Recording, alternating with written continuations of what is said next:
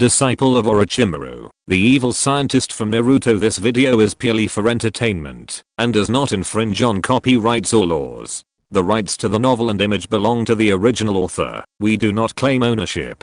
Don't like waiting and want to listen to this fanfic in full now? Subscribe to our Patreon, where you'll find the best fanfics. Chapter 476 Black Jew. This should be it. Amemiya. Kenichi looked at the scenery before him, then compared it to the map in his hand. If his calculations were correct, this should be it. But why couldn't he find it? A smile played on Amemiya Kenichi's lips. Of course he couldn't find it. He was doing it on purpose. In fact, when he saw the note Black Zetsu had given him, Amemiya Kenichi knew what Black Zetsu was up to, so he had come over to play along with Black Zetsu, hoping to buy him enough time to develop his eyes and reach the Rinnegan level. By then, even if he faced Uchiha Madara, Amemiya Kenichi would be more confident. This would also prevent Black Zetsu from completely turning the tables. Although Amemiya Kenichi didn't know what Black Zetsu would do, after all, Black Zetsu had lived for so many years, so he must have some hidden tricks up his sleeve.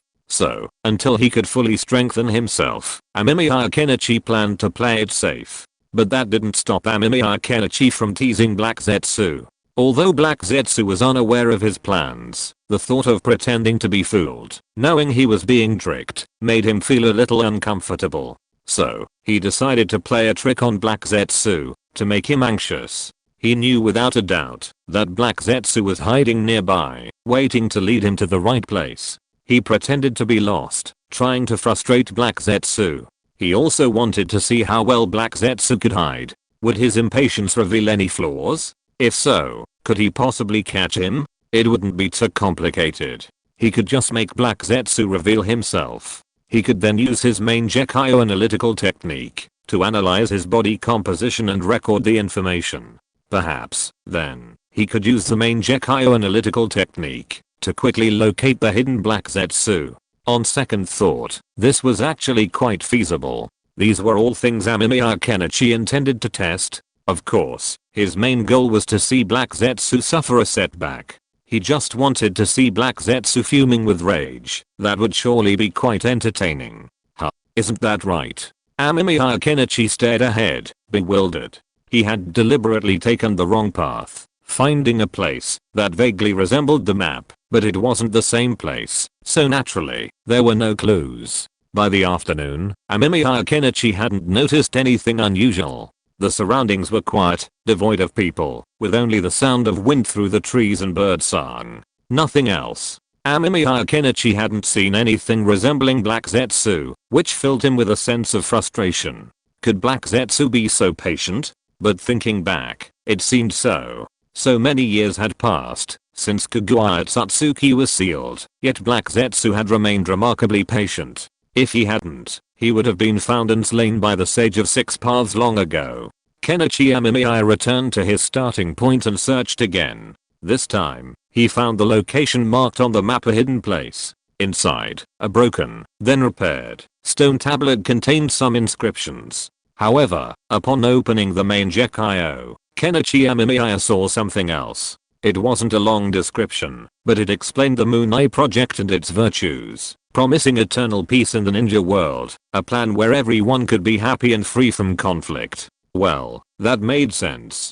After all, if everyone were transformed into mindless white Zetsu, there would naturally be no war. With everyone dead, there would naturally be no unhappiness, no need for conflict. It made sense. Furthermore, in the current shattered ninja world, this plan held some allure. If Kenichi Amemiya hadn't known the true nature of the Moon Eye Project and the ANBU plot, and had been just an ordinary ninja from the Naruto world, he might have been drawn to it. After all, it seemed so promising. Moon Eye Project? Amemiya Kenichi pretended to be shocked and muttered to himself. What do you think of this plan? A hoarse voice came out, and then Amemiya Kenichi saw Black Zetsu coming out from the shadows on the side. Amemiya Kenichi's pupils shrank. He didn't feel anything unusual just now, but Black Zetsu just came out like this. This guy's hiding ability is really strong, so strong that it is outrageous. You are. Amemiya Kenichi looked at Black Zetsu. He had seen Black Zetsu before, but the situation was not right now, so he had to pretend. However, the main Gekyo in Amemiya Kenichi's eyes also floated up. He was analyzing the composition of Black Zetsu's body, so that he might be able to find Black Zetsu by this method in the future. But what he didn't expect was that Black Zetsu's reaction was very violent. After he used the main Gekyo, Black Zetsu hid directly behind the stone tablet. Kenichi Amemiya, don't get so excited. Hehe, I'm the will of Uchiha. Black Zetsu looked at Kenichi Amemiya with fear. Each main Gekida jutsu had a different power, and Black Zetsu didn't know what Kenichi Amemiya's was. But he had seen Kenichi use it to annihilate Tsunade's hand, and he didn't want to be annihilated that way. So, it was better to be cautious. The will of Uchiha. Kenichi Amemiya was even more shocked upon hearing this, but then he opened his mouth without hesitation, and unleashed the Senjutsu fire style, Great Fire Destruction, instantly engulfing the stone tablet. Seeing the situation was dire, Black Zetsu quickly ducked underground, dodging the attack. He couldn't help but curse inwardly. Kenichi Amemiya, what a madman. What was he doing? Starting a fight over a disagreement. Wasn't it time to listen to him? Get out now. Uchiha. The battle isn't over yet. Amemiya Kenichi raged, though there was some genuine truth to his anger. After all, he had indeed been disrupted by Uchiha. If Tsunade and the others hadn't mistakenly believed that Uchiha was on his side, he had no idea how the battle would have turned out. If the three cages joined Uchiha in attacking him, Amemiya Kenichi might not even be able to unleash his atomic bomb, and achieving such a victory would be a very difficult prospect. Amemiya Kenichi, don't you want peace, to return to this awful world? Black Zetsu's angry voice echoed through the secluded abode, its exasperation evident. Amemiya Kenichi gave up on teasing Black Zetsu. If he continued, Black Zetsu might turn against him, and then his presence would be meaningless.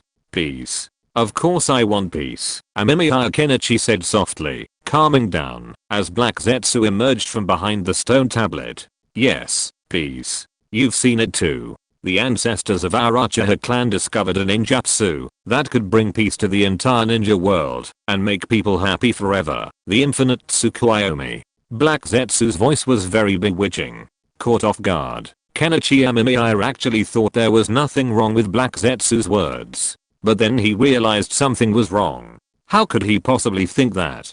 Did this guy Black Zetsu have the ability to bewitch people? Although he didn't know if it was true, Kenichi Amemiya still took extreme caution. Infinite Tsukuyomi. I don't need that. I can achieve peace in the ninja world. Kenichi Amemiya said with such finality that Black Zetsu couldn't help but pause for a few seconds. Now that I've annexed the land of water and the land of lightning, I only need to annex the remaining 3 major nations. The other smaller nations will submit to me, and peace will then prevail. Amemiya Kenichi looked at Black Zetsu with a half smile, eager to see how Black Zetsu would convince him to carry out the Moon Eye plan. Black Zetsu must have seen that Obito was dead and Uchiha couldn't be resurrected, so he planned to use him as a breakthrough point. This was essentially playing him off. Hehe, will peace really come then? Amemiya Kenichi, look at this world for yourself. Is peace really that easy to achieve? People's inner desires are uncontrollable, and such peace cannot last. Black Zetsu chuckled strangely. Amemiya Kenichi raised an eyebrow. Black Zetsu was right. Human desires are endless. When poor, they want money. When rich, they want power. And when rich and powerful, they want immortality. Ancient emperors were all like this. In a previous life, Amemiya Kenichi had a junior high school classmate. Because his family wasn't well off, he studied hard and was admitted to the city's top middle school. He was equally diligent in high school, but suddenly, his family's village house was included in the demolition zone, and they were given several apartments and millions of yuan. Suddenly, he had money and began to spend lavishly. He only managed to get into a third-tier university on the college entrance exam, but that wasn't the point. The point was that after becoming wealthy, his family lived a life of luxury and indulgence. Then, feeling empty, he eventually turned to adultery, squandering his wealth, and becoming the talk of the town. If someone possessed wealth, power, and immortality, who knows what their desires might be? If they planned to destroy the world, that would be a real joke. but I just need to live long enough, Amemiya Kenichi said, waving his hand dismissively. There were many ways to achieve immortality, the simplest of which was to learn the art of reincarnation from his teacher, Orochimaru. Changing bodies would allow one to live forever, a very convenient method. But is that true peace? You were once an orphan too. You should know what war brings to the world. Black Zetsu was a little annoyed. How could this guy, Kenichi Amemiya, not be like that idiot Uchiha? Seeing the stone tablet, wouldn't he just choose to believe it and listen to his words? He had to argue with him, which made him a little irritated. I know. I grew up in an orphanage. I've seen the misfortunes of many people, many children. That's why I want to change this world. Kenichi Amemiya spoke naturally. Black Zetsu fell silent after hearing this. Why did this guy seem so stubborn? Think about it. Those children who lost their parents are so pitiful. But in the world of infinite Tsukuyomi, their parents will not die, and their lives will have no regrets. This is a plan that allows everyone to be happy. Black Zetsu patiently coaxed him. Now that Uchiha Obito was probably dead, he needed other help to help him rescue Kaguya Satsuki, so he was very patient. Kenichi Amemiya remained silent, feigning deep contemplation. In reality, he had already made up his mind and was about to agree to Black Zetsu's request. However, to prevent Black Zetsu from thinking he'd agreed too quickly and arousing suspicion, Kenichi Amemiya decided to delay, allowing his hesitation to alleviate Black Zetsu's inner doubts. What are your thoughts? My original form, Uchiha, is also implementing this plan. If it succeeds, you and my original form will become gods of this world, bringing eternal peace to the world. Black Zetsu continued. Kenichi Amemiya raised his head with difficulty, looking at Black Zetsu. Is this plan truly feasible? How far along are we? Kenichi Amemiya asked tentatively. Seeing this, Black Zetsu beamed with joy. Kenichi Amemiya's heart was moved. This meant his persuasion plan had a greater chance of success. Once his mother was released, both Madara and Kenichi Amemiya would be dead. Of course it's feasible. Now we just need to capture the nine-tailed beasts, then use the Rinnegan to summon the Outer Path Demon statue. Let the Outer Path Demon statue absorb the nine-tailed beasts, and then we can execute the plan.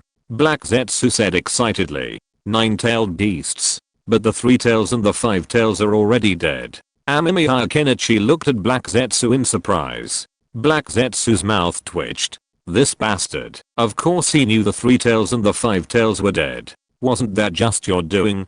But it didn't matter. As long as the plan worked, he could tolerate it. It doesn't matter. The tailed beasts won't die. They will be resurrected after a while. Then, starting with the one tails, we can execute the Moon Eye plan. Black Zetsu continued. Amemiya Kenichi pondered for a moment, and finally, after much persuasion from Black Zetsu, he finally agreed to Black Zetsu's Moon Eye plan with great difficulty, becoming its new executor. Amemiya Kenichi, let's create a new era together, hehehe. Black Zetsu smiled triumphantly. Yes, a new era. Chapter 477 Black Zetsu is stable.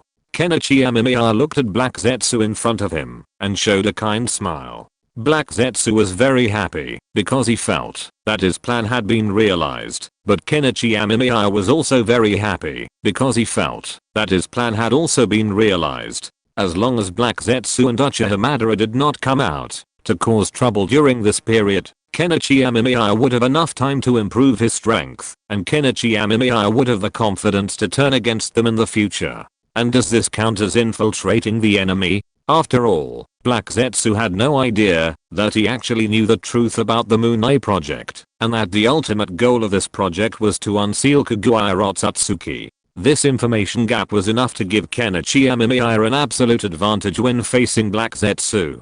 Kenichi Amemiya, what are your plans? Black Zetsu looked at Kenichi Amemiya and approached with a smile. He was quite pleased with his partner. After all, Kenichi Amemiya was powerful and still alive. He could even kill the five tails and the three tails, and he had a faint chance of becoming the overlord of the ninja world. With Kenichi Amemiya's cooperation, Black Zetsu felt that once the tailed beasts resurrected, they could free their mothers in a matter of days. HMM. Kenichi Amemiya didn't answer immediately, but pretended to think for a moment. He needed this method to reassure Black Zetsu. Otherwise, if Kenichi immediately thought of the next step, wouldn't it prove that he had already prepared for it? That would then become a reason for Black Zetsu to doubt him. Even the slightest slip up was unacceptable.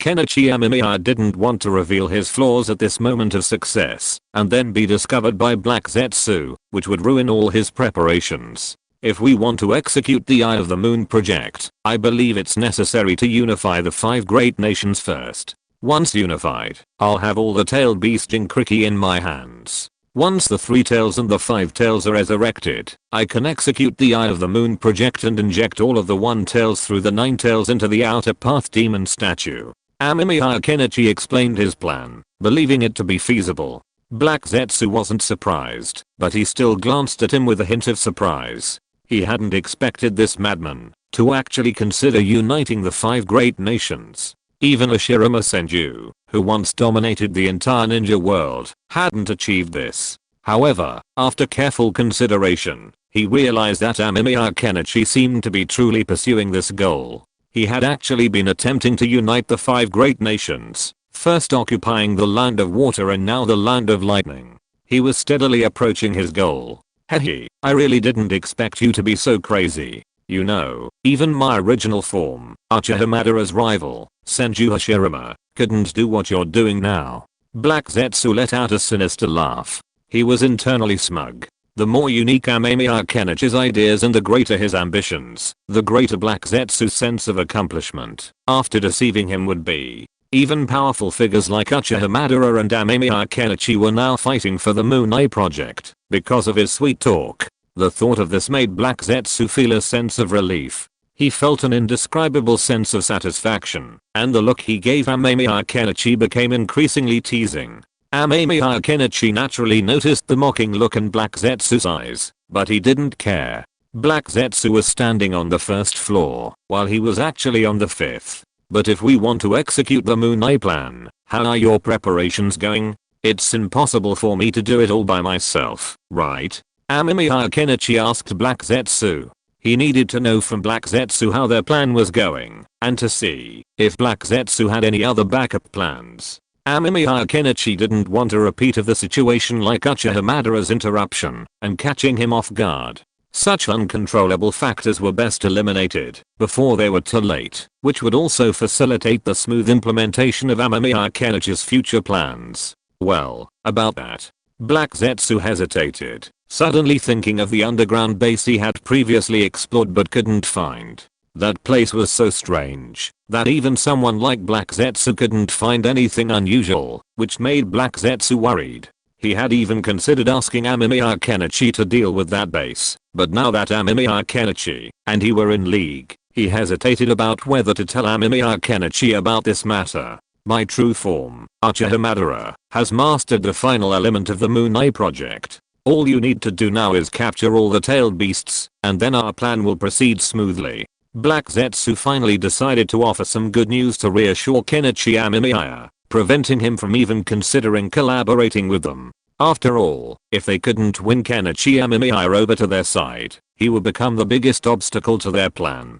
With both Uchiha Obito and Madara still in the Pure Land, Black Zetsu didn't have many better partners. So, besides unifying the 5 great nations, is there anything else I can do? Kenichi Amemiya asked, looking at Black Zetsu. He had felt something was off about Black Zetsu's expression and eyes. Black Zetsu's face was naturally dark, so he couldn't discern any obvious expression. But as he asked, he had noticed something strange in his eyes, as if he was hiding something from him. This puzzled Kenichi Amemiya, and he worried that something was happening behind the scenes that was beyond his control. If you're going to say that, then. Black Zetsu looked at Kenichi Amemiya, torn between whether or not to tell him about this. After all, if he didn't, he wouldn't be able to explore the base alone. However, telling Kenichi Amemiya might also affect the entire Moon Eye project. After careful consideration, Black Zetsu finally made his decision.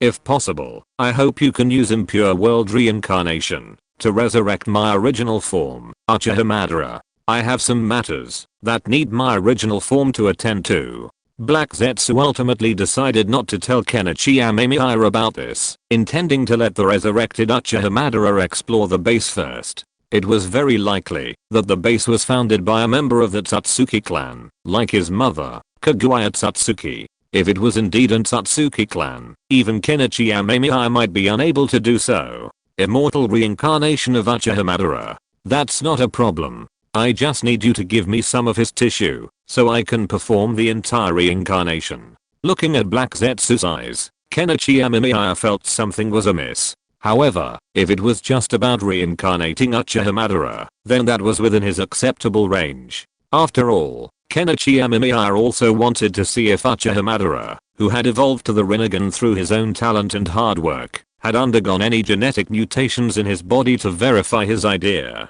If successful, then when the clone he cultivated grew up, Kenichi Amemiya would be able to obtain the Eternal Manger Key and evolve into the Rinnegan. Although Kenichi Amemiya felt that his idea was not a problem, based on his own research, because Uchiha Madara's evolution from the Sharingan to the Rinnegan was, in general, a reversion to the Tsutsuki bloodline. That's certainly no problem. Let's meet at the Daimyo's mansion in the Land of Lightning later. I'll bring over some of my original body tissue. Black Zetsu agreed decisively, eager to learn more about the base. He wanted to know who was inside, who had founded it, and what they were hiding. He wanted to know how deeply hidden they were. What exactly were they hiding? The thought that his every move could be observed chilled Black Zetsu's heart. Now that Amemiya Kenichi had agreed to cooperate, he was no longer his immediate concern. Now, the threat Black Zetsu most wanted to address was the base itself. It seems something interesting has happened, Amemiya Kenichi observed as Black Zetsu hurried away, perceptively sensing a shift in events. He didn't yet know what exactly had happened, but that didn't matter. He would eventually find out. But I remember that in Naruto, nothing could possibly make Black Zetsu so agitated.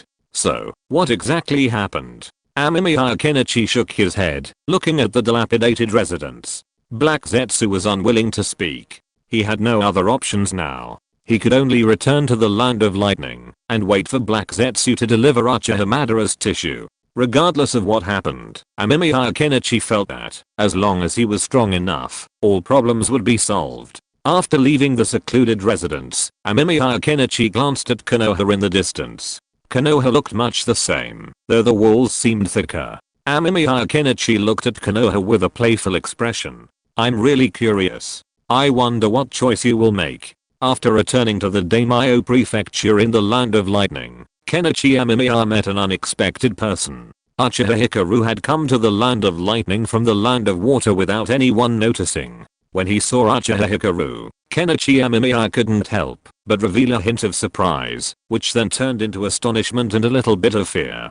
Because he saw two scrolls on Hikaru's waist, and Uchiha Hikaru was looking at him with a smile. Kenichi Amemiya's heart couldn't help but tremble. He thought of the gifts he had received from Uchiha Hikaru before. Although Kenichi Amemiya was very grateful for Hikaru's kindness to her, sometimes this kindness was too much, so much that Kenichi Amemiya could hardly bear it. Ah. Xiaoguang, when did you get here? Amemiya Kenichi walked over, feeling somewhat amused. As soon as he walked over, Xiaoguang slapped two scrolls into Amemiya Kenichi's hands. Amemiya Kenichi was stunned by the two scrolls in his hands, as he saw two words written on each scroll. The first scroll said socks, while the second scroll said Binglian pills. Amemiya Kenichi didn't even need to open the scrolls to know they were probably full. After all, Xiaoguang was just like that. Whether it was making gloves or scarves for him, Xiaoguang always made a lot, as if he wanted Amemiya Kenichi to change them every day.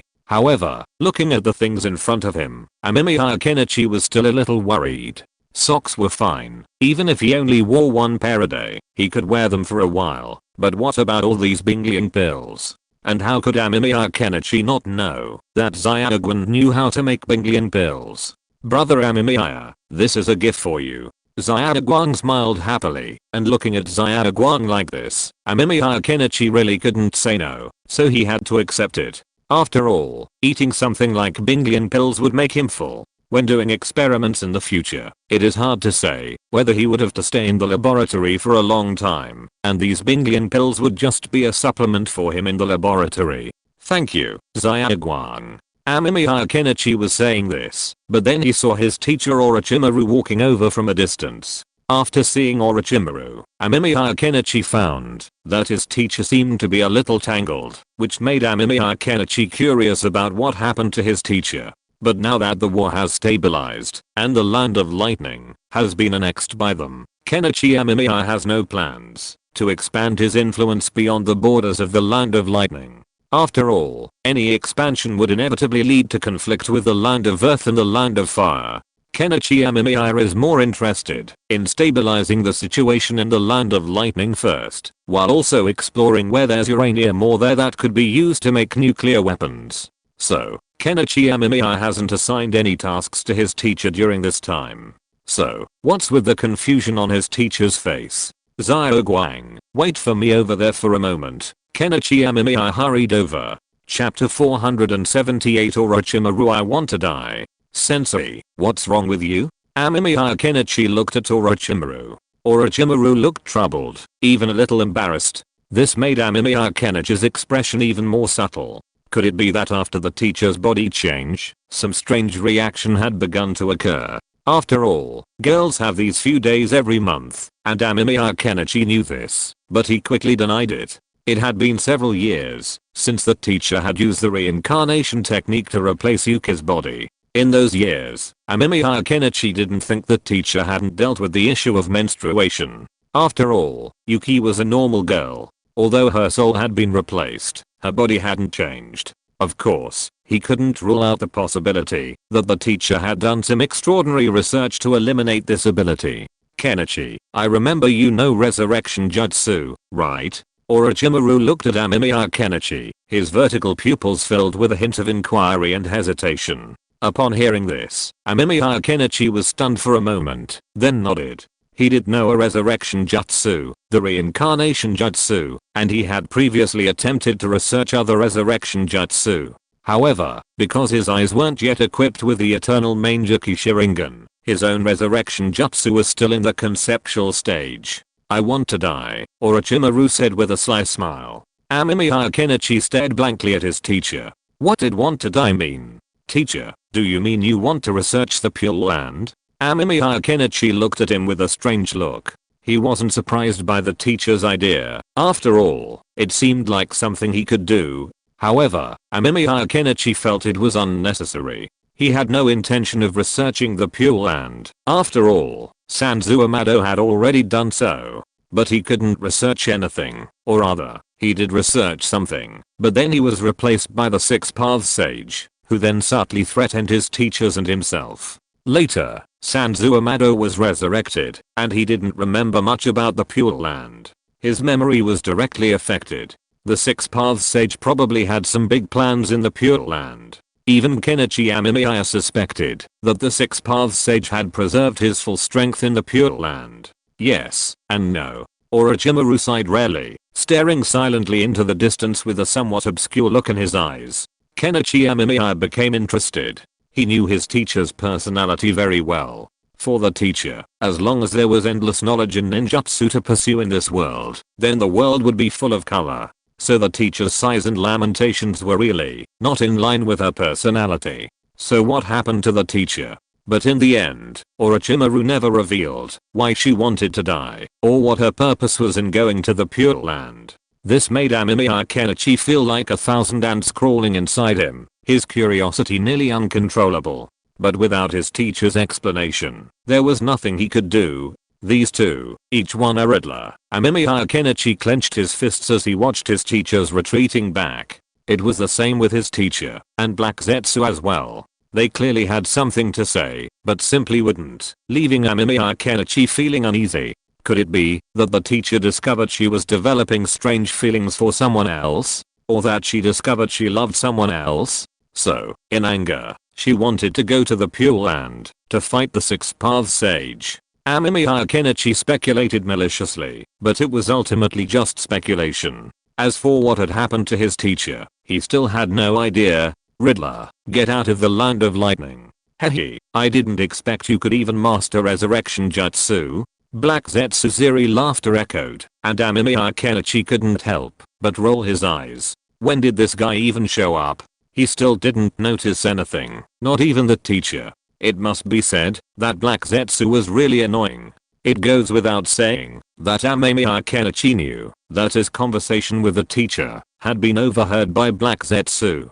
Fortunately, he didn't say anything else at the time. It seems that he should be more careful when talking next time, and it is best to communicate on the airship. Yes, I do. Are you planning to resurrect your original form, Uchiha-ban? Amemiya Kenichi asked, looking at Black Zetsu with a smile. Black Zetsu didn't seem surprised when he heard this, instead letting out a strange laugh. However, he did have some thoughts in mind. After all, if Amemiya Kenichi truly knew the jutsu to resurrect people, then perhaps he wouldn't need the Rinnegan to resurrect Uchiha Madara. And after being resurrected, Uchiha Madara. Forget it, now's not the time. Black Zetsu shook his head. Now wasn't a very good time to resurrect Uchiha Madara. After all, if he resurrected Uchiha Madara now, then when he went to explore the base, something might happen. A reincarnated Uchiha Madara had almost unlimited chakra. In such a situation, Uchiha Madara could also squander his jutsu without worrying about life or death. Amemiya Kenichi raised an eyebrow. If now isn't the time, then when do you think is the best time? Kenichi Amemiya gave Black Zetsu a deep look, feeling increasingly that Black Zetsu was hiding something important from him. But never mind, that wasn't the point right now. Did you bring Uchiha Madara's tissue? You know that the impure world reincarnation jutsu requires a sacrifice, right? Kenichi Amemiya asked, looking at Black Zetsu. He knew this was a test of Black Zetsu's sincerity. If he continued to dither and refused to resurrect Uchiha Madara, Black Zetsu might have other plans. Of course, I've brought you the sacrifice, and I've also found my original body tissue. Black Zetsu smirked, then pulled out a finger and handed it to Kenichi Amemiya. Kenichi took it and raised an eyebrow. He didn't say anything, but Black Zetsu understood what he meant. Kenichi Amemiya was asking for a sacrifice, which made Black Zetsu want to complain. For something like a sacrifice, couldn't Kenichi Amemiya just get it himself? However, although Black Zetsu felt a little unhappy, he was cooperating with Amemiya Kenichi after all, so Black Zetsu finally injured it for a while, and then Amemiya Kenichi saw a white Zetsu coming out of Black Zetsu's body. The white Zetsu was stupid and looked stupid, and Black Zetsu let the white Zetsu walk to the side of the male protagonist. At the same time, Black Zetsu told the male protagonist with a strange smile that this was the sacrifice he prepared. How strong is this thing? You have to know that the strength of the resurrected person who is resurrected by the impure world reincarnation is linked to the strength of the sacrifice itself. If you only give a genin, then your body will not be that strong after the impure world reincarnation. Amemiya Kenichi looked at the white Zetsu in front of him. He knew the existence of such a thing as white Zetsu, but when he saw white Zetsu coming out of Black Zetsu's body, he admitted that this scene was still a little uncomfortable. Don't worry, this time the sacrifice has the strength of a strong ninja. Black Zetsu said in a strange tone, and then he looked at Amemiya Kenichi quietly, wanting to see what Amemiya Kenichi was going to do. After looking at Black Zetsu, Amemiya Kenichi didn't say much, but picked up Uchiha Madara's finger and immediately began to perform the impure world reincarnation ninjutsu. The whole process was very natural, and then the face of the impure world reincarnation Uchiha Madara slowly emerged. However, Amemiya Kenichi frowned slightly, because he found that the face of the impure world reincarnation Uchiha Madara had not yet fully emerged. This proved that the current impure world reincarnation Uchiha Madara could not be reincarnated, which meant that there was already an impure world reincarnation Uchiha Madara in this world, which led to this situation. This made Amemiya Kenichi glance at Black Zetsu a second time. Sure enough, this guy had a trick up his sleeve. Seeing him staring at him, Black Zetsu showed no sign of embarrassment. He simply chuckled, and then he noticed the Uchiha-ban's face fully revealed. Oh, maybe there's a delay in the Pure Land reincarnation. Black Zetsu chuckled, and Amemiya Kenichi smiled back. He certainly didn't believe Black Zetsu's words, but he and Black Zetsu were nominally partners now, so he remained silent and continued with the impure world reincarnation jutsu. When it came time to summon the coffin, Black Zetsu interrupted him, smiling and hugging the coffin.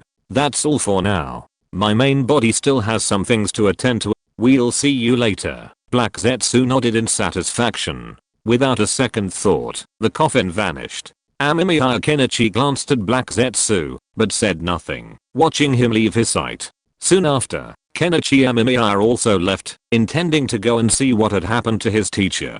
So even the Land of Lightning has become that guy's territory now? In Iwagakure, Noki sat on his hospital bed, his face calmly gazing into the distance. His eyes betrayed no trace of sadness, anger, or anything else, but all the ninja present bowed their heads in silence. In this war, the Iwagakure ninjas led by Noki were almost completely wiped out. Not even Koto had returned, and the only one who had returned was Kurotsuchi. However, Kurotsuchi had become completely silent and sullen since his return. Even when the Iwagakure elders went to see Kurotsuchi, he remained silent. Now, even Noki was gravely injured, leaving the ninja present at a loss as to what to do. What do you think? Noki looked towards a corner of the hospital ward. Standing there were 3 people, the Iwagakure elders. Besides him, Tatsuchikage, these 3 held the highest authority in the village. The 3 elders exchanged glances, but nothing was said. Silence continued to linger within the luxurious hospital room.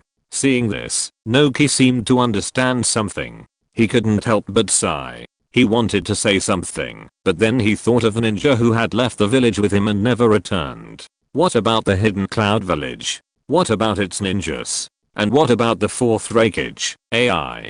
He couldn't help but ask. If even the Hidden Cloud village had completely surrendered to that man, then the Hidden Rock village seemed to have no other options. It's such a kid-sama. According to intelligence, the Hidden Cloud village ninjas have now left the Land of Lightning and are now near Konoha, the Land of Fire. They've already contacted us via mail. The ANBU ninja answered Noki's question respectfully. Upon hearing this, Noki closed his eyes. He now had a general understanding of the village's current situation, but the thought of this made him feel a little restless. After all, everyone in the village was waiting for his decision, and that choice could even determine the village's survival. Could the already devastated Kumogakure and Konoha, combined with Iwagakure, truly defeat the army led by that man? Anoki hesitated. Even Anoki would have found the Five Tails Jinchuriki, at full power, a formidable opponent. However, judging by the battle situation, the Five Tails had been annihilated without a single whimper, demonstrating the sheer power of the ninja led by that man. What about the Sand Village? Do they have any information? Anoki hesitated. The Kumogakure had fled to Konoha, making their intentions clear. He still needed to consider whether to cooperate with Iwagakure and fight against that man. The ninjas of Sand Village seemed to be electing a new Kazakage. The ANBU ninja was silent for a moment before answering the question. However, they didn't know much about the situation in Sand Village, as it seemed to be closed off. The only information they had was that they were electing a Kazakage. If you're listening to this novel on a channel other than Fanfic World, it means they downloaded and uploaded it without effort. We cordially invite you to visit our channel, Mundo Fanfic Novelos. There you'll find the original version of this story and you can explore many other novels of various genres. We're waiting for you to immerse yourself in a world of incredible novels. Chapter 479 Eternal Kaleidoscope.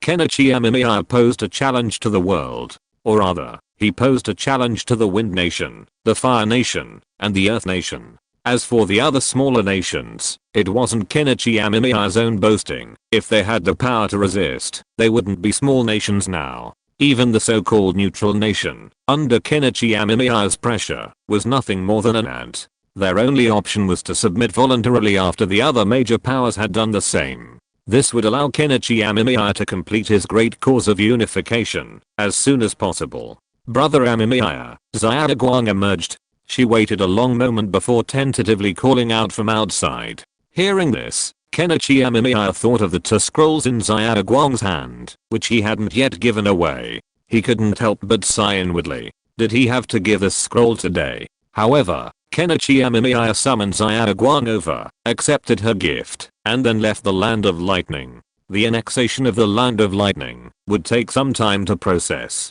He might as well go see what his teacher was doing.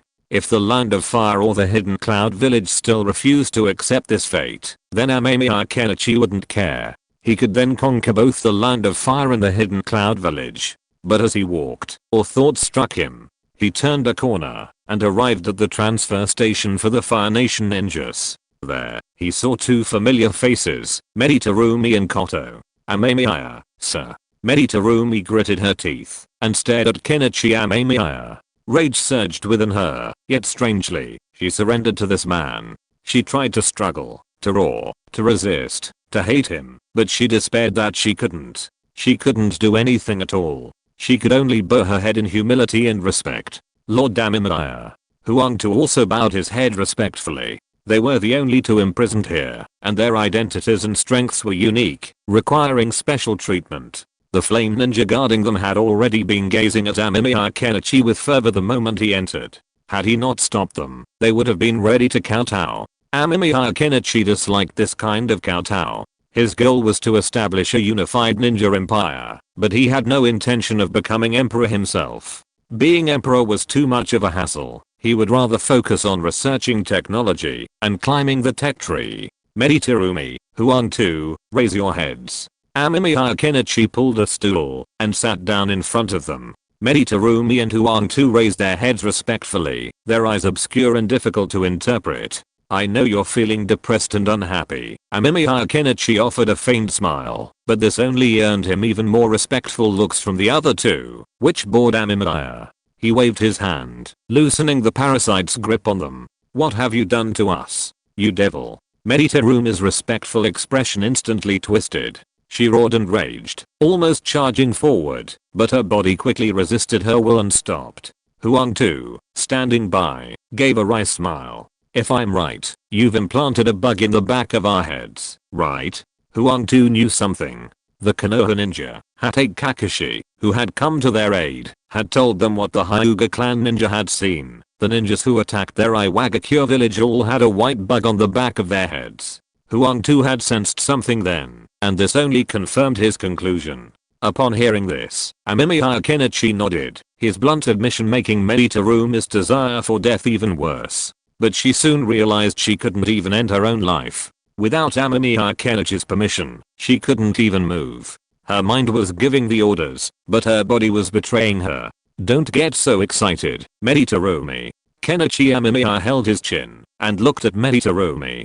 Huangtu was already showing some signs of starting to fight, without any struggle at all. Meditarumi looked at Kenichi Amemiya unwillingly. It was obvious that, if she was given a chance, Meditarumi would not hesitate to drain all of her chakra and spit at Kenichi Amemiya. Whether you like it or not, at least for a period of time in the future, you will be working under me, so instead of resisting, why not try to accept your new identity? Kenichi Amemiya said with a smile. He ignored the two people's different expressions, and simply told them about his grand idea. This magic trick made Meditarumi and Huangtu look at Kenichi Amemiya a little more. They knew Kenichi Amemiya, but they didn't expect that this madman would play such a big game now. The combined efforts of your 4 ninja villages have failed.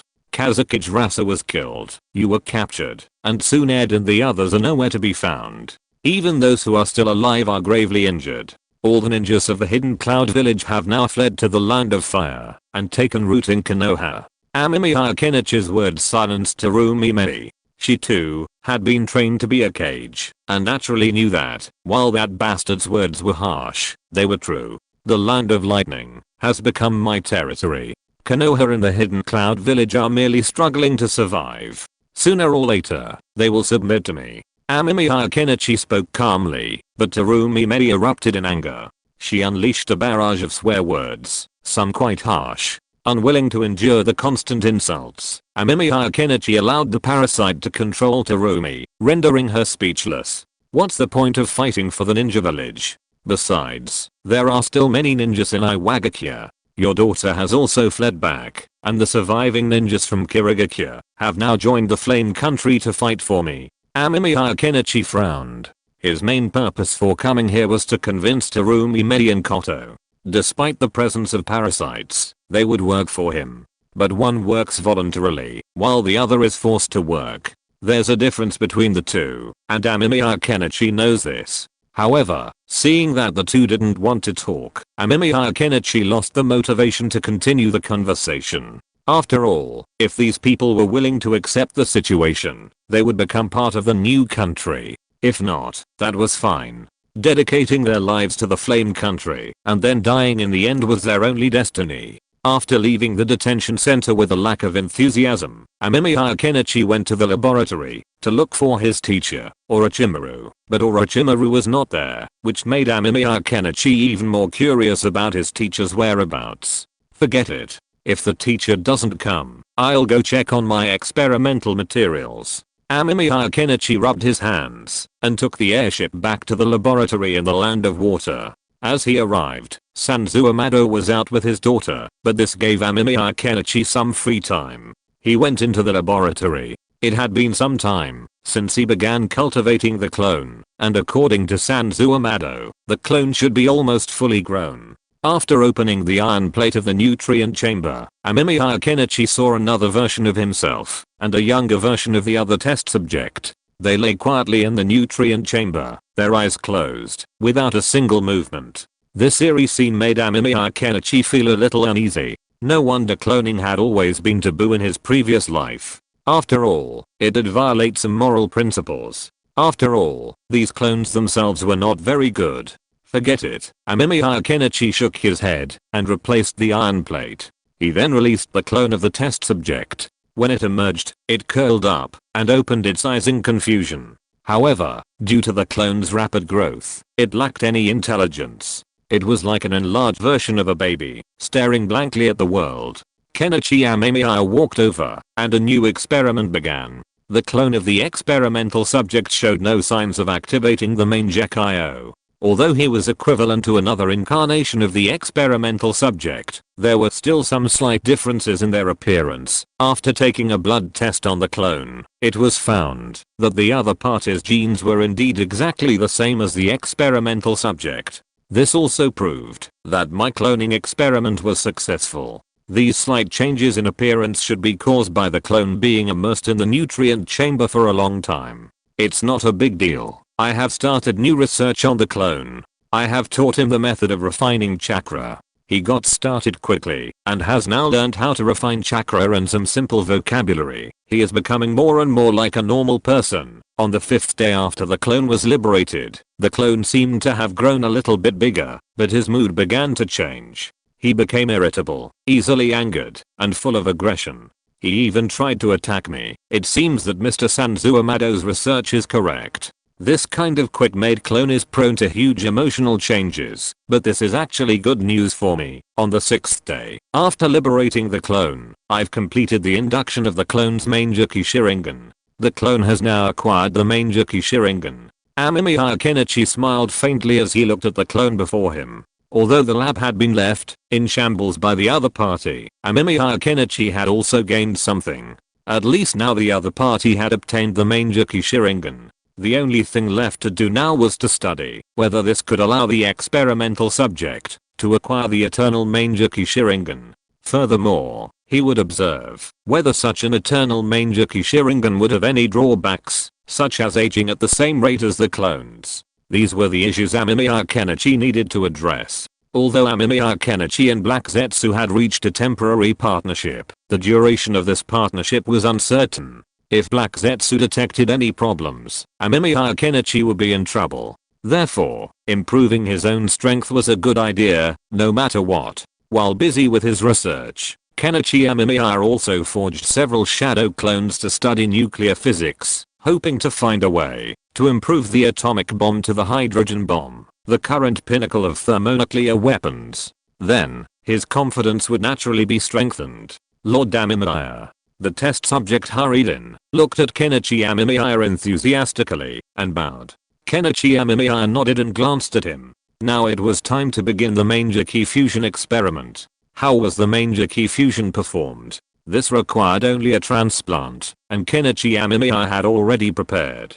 He took out the clone's Mangekyo Sharingan, soaked it in a special liquid to prevent damage, and then began the transplant operation. The entire process was remarkably simple, or rather, the greatest challenge of the eternal Mangekyo was finding a blood relative who had also opened the Mangekyo. After all, without a blood relative, obtaining the eternal Mangekyo would be a very difficult task. Naturally, Kenichi Amemiya faced the same difficulty, but he took a different approach, presenting the clone directly. After all, when it comes to bloodline similarity, could there be a closer bloodline than the original? Even fathers, sons, and brothers couldn't be identical. As Kenichi anxiously waited and waited, he witnessed a startling scene. The subject's Sharingan slowly underwent new changes, and his body began to violently tremble and twist. It was a terrifying sight. Kenichi watched silently as the subject let out a tragic howl before gradually returning to calm. Why do I remember Sasuke not feeling this painful when he fused? Kenichi scratched his head. Never mind. The key question was whether Kenichi Amemiya's experiment had succeeded. Kenichi looked at the subject eagerly. The subject slowly opened his eyes. Upon opening them, a pair of Sharingans, slightly different from before, appeared. Kenichi was overjoyed. His experiment had succeeded. But then, Kenichi Amemiya heard the other person scream, and his eyes turned into blood, dripping onto the ground. Kenichi Amemiya had no expression on his face. The experiment had failed. The ecstasy of success had turned into an endless abyss. Kenichi Amemiya couldn't help but sigh. He had thought that this might work, but he hadn't expected it to fail this time. Could it be a genetic problem? Kenichi Amemiya thought of a possibility. Chapter 480, The Concept of Genetic Weapons. He'd considered this possibility before. After all, by the end of the Naruto manga, only Madara Uchiha and Sasuke had unlocked the Eternal Manger Key, while none of the others had. This led Amemiya Kenichi to suspect that unlocking the Eternal Manger Key required possessing Satsuki clan genes. I didn't expect this conclusion to be so similar to the tone of Naruto, Amemiya Kenichi said, feeling somewhat amused. Naruto's later anime was also branded as a lineage-themed anime, much like One Piece, which damaged its reputation. While it's undeniable that Naruto and Sasuke had put in tremendous effort to become powerful, the supposedly impoverished child became the son of the Yondaime. And after finally accepting this, it was revealed that Naruto was actually the reincarnation of Hashirama, the son of the Six Paths Sage, and Sasuke was also the reincarnation of the Six Paths Sage's son. So, they were born different, possessing the potential to become powerful.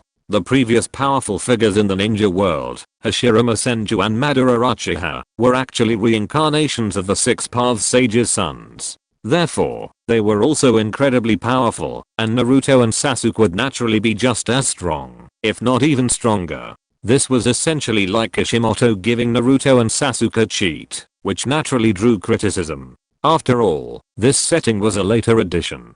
At least at the beginning of the manga, Naruto didn't seem to be the reincarnation of the Six Paths Sage's son at all. The test subject chosen by Kenichi Amemiya this time was already Mangekyo enabled, but the subject's genes were transplanted from Obito, not from Sasuke or Madara Uchiha. Although there weren't any Madara genes before, there are now. But I personally prefer Sasuke's genes. Kenichi Amemiya scratched his head. The sight of Madara Uchiha made him feel a bit uncomfortable, giving him an urgent urge to strike. After all, Madara Uchiha had caused Kenichi Amemiya considerable trouble in the past. However, to control variables and avoid wasting time cultivating clones after a situation like today's, Amemiya Kenichi ultimately opted to cultivate clones of both Madara and Sasuke's test subjects. Over the next few days, Amemiya Kenichi used the remaining tissue from Madara's body to extract his genes. He then implanted them into a captive ninja from the Iwagakure village, transforming him into a human with Madara's genes.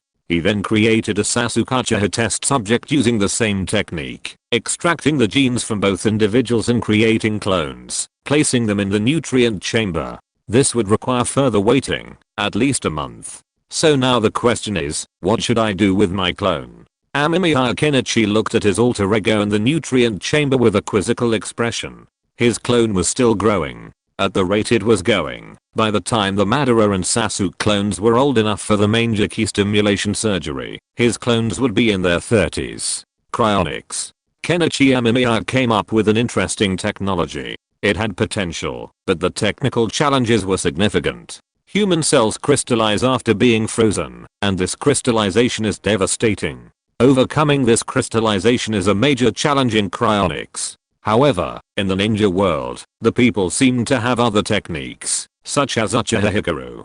Hikaru, a person sealed away during the Warring States period, is still alive today. While she hasn't lived that long, she's been able to survive through a different type of freezing technique, allowing her to survive from the warring states period to this point. If the original seal hadn't been broken, Kenichi Amemiya would have considered sealing a clone of him inside. Seeing a younger version of himself in the future would be too strange. However, Kenichi Amemiya quickly came up with a solution. He created 4 more clones of himself, allowing him to experiment with his own clones and gain more experimental data. Waiting for the clones to grow was a waste of time, so Kenichi Amemiya left the lab. There was nothing else he needed to do there right now. He'd just have to wait and see how the clones were growing. After leaving Sanzuamado's lab, Kenichi Amemiya felt somewhat at a loss. The ninja world had just emerged from a war, and the other ninja villages were still recovering from their wounds, unable to stir up trouble.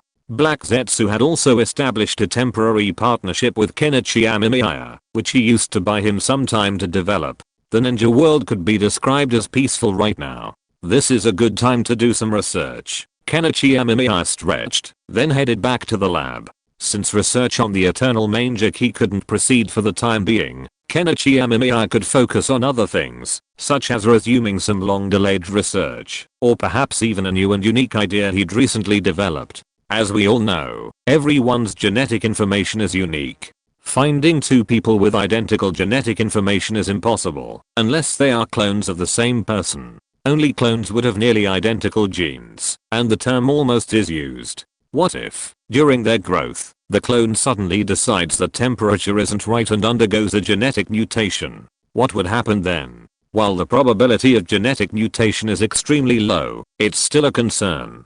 Therefore, when it comes to clones, the term almost identical is used for scientific rigor. While people's genes are unlikely to be identical, unless cloning is considered possible, there are still differences. A person's race can lead to some genetic variations. For example, a certain gene can result in a specific skin color, but 2 black people can also give birth to a white child. This represents a genetic mutation, but the probability of this is extremely low. In his previous life, Kenichi Amemiya knew of a very special weapon, currently only found in books: genetic weapons. Genetic weapons aren't about turning everyone into Captain America or superheroes. Rather, they're about creating weapons tailored to a specific ethnic group, specifically targeting that group. Just like viruses and bacteria, they are harmless to people who don't carry the targeted gene, but once they carry it, they become incredibly lethal. The good news is that genetic weapons are merely a concept. Just like the American space weapon, which envisioned dropping a tungsten rod from space to destroy a continent using its kinetic energy, this idea has proven unreliable. The rods had no impact on Earth, and their effects were no different from those dropped from high altitude. The same is true for genetic weapons. While genetic differences do exist among different ethnic groups, and some carry specific genes, dietary habits, residential environments, and even water quality can subtly influence the genetic makeup of local populations. This makes it extremely difficult to find nearly identical genetic information within a specific ethnic group. If found, they might discover that their own ethnic group also has it. Consequently, if the research succeeds, the research itself will be destroyed. So genetic weapons became a concept, but it's undeniable that humans are eternally passionate about self-destruction. While genetic weapons have been officially abolished, the question remains as to whether they are actually being researched privately. When Kenichi Amemiya thought of this, he naturally thought of the Satsuki clan, whose life forms are completely different from humans. While the Satsuki clan still look somewhat human, whether it's Kaguya Otsutsuki, her son, or the unfortunate individual attacked by Kaguya, they actually look completely different from a normal human. Kenichi Amemiya had discovered in previous research that the more aggressive the Satsuki clan's genes are, the greater the difference between them and humans. Uchiha Madara and Uchiha Sasuke's genes differ significantly from those of other Uchiha clan members. Then let me see what's different about Black Zetsu's genes. Kenichi Amemiya rubbed his hands excitedly. In fact, Black Zetsu's genes were not Kenichi Amemiya's first choice. After all, Black Zetsu was a defective child born temporarily before Kaguya Otsutsuki was sealed. Compared with his 2 brothers, Black Zetsu seemed to be born by a stepmother. But now that the 6 Paths Sage is in the Pure Land and the other is on the moon, the closest gene to the Otsutsuki clan, that Kenichi Amemiya can access is Black Zetsu. If he can find a gene in Black Zetsu, that is exactly the same as that of Uchiha Madara and Uchiha Madara Sasuke, but that no one else has, then Kenichi Amemiya can try to create a unique genetic weapon specifically targeting the Otsutsuki clan. Kenichi Amemiya has a worry in his heart.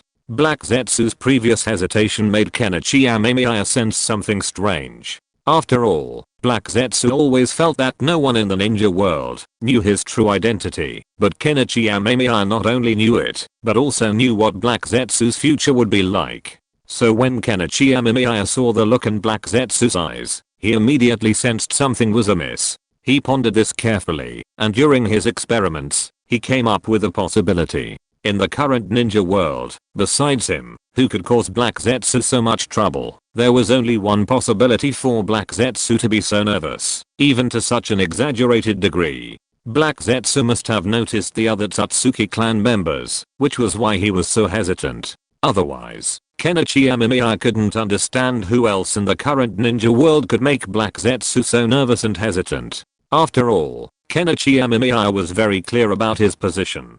He was currently the biggest obstacle to the Moon Eye project. If he was gone, then it would be Nagato. However, it was unlikely that Nagato could cause Black Zetsu to hesitate. After all, Nagato was just a pawn in Black Zetsu's plan. To make Black Zetsu anxious, he'd have to be able to leap out of the chessboard, beating him down, while also being incredibly threatening, making him feel like even releasing Kaguya Otsutsuki wouldn't guarantee victory. Looking at the entire ninja world, unless the 6 Paths Sage himself emerged from the Pure Land, only other Otsutsuki could make Black Zetsu so nervous. But are there other Otsutsuki in the ninja world? Amemiya Kenichi scratched his head. He'd only watched Naruto, but not Boruto next year. He'd only heard of memes about Boruto being a burning character, but he'd never actually watched it. If he'd known he'd time traveled, he'd simply rewatch Naruto and then Boruto next year with a magnifying glass, and he wouldn't be so completely confused about what was happening. But looking at Black Zetsu's expression, Amemiya Kenichi couldn't think of any other possible scenarios. Regardless of what happened, he could simply assume the worst case scenario, considering what he would do if the Otsutsuki were still in the ninja world. He could then counter any of their moves. Never mind. Anyway, let's take a look at Black Zetsu's genes first. Amemiya Kenichi scratched his head, not giving it much thought as he began to separate Black Zetsu's genes. This part was a bit of dandruff that Amemiya Kenichi had scraped off Uchiha Madara's arm when Black Zetsu took him away, but he couldn't quite put his finger on it. It was something magical anyway. Did Black Zetsu have skin? If so, it could transform into a soft muddy mass, or it could also transform into something resembling a humanoid. It was hard to say. Amemiya Kenichi didn't know what Black Zetsu was, but as long as he had genes, it would be fine. In this world, aside from things like stone, almost all animals and plants had genes. Even if the Otsutsuki clan were plant-dwelling, Amemiya Kenichi could extract genes from them. Soon, dense genetic information popped up. Amemiya Kenichi clicked it to start comparing, then picked up the teacup and took a sip. He wanted to see if there were any similarities between Black Zetsu's genes and Uchiha Madara and Sasuke's genes. If so, then they could continue to develop. The little thing named Pandora that he had extracted before might become the main carrier of this genetic weapon this time. Chapter 481, The New Era of Ninja World and Orochimaru's Abnormality. TSK, the Otsutsuki clan. As expected, the more Otsutsuki they are, the more their bloodline diverges from that of a normal human. To some extent, they even belong to another intelligent life form, though they seem to be aliens to begin with. This is only natural. Amemiya Kenichi observed the computer in front of him, a look of wonder and complexity in his eyes. From a genetic perspective, the Otsutsuki clan and humans are not the same species. While they may share some human traits, even facial features, their genes are vastly different. It's like the difference between gorillas and humans. To the Otsutsuki clan, humans are gorillas, while they are more fully developed humans. This makes Amemiya Kenichi wonder. Given the current situation, could Kaguya Otsutsuki truly marry someone from the ninja world and give birth to the 6 Paths Sage brothers? Even in his previous life, during a period of extraordinary defiance, Kenichi Amemiya had never seen a woman marry a gorilla and give birth to 2 offspring. Reproductive isolation was a concern. If Kaguya Satsuki wasn't still sealed, Kenichi Amemiya would have wanted to inquire about how she had given birth to the 6 Paths Sage and his 2 brothers, and to investigate whether the female anatomy of the Satsuki clan was truly different from that of humans. If the 6 Paths Sage was truly born from a marriage with a native ninja, then Kenichi Amemiya could only call that man a warrior. However, Kenichi Amemiya didn't dwell on this question. He simply examined Black Zetsu's genes and compared them with those of Uchiha Madara and Uchiha Sasuke. The comparison quickly yielded results, revealing that Black Zetsu shared some of their genes with those of Uchiha Madara and Uchiha Sasuke, genes not found in other ninjas. Pretty much the same result as expected. Amemiya Kenichi narrowed his eyes as he looked at the comparison results. It was exactly what he'd expected, but he wasn't overly moved by the answer. Previous events had already convinced him that his assumption was fundamentally correct. Ninjutsu was, in fact, an alien power for ninjas. It was like in a previous life, when humans were climbing the technological ladder, a few aliens suddenly arrived, bringing with them a power called magic. Magic became powerful, and magicians became the dominant force in this world. But magic, after all, was an alien invention. Without alien blood or abilities, even the most gifted couldn't reach higher heights. Their ceiling was locked at high-level magician, unable to become a demigod. The solution was simple: have these high-level magicians transplant the aliens' genes, aligning their bloodlines more closely with the aliens, allowing them to wield even greater powers. If I hadn't known these Otsutsuki were here to plant the sacred tree, I'd have suspected they were playing StarCraft. Amemiya Kenichi looked at Black Zetsu's genes, along with those of Uchiha Madara and Sasuke, a dark expression on his face. The chakra brought by the Otsutsuki was a good medicine, but it was also a poison. If his research were to spread, many in the ninja world would undoubtedly take the risk and try to become descendants of the Otsutsuki to gain more power. This cycle would form, and others would continue to pursue the Otsutsuki bloodline. By then, the ninja world would be filled with inferior Otsutsuki members. By then, for the sake of blood purity and greater strength, Black Zetsu wouldn't even need to make any plans. Kaguya Otsutsuki would be liberated by them on their own initiative. After all, the ninja world has always been mired in a vortex of hatred. Ever since the chaotic warring states period, people have been craving power, even pursuing even more dangerous powers. For example, the evil god worshipped by hidden himself recruited followers by granting power to others. However, Kaguya Satsuki did some good things back then. If she had done nothing and been consecrated to the sacred tree, the ninja world wouldn't have seen so much later. That Satsuki clan has mastered interstellar travel and tree cultivation, meaning they're a race that has harnessed chakra, a new energy source, to its full potential. Their desire to control the sacred tree is likely due to its importance to their clan, Amemiya Kenichi said, narrowing his eyes as a curious thought struck him. The mysteries of chakra are self-evident. Its very existence is an extraordinary artifact. It's an extremely potent energy source with exceptionally high energy output efficiency and remarkable flexibility. It can be transformed into various ninjutsu and then used. It can even extend life and alter the natural environment. Chakra is undoubtedly a unique energy source. But since it's so powerful, chakra's applications might be even more extensive than Amemiya Kenichi imagined. If chakra is considered an energy source with greater utility than electricity and heat, then what can chakra be used for? Amemiya Kenichi picked up a light bulb. The ninja world undoubtedly had electricity, and even the ninja world had developed considerable electrical technology, like computers. But now, Amemiya Kenichi had a unique idea. He tried to inject chakra into the light bulb, and the chakra enveloped it, but nothing unusual happened. Amemiya Kenichi frowned slightly, then retracted the chakra, leaving a small amount of chakra, which he converted into lightning attribute. The light bulb suddenly lit up, its dazzling light catching Amemiya Kenichi off guard, and causing him to squint.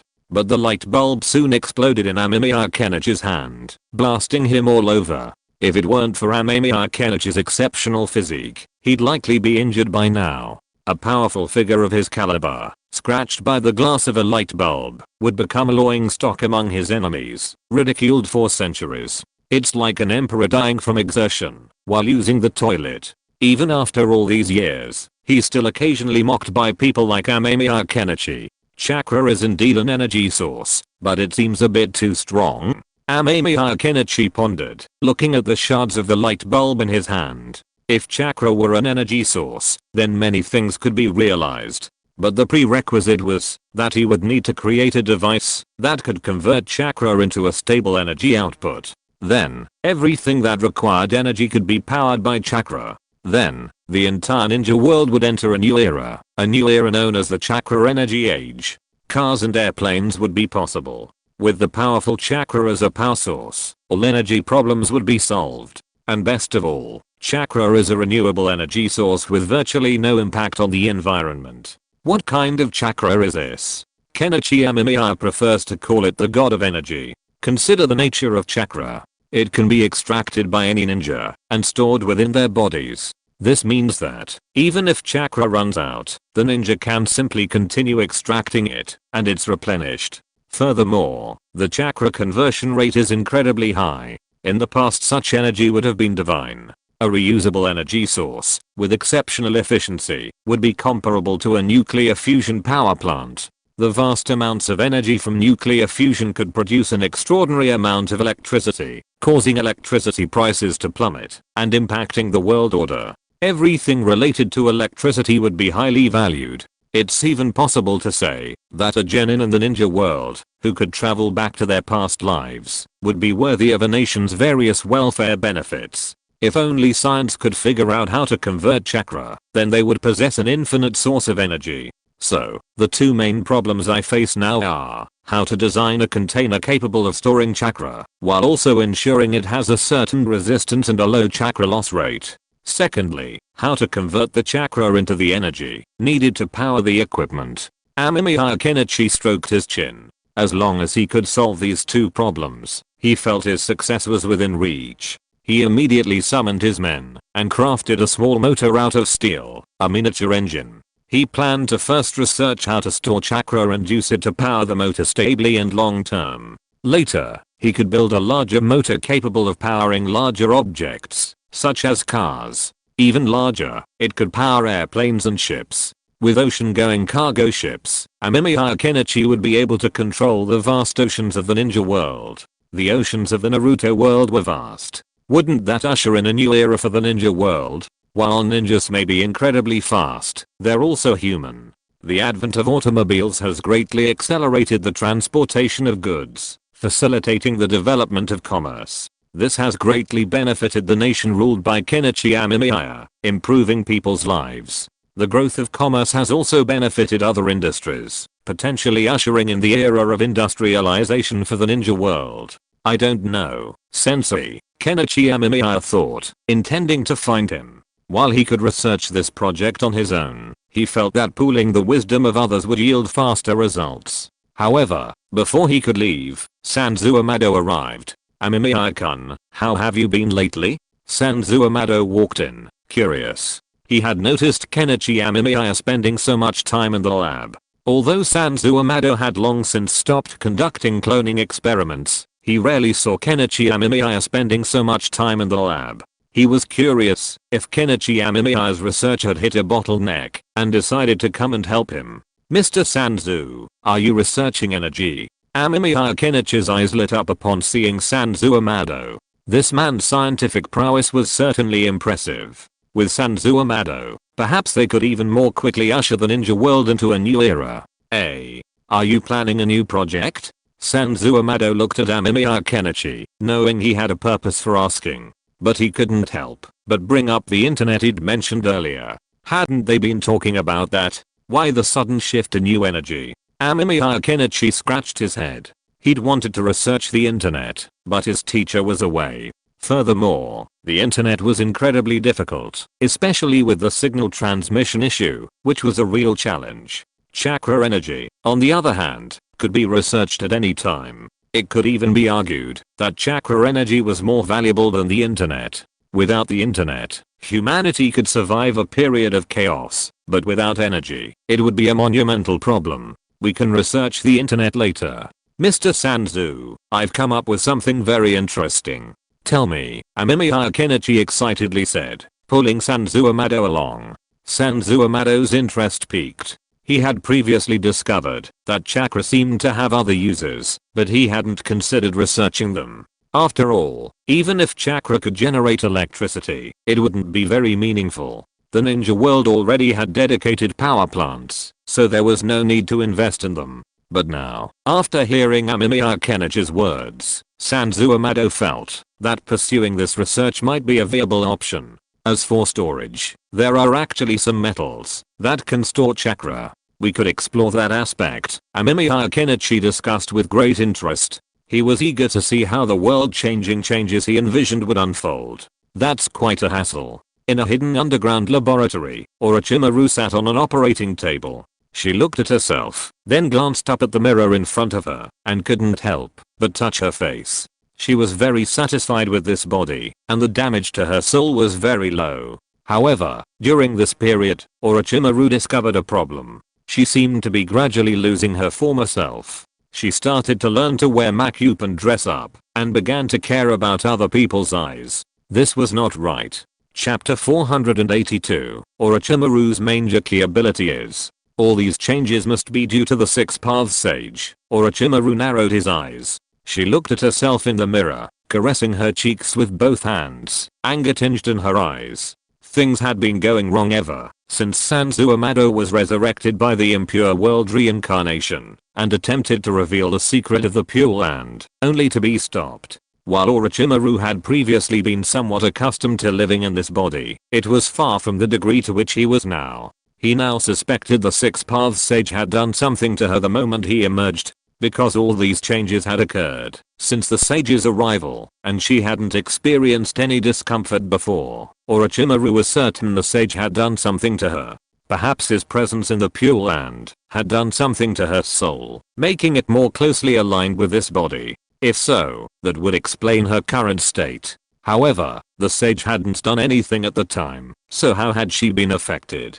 This is such a hassle. Soul research. Orochimaru touched her body. A manger key appeared in her eyes, slowly rotating. Then, Orochimaru used the power of the manger key on her. The manger key, the ultimate eye of a person's innermost desires, perfectly reveals a person's deepest desires. As Orochimaru, who aspired to pursue all the ninjutsu and knowledge in the world, and even harbored a lingering fascination for immortality, she awakened the power of her manger key Sharingan. As he used the eye technique, Orochimaru saw her soul within her current body. Her expression darkened as she realized her soul had indeed changed. Her long hair fluttered, and her figure moved ever closer to this body. The soul is supposed to be something within a person that is almost unchangeable, but why does my soul seem to be adapting to this body? Orochimaru's face grimaced. She had already considered changing bodies, but finding one that perfectly matched them was difficult. If it wasn't, using the reincarnation technique would wear on her soul. Once or twice might not be a problem, but repeated exposure can severely wear out the soul and cause serious problems. This made Orochimaru hesitate. She used the manger key jutsu on her other eye, but she could see nothing. This body only showed the traces of her reincarnation, nothing else. Sure enough, the Six Paths Sage's methods are invisible even to me using the manger key jutsu. Orochimaru's desire to die and then seek out the Six Paths Sage in the Pure Land to verify his identity grew stronger. However, Sanzu Amado didn't seem to have seen the Six Paths Sage in the Pure Land at the time, meaning that a being like the Six Paths Sage wouldn't be found unless he revealed himself. This meant that if Orochimaru died and didn't find the Six Paths Sage in the Pure Land, her journey would be meaningless. Furthermore, although his student, Kenichi Amemiya, possessed a resurrection jutsu, Orochimaru didn't know whether it would be this body or himself that would be resurrected. What a shame, Orochimaru sighed. She knew the Six Paths Sage might have used some jutsu to influence her, but she couldn't find any trace of it, and couldn't even verify the idea. This was truly a pity for Orochimaru. She fell into deep thought, wanting to solve this problem, but ninjutsu that affected the soul was often very threatening. She remembered Tsunade's former lover, Kato-dan, who had mastered the soul transformation technique back in Konoha. However, that technique was incredibly difficult to master, and aside from Kato-dan, few others practiced it, hence its classification as a forbidden technique. Even Orochimaru herself had to be cautious about tampering with her own soul. I wonder what Kenichi is doing? Orochimaru thought of her student. This student had some brilliant ideas in ninjutsu and science, and there was no telling if he would have a different perspective on the matter. However, the question of whether to speak to Kenichi Amemiya was a source of hesitation for Orochimaru. She had witnessed numerous cases of apprentices murdering their teachers. Even she herself had once considered killing her teacher, Sarutobi Hiruzen. Therefore, being a teacher in the ninja world was a highly risky profession. Amemiya Kenichi had no idea what his teacher was struggling with. If he had known, he would probably have laughed heartily. After all, his teacher's suspicions were correct. Amemiya Kenichi did have some other thoughts about his teacher, but these were simply scientific curiosity. Amemiya Kenichi longed to prove whether the body's influence on the soul was bidirectional, and whether the soul was changeable. However, Amemiya Kenichi was currently unaware of this. He was currently focused on researching with Sanzu Amado on how to convert chakra into a new energy source that could be used by the ninja world. Mr. Sanzu, although this metal does have the ability to store chakra, the problem is that its price makes it unsuitable for widespread use. Amemiya Kenichi looked at the small box in his hand. It contained a large amount of chakra. To some extent, it could store chakra, but it was not a viable way to use it to promote chakra energy. Just like gold has excellent conductivity, it's not widely used as a conductive material because it's expensive. Compared to gold, copper is more cost-effective and has better conductivity. For Kenichi Amemiya, if he wanted to promote chakra as a new energy source in the ninja world, he undoubtedly had to lower the price, otherwise, it wouldn't be widely adopted. Well, but we can study how chakra is stored in this metal. Then, we can find other materials with similar properties, perhaps reducing costs. Sanzu Amado nodded, examining the metal under a microscope. Kenichi Amemiya thought about it, and felt that what he said was true. After all, the beginning is always difficult, and sometimes, once you take the first step, the rest becomes easier. But this metal. Kenichi Amemiya thought of something interesting. He remembered that Hashirama Kisame of the Akatsuki organization had a unique biological weapon called Samehada. This thing could tear apart the enemy's chakra, absorb it, store it, and then feed it back to the user, making it extremely powerful. But unlike the metal before him, Samehada is a living thing. Mr. Sanzu, I've come up with something interesting that might help us accelerate our research on converting chakra into energy, Amemiya Kenichi said with a quirky smile. Samehada is a living thing, so it has its own emotions and preferences. Amemiya Kenichi remembered how, during its battle with the Eight-Tails Killer Bee, Samehada became attracted to its chakra and ultimately became Killer Bee's weapon, effectively betraying its original owner, Hashirama Kisame. Oh. What is that? Sanzu Amado looked at Amemiya Kenichi curiously. Amemiya Kenichi waved his hand and hurried away. Samehada, this little creature, loves high-quality chakra. While it can consume any kind of chakra, it's clear that, if someone were presented with a simple steamed bun and a luxurious meal, most people would choose the luxurious meal over the steamed bun, assuming there was a choice. In the ninja world, the chakra of the tailed beasts is indeed of very high quality. The only chakra that can be better than the chakra of the eight-tailed beast, Killer Bee, is probably the chakra of the nine-tailed beast. So whether Hashirama Kisame faces Naruto or Killer Bee, in fact, he will eventually lose Samehada. But now, of course, such a thing will not happen. Amemiya Kenichi quickly contacted Nagato. After hearing this, Nagato directly notified Hashirama Kisame, who was also on the way. Amemiya, my eyes, do you really think? Nagato was a little hesitant at this moment. He looked at Amemiya Kenichi and asked tentatively. Nagato valued his pair of reincarnation eyes very much. After all, these eyes have been with him for too long, and have helped him a lot. If he didn't have these eyes, then after Yahiko died, he would not have had the opportunity to help Yahiko take revenge. However, now that Kenichi Amemiya was his partner, and in him, He saw hope for peace in the ninja world. Nagato valued his partner's opinion. He still felt that Kenichi's statement was a bit far-fetched. After all, these were his eyes. How could they have been given to him by someone else? After hesitating for a few days, Nagato finally decided that, if these eyes truly threatened the peaceful unification of the ninja world, then he was willing to give them up. He simply wanted to fulfill Yahiko's wish and his friend's legacy. He didn't care about the sacrifices involved. Kenichi Amemiya glanced at Nagato. He was still in the illusion space, so he didn't have to worry about Black Zetsu eavesdropping. You don't have to use them for now, but you must be well protected. Ideally, you could come to the land of water with a Shigekiki-same. I'll stay with you that way for the best safety, Kenichi Amemiya said earnestly, looking at Nagato. Nagato's eye is crucial, implicated in Uchiha Madara's Moon Eye project. However, Amemiya Kenichi has already established a sham partnership with Black Zetsu, meaning he doesn't need to worry about Black Zetsu harming him, at least for a while. However, Black Zetsu has resurrected a more powerful Uchiha Madara, making it difficult to predict what he intends for him to do. Amemiya Kenichi speculated that, assuming Black Zetsu truly discovered the existence of other Satsuki clan members, and that they could pose a threat to both him and the Moon Eye project, concealing this information from him, then Black Zetsu's resurrection of Uchiha Madara must be a way for Madara to test that Satsuki clan. The question then becomes, could a resurrected Uchiha Madara, possessing the Mangekyou Sharingan, but lacking the Rinnegan, be a match for the Satsuki clan?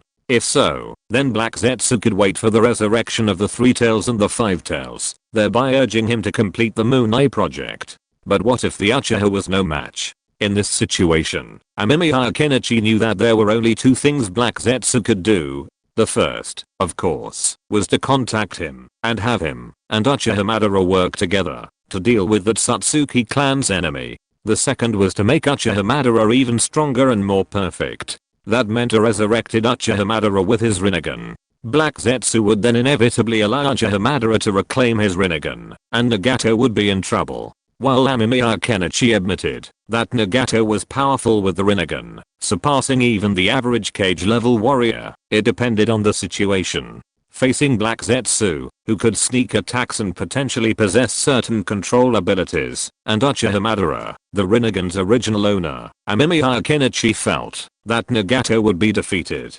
Konan would also die. Is it necessary? Nagato was puzzled. He possessed the Rinnegan. How many people in this world could confidently claim to defeat him? Yes. Amemiya Kenichi nodded seriously. Considering Uchiha Madara's personality, if he failed in the battle with the Otsutsuki clan, then the other party would definitely take back the Rinnegan and fight against the Otsutsuki clan with the strongest posture. Therefore, it was almost certain that Nagato's Rinnegan would be taken away. Nagato was silent for a while, then nodded, and then ended the illusion body. You mean, Amemiya Kenichi has cooperated with me now? Uchiha Madara twisted his neck. The sense of power brought by this body was stronger. If he was allowed to fight now, he could burst out with power closer to that in his life. Yes, Madara-sama, I found a problem while not executing the plan. Black Zetsu was serious for a rare moment. Uchiha Madara didn't care too much. He just looked at the incarnation of his will quietly, waiting for Black Zetsu to tell him the problem he found. I discovered a hidden underground base in Rain Village. Black Zetsu's tone was serious. That was Rain Village, and the Akatsuki was there, but they hadn't noticed anything unusual. Oh, the Akatsuki didn't notice? Uchiha Madara asked with interest. Chapter 483, so-called science is the utilization of energy. No, I didn't even notice anything. If I hadn't accidentally seen someone coming out of there while searching for intelligence, and then I carefully observed the area, I wouldn't have discovered it. Black Zetsu's tone was solemn. He was Black Zetsu, the only one in the ninja world who had always been able to hide and avoid detection. To think that a base that he had previously been completely unaware of had appeared. This was a complete slap in the face of Black Zetsu. Interesting. Uchiha Madara narrowed his eyes. He knew the extraordinary concealment abilities of his avatar. If he weren't the avatar of his will, even he, Uchiha Madara, would have had a hard time finding Black Zetsu. But how could Black Zetsu, with such strong concealment abilities and a certain level of intelligence gathering prowess, be fooled by an organization hiding under the noses of their Akatsuki for so long? It was a bit outrageous. And this organization was hiding beneath the Akatsuki. What were they planning? Did they know about their Moon Eye project? If so, what should he do? However, now that Black Zetsu had formed a partnership with Kenichi Amemiya and had him resurrect his original form, Uchiha Madara knew what Black Zetsu was planning. My avatar, you're right. An organization as well hidden as this one must have some hidden agenda. I'd like to see what they're up to. The Uchiha's tone was tinged with pride. He had previously wanted to personally experience the abilities of Kenichi Amemiya, the new generation's greatest ninja, which was why he had taken that blow head on. Now, Uchiha Madara remained confident in his own abilities. No matter what the enemy, as long as he could return to his peak form, he could easily crush them. It was a shame that Kenichi Amemiya had become his partner, otherwise, Uchiha Madara would have liked to have fought Kenichi Amemiya several more times. His battles with Kenichi Amemiya reminded him of his battles with Hashirama Senju. However, when it came to would-release ninjutsu, the brat still had room for improvement. Once the Moon Eye project is realized, I'll definitely drag Kenichi Amemiya into more battles. Uchiha Madara's fighting spirit was high. Black Zetsu chuckled and flattered him. For now, Uchiha Madara was still useful. Once the Moon Eye project was realized, he could just let him die. By then, when Mom was free, that bastard Kenichi Amemiya would be transformed into White Zetsu. The ninja world belonged to the Tatsuki clan, not these damned ants. Now was the time to test that base and see what it held. Black Zetsu wanted to see what that base could do against Uchiha Madara, one of the strongest in the ninja world. But before that, I might be able to get some help from Kenichi Amemiya. After all, he's now my pawn. Black Zetsu looked at the smug Uchiha Madara, feeling a strange unease in his heart. After all, if there was truly something wrong with that base, what if Uchiha Madara was defeated? So it was best to be cautious. Black Zetsu remembered that Kenichi Amemiya had some amazing weapons that didn't require ninjutsu to control, yet were powerful enough. If he approached Kenichi Amemiya for help, perhaps by sponsoring the weapons, his situation at the base would be more secure. Whether Kenichi Amemiya would help and how he should approach him remained a question, but he had to try. Black Zetsu didn't know what Kenichi would do after being attacked by Uchiha Madara. If he had moved his base, would he still be able to find it? Black Zetsu didn't know. But for now, he simply wanted to do his best to perfect this attack. This is Samehada. Kenichi Amemiya observed the ninja sword before him, a strange expression on his face. He wondered if anyone in the ninja world could use anything as a sword. The idea that a living creature like Samehada could be used as a ninja sword was truly absurd. That's nothing strange. I've seen horses used as ninja swords before. Sanzu Amado remained calm. He was observing how Samehada devoured chakra. It had a mouth and sharp teeth, looking like it was full of food, but it was chakra. What was chakra? To a ninja, chakra was like the air and blood in the body. But Sanzu Amado knew that when chakra condensed on the surface of the body, it formed something similar to air currents, just like the volatile energy that emanated from Kenichi Amemiya after he used the 8 gates ninjutsu. It was an intangible gas. Some tailed beast Jinkriki also had a similar pattern. When they merged with a tailed beast, they were coated in the beast's chakra, which, according to Kenichi Amemiya, was also a gaseous substance. Eating gas and then digesting it and feeding it back into the user's body seemed a bit absurd. So, Sanzu Amado was curious, how did a creature like Samehada accomplish this? Using a horse as a ninja sword? Amemiya Kenichi was a bit confused.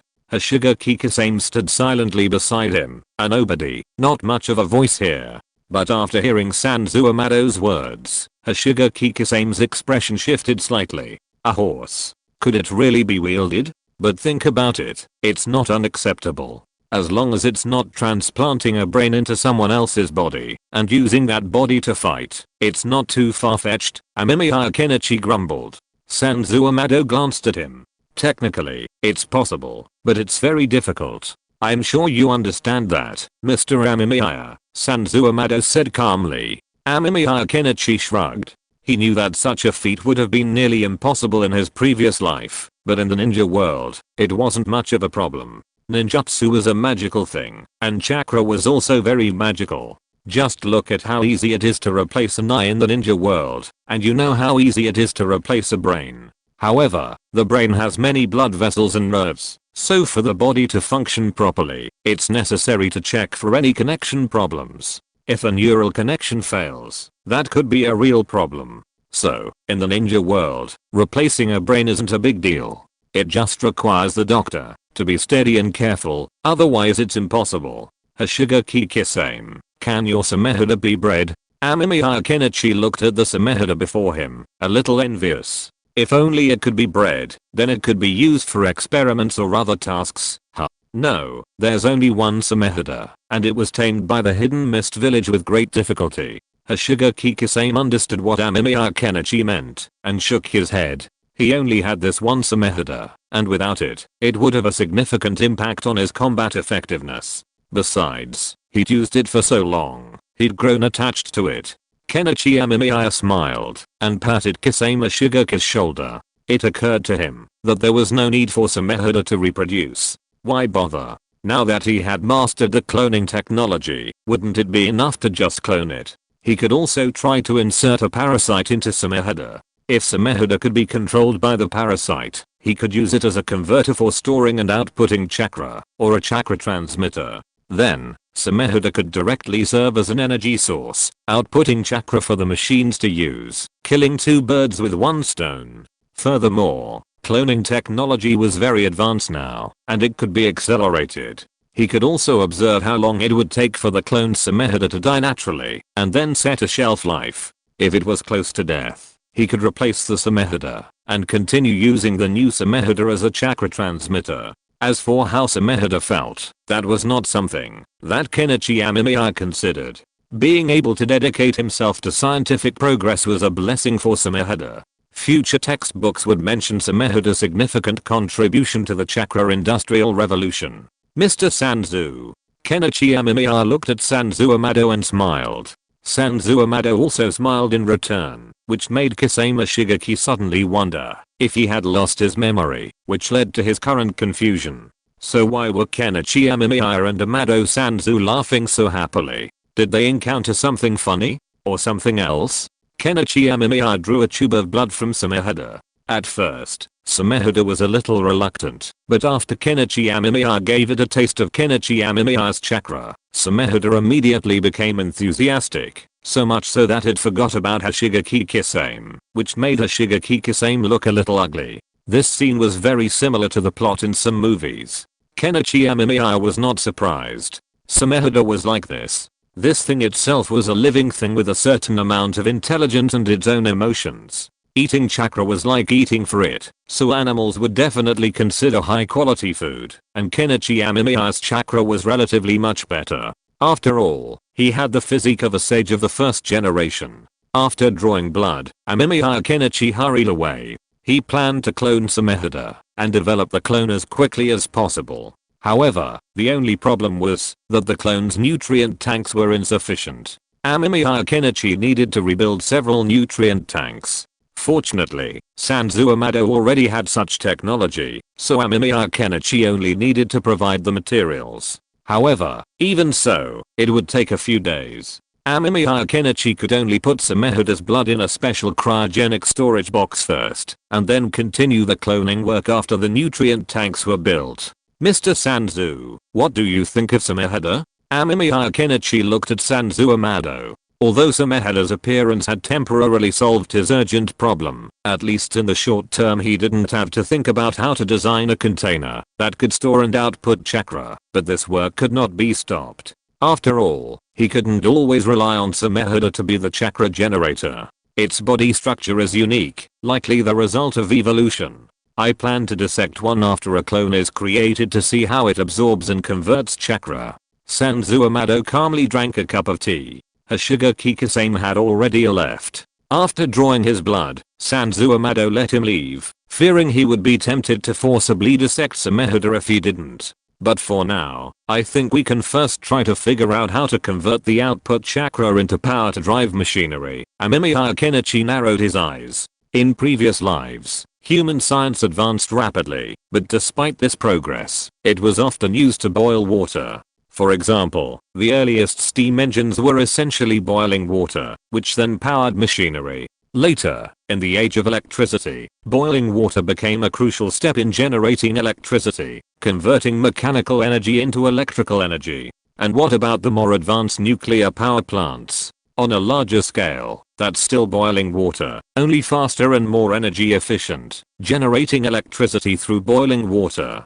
In the past, the two most fundamental energy sources were electricity and oil. Virtually all of human technology was designed and invented around these energy sources, and it could be said that the technological civilization of the past was an energy civilization. Upon arriving in the ninja world, Kenichi Amemiya discovered that chakra could also be used as an energy source. The key now was to develop new technologies around this central energy source.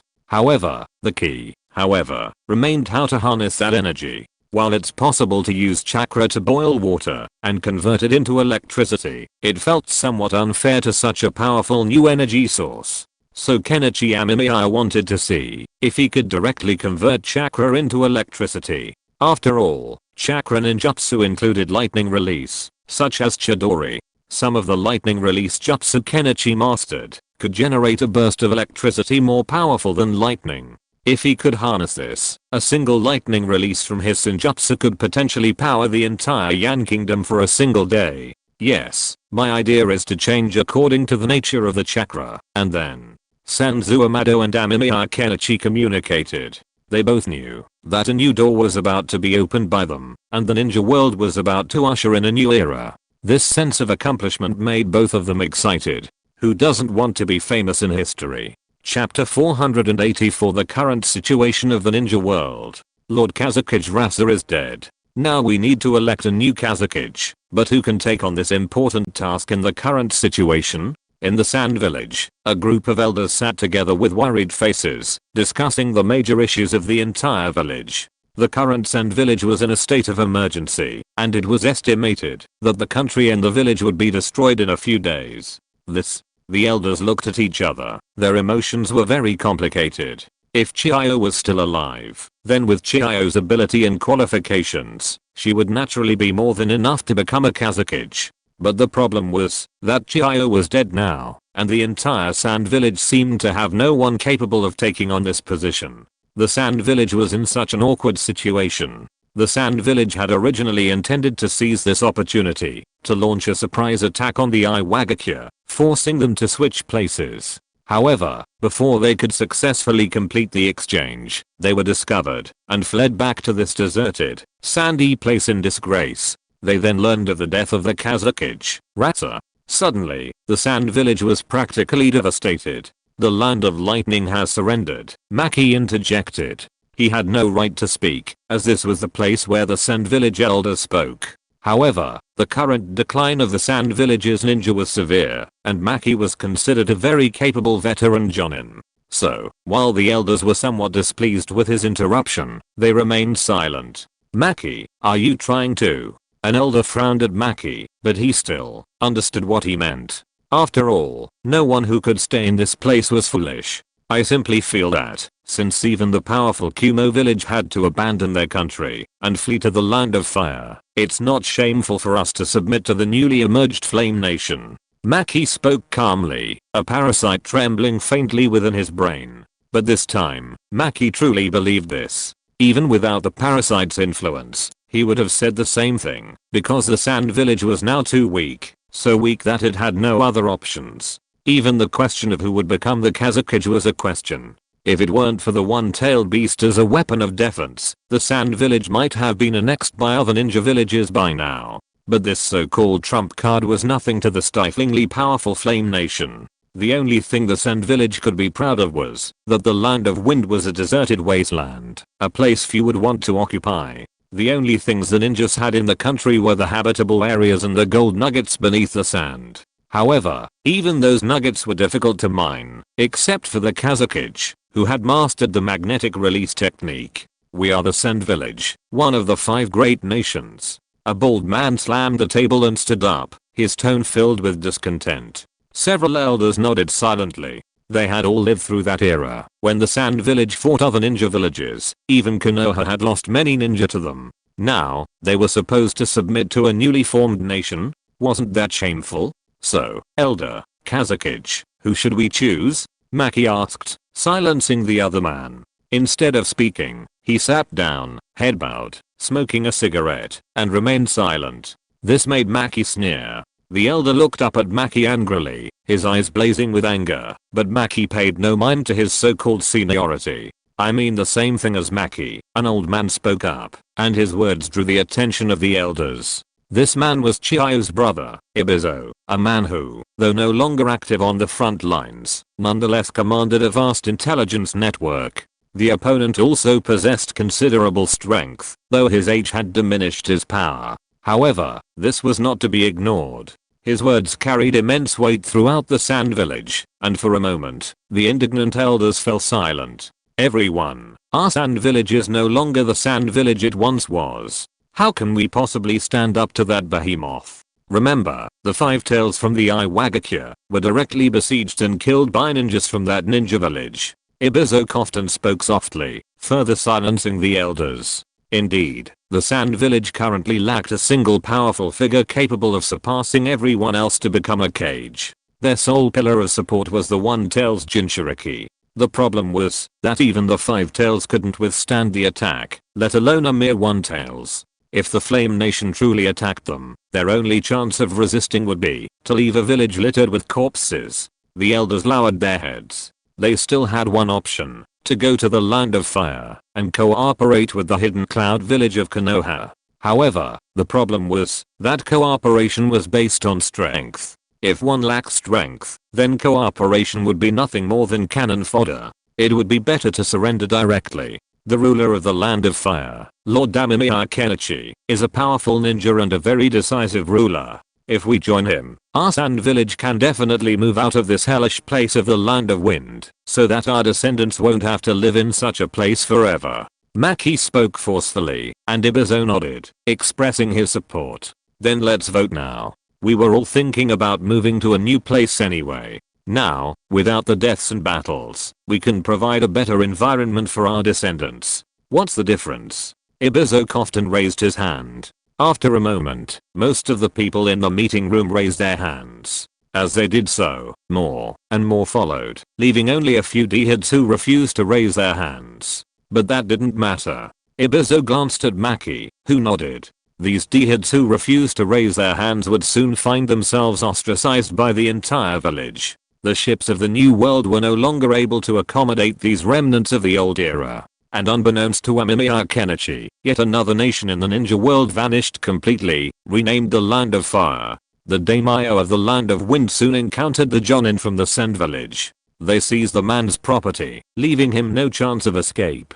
The shackles were firmly fastened around the once proud neck of the noble. At that moment, the daimyo's servants, witnessing the entire scene, suddenly realized that the so-called daimyo was no different from ordinary people like him. Almost at the same moment the daimyo of the Land of Wind was detained, the daimyo of the Land of Earth was also taken into custody by ninjas from the Iwagakure village. What are you, Iwagakure village, going to do? The daimyo of the Land of Earth looked at the ninja in horror, roaring in anger, his cowardice amusing. What do you think, Your Excellency? Inoki now glared at the daimyo of the Land of Earth with an icy gaze. Before he'd taken action, he hadn't noticed anything, but now that he had, he realized that the bastard daimyo of the Land of Earth possessed vast wealth. Even so, the annual funding he granted to the Iwagakure village was so stingy. This infuriated Inoki. If the daimyo of the Land of Earth had given his full support, Iwagakure village wouldn't have developed to this point. Watching the daimyo of the Land of Earth, roaring angrily and calling him a traitor, being dragged away, Inoki closed his eyes wearily. He coughed, then wiped the blood from his mouth with a handkerchief. His health was slowly deteriorating, seemingly a terminal illness with no cure. From the moment he was struck by that terrifying weapon, Inoki had noticed the damage to his body, but at least he was still alive. I'm old, and I don't know if this body can get some favorable conditions for the Iwagakure village. Anoki sighed. The Iwagakure village has decided to surrender to that guy Amemiya Kenichi. There is no way. The main force of the Iwagakure village's ninjas was wiped out in the Land of Fire. Kurotsuchi escaped, and there are still some remnants, but the other ninjas are all gone. All gone. When Anoki thought of this, his heart was trembling and in pain. If he had known that this madman Amemiya Kenichi was so strong, as strong as the former ninja god Senju Hashirama, he would have surrendered long ago, and then every family in the village would not be wearing funeral clothes. But now the Iwagakure village has lost half of its foundation, and the Five Tails is gone. There is no other way for the Iwagakure village. Anoki also knew about the alliance between Konoha and Kumogakure village, but so what? Anoki wasn't optimistic about Konoha and Kumogakure joining forces. Amemiya Kenichi had annexed the Land of Lightning and the Land of Water, but that wasn't the point. The key was how they would face those two monsters. Two monsters who were invincible just by standing there. During this time, Anoki's dreams at night were of the Shin Thousand Hands and Susanoo fighting each other. The tiny boy used dust release, but ultimately, he could do nothing, and could only watch in despair as the village was destroyed before his eyes. So, Anoki figured it out, and decided to surrender. While he was still alive and a capable ninja, he could secure favorable conditions for the village, ensuring a bright future. That would be enough. I wonder if the messenger has arrived yet? Anoki looked at the magnificent residence of the daimyo of the Land of Earth, and it was as if he were seeing the once equally glorious Iwagakure. The setting sun shone on the daimyo's mansion, and also on Noki. Noki stretched out his hand, grasping the sun, as if trying to hold it in his palm, to prevent it from setting. But in the end, the sun disappeared before him. Noki lowered his hand dejectedly and sighed. So, you've returned from Iwagakure, and brought Noki's letter with you? Amemiya Kenichi looked at Kabuto Yakushi, who was smiling at him. In Amemiya Kenichi's hand, there was also a letter from Noki. But what surprised Amemiya Kenichi the most was Kabuto Yakushi's return from Iwagakure. He wondered if Noki had seen through Kabuto Yakushi's identity and sent him here specifically to deliver the letter. Even so, the letter was a bit too large, and Amemiya Kenichi weighed the letter in his hand. It was quite heavy. Seeing this, Kenichi Amemiya roughly understood what Noki meant. This was a good thing, though. He could occupy a country without bloodshed. Furthermore, with the cooperation of Noki and his men, after occupying the Land of Earth, he would be able to more quickly gain control of its internal affairs, allowing it to quickly become part of the Land of Flame. He could also go there to search for the minerals he needed. Yes, Lord Amemiya, but Lord such a kid seems to want to annex a Land of Flame. Kabuto Yakushi was in a good mood. Kenichi Amemiya had previously promised him that he would set him free once this matter was resolved. Well, thank you for your hard work. Go ahead and do whatever you want in the future. Kenichi Amemiya nodded and waved his hand. Kabuto Yakushi was no longer of much use to him.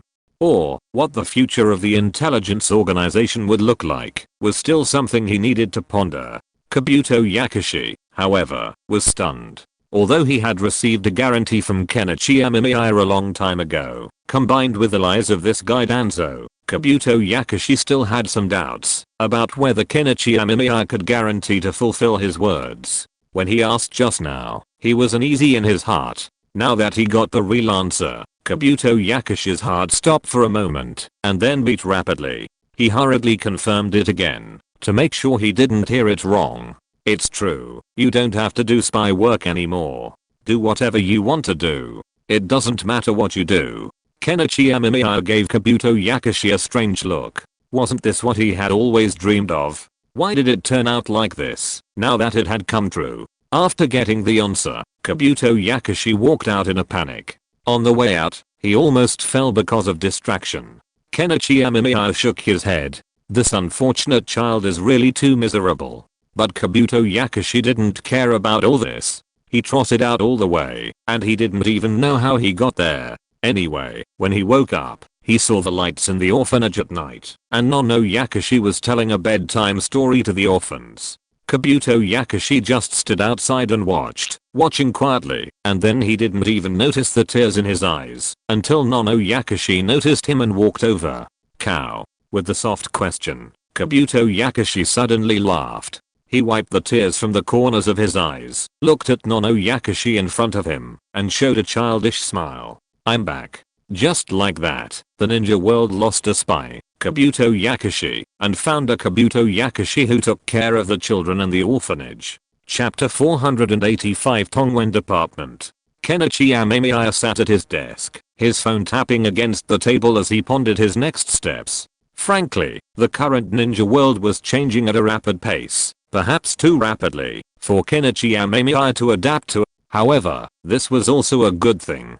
After all, if the ninja world could be unified quickly, Kenichi Amemiya would be able to mobilize all ninja and resources to further advance science. Now, the Iwagakure village has surrendered. Noki said he would seize the daimyo of the land of earth and leave the funds for me to collect, but he also set some conditions. Kenichi Amemiya glanced at the thick letter in his hand, a playful smile on his face. Kenichi Amemiya was somewhat surprised by Noki's quick surrender. After all, he had expected Noki to be unwilling to give up and try to imitate the Hidden Cloud village, eventually challenging him. However, considering that almost all the ninja of the Iwagakure village had been wiped out by his teacher, Kenichi Amemiya found this not so surprising. After all, while the ninjas of Kumogakure had also suffered from their teacher's attacks, the teacher hadn't initially considered Kumogakure their primary target, preferring instead to focus on Iwagakure. So, while Kumogakure had lost some ninja, it at least retained some fighting power. Meanwhile, Iwagakure had even lost its Five Tails Jinchuriki at their hands, effectively leaving them with little resistance. Looking at the surrender letter in his hand, Kenichi Amemiya felt a little amused. Even when surrendering, Noki hadn't forgotten to offer some benefits to the Iwagakure, including some conditions. Amemiya-sama, Uchiha Hashirama approached, respectfully pouring Kenichi Amemiya a cup of tea. Kenichi Amemiya nodded, followed by Shizu and Nagato Konan. This time, Nagato was using his true form, not pain, which made Shizu stare at Nagato several times. Meditarumi and Koto also approached with sullen faces, reluctantly taking their seats. Kenichi Amemiya looked at his team. To be honest, the current team was a little shabby, with few people doing real work. However, these people were also an important part of the future of Yan country. Without them, all the affairs of Yan country would be thrown on to Kenichi Amemiya, and that wouldn't work. Kenichi Amemiya's goal was to conduct research. As for the position of leader, he planned to give it to someone else depending on the situation. Of course, they would have to be under his control, such as being implanted with parasites. Let me tell you this time, the Iwagakure village in the land of earth has decided to merge with us and become part of Yan country. Kenichi Amemiya said lightly. Uchiha Hashirama stood quietly beside Kenichi Amemiya without saying a word. Huangtu widened his eyes in astonishment. Meditarumi had a complicated look in her eyes, while Uchiha Shizu looked at Uchiha Hashirama curiously. So, we don't have to go to war with the Iwagakure village? Nagato coughed and asked, somewhat excitedly. Amemiya and Kenichi nodded in agreement. Indeed, they could conquer the land of earth without going to war with the Iwagakure village. With the addition of the Iwagakure ninjas, Amemiya and Kenichi's power would expand further.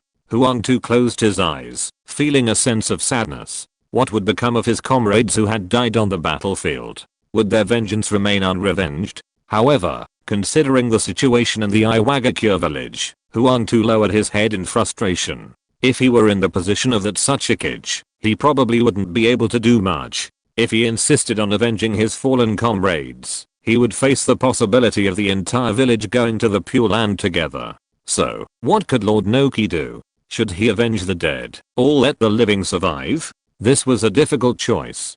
Huangtu knew that no matter what he said now, it would be a bit of a stretch, so he said nothing. Those dead compatriots could only be left like that. The future of the ninja world was destined to go in a different direction under the hands of this man. Since he couldn't resist, he could only accept reality. After the Iwagakure village surrenders, we will need to arrange for some people to go there to implement our new policies of Yan country. At the same time, we also need to complete the absorption of the Iwagakure village ninjas. At the same time, the textbooks will also need to be reviewed.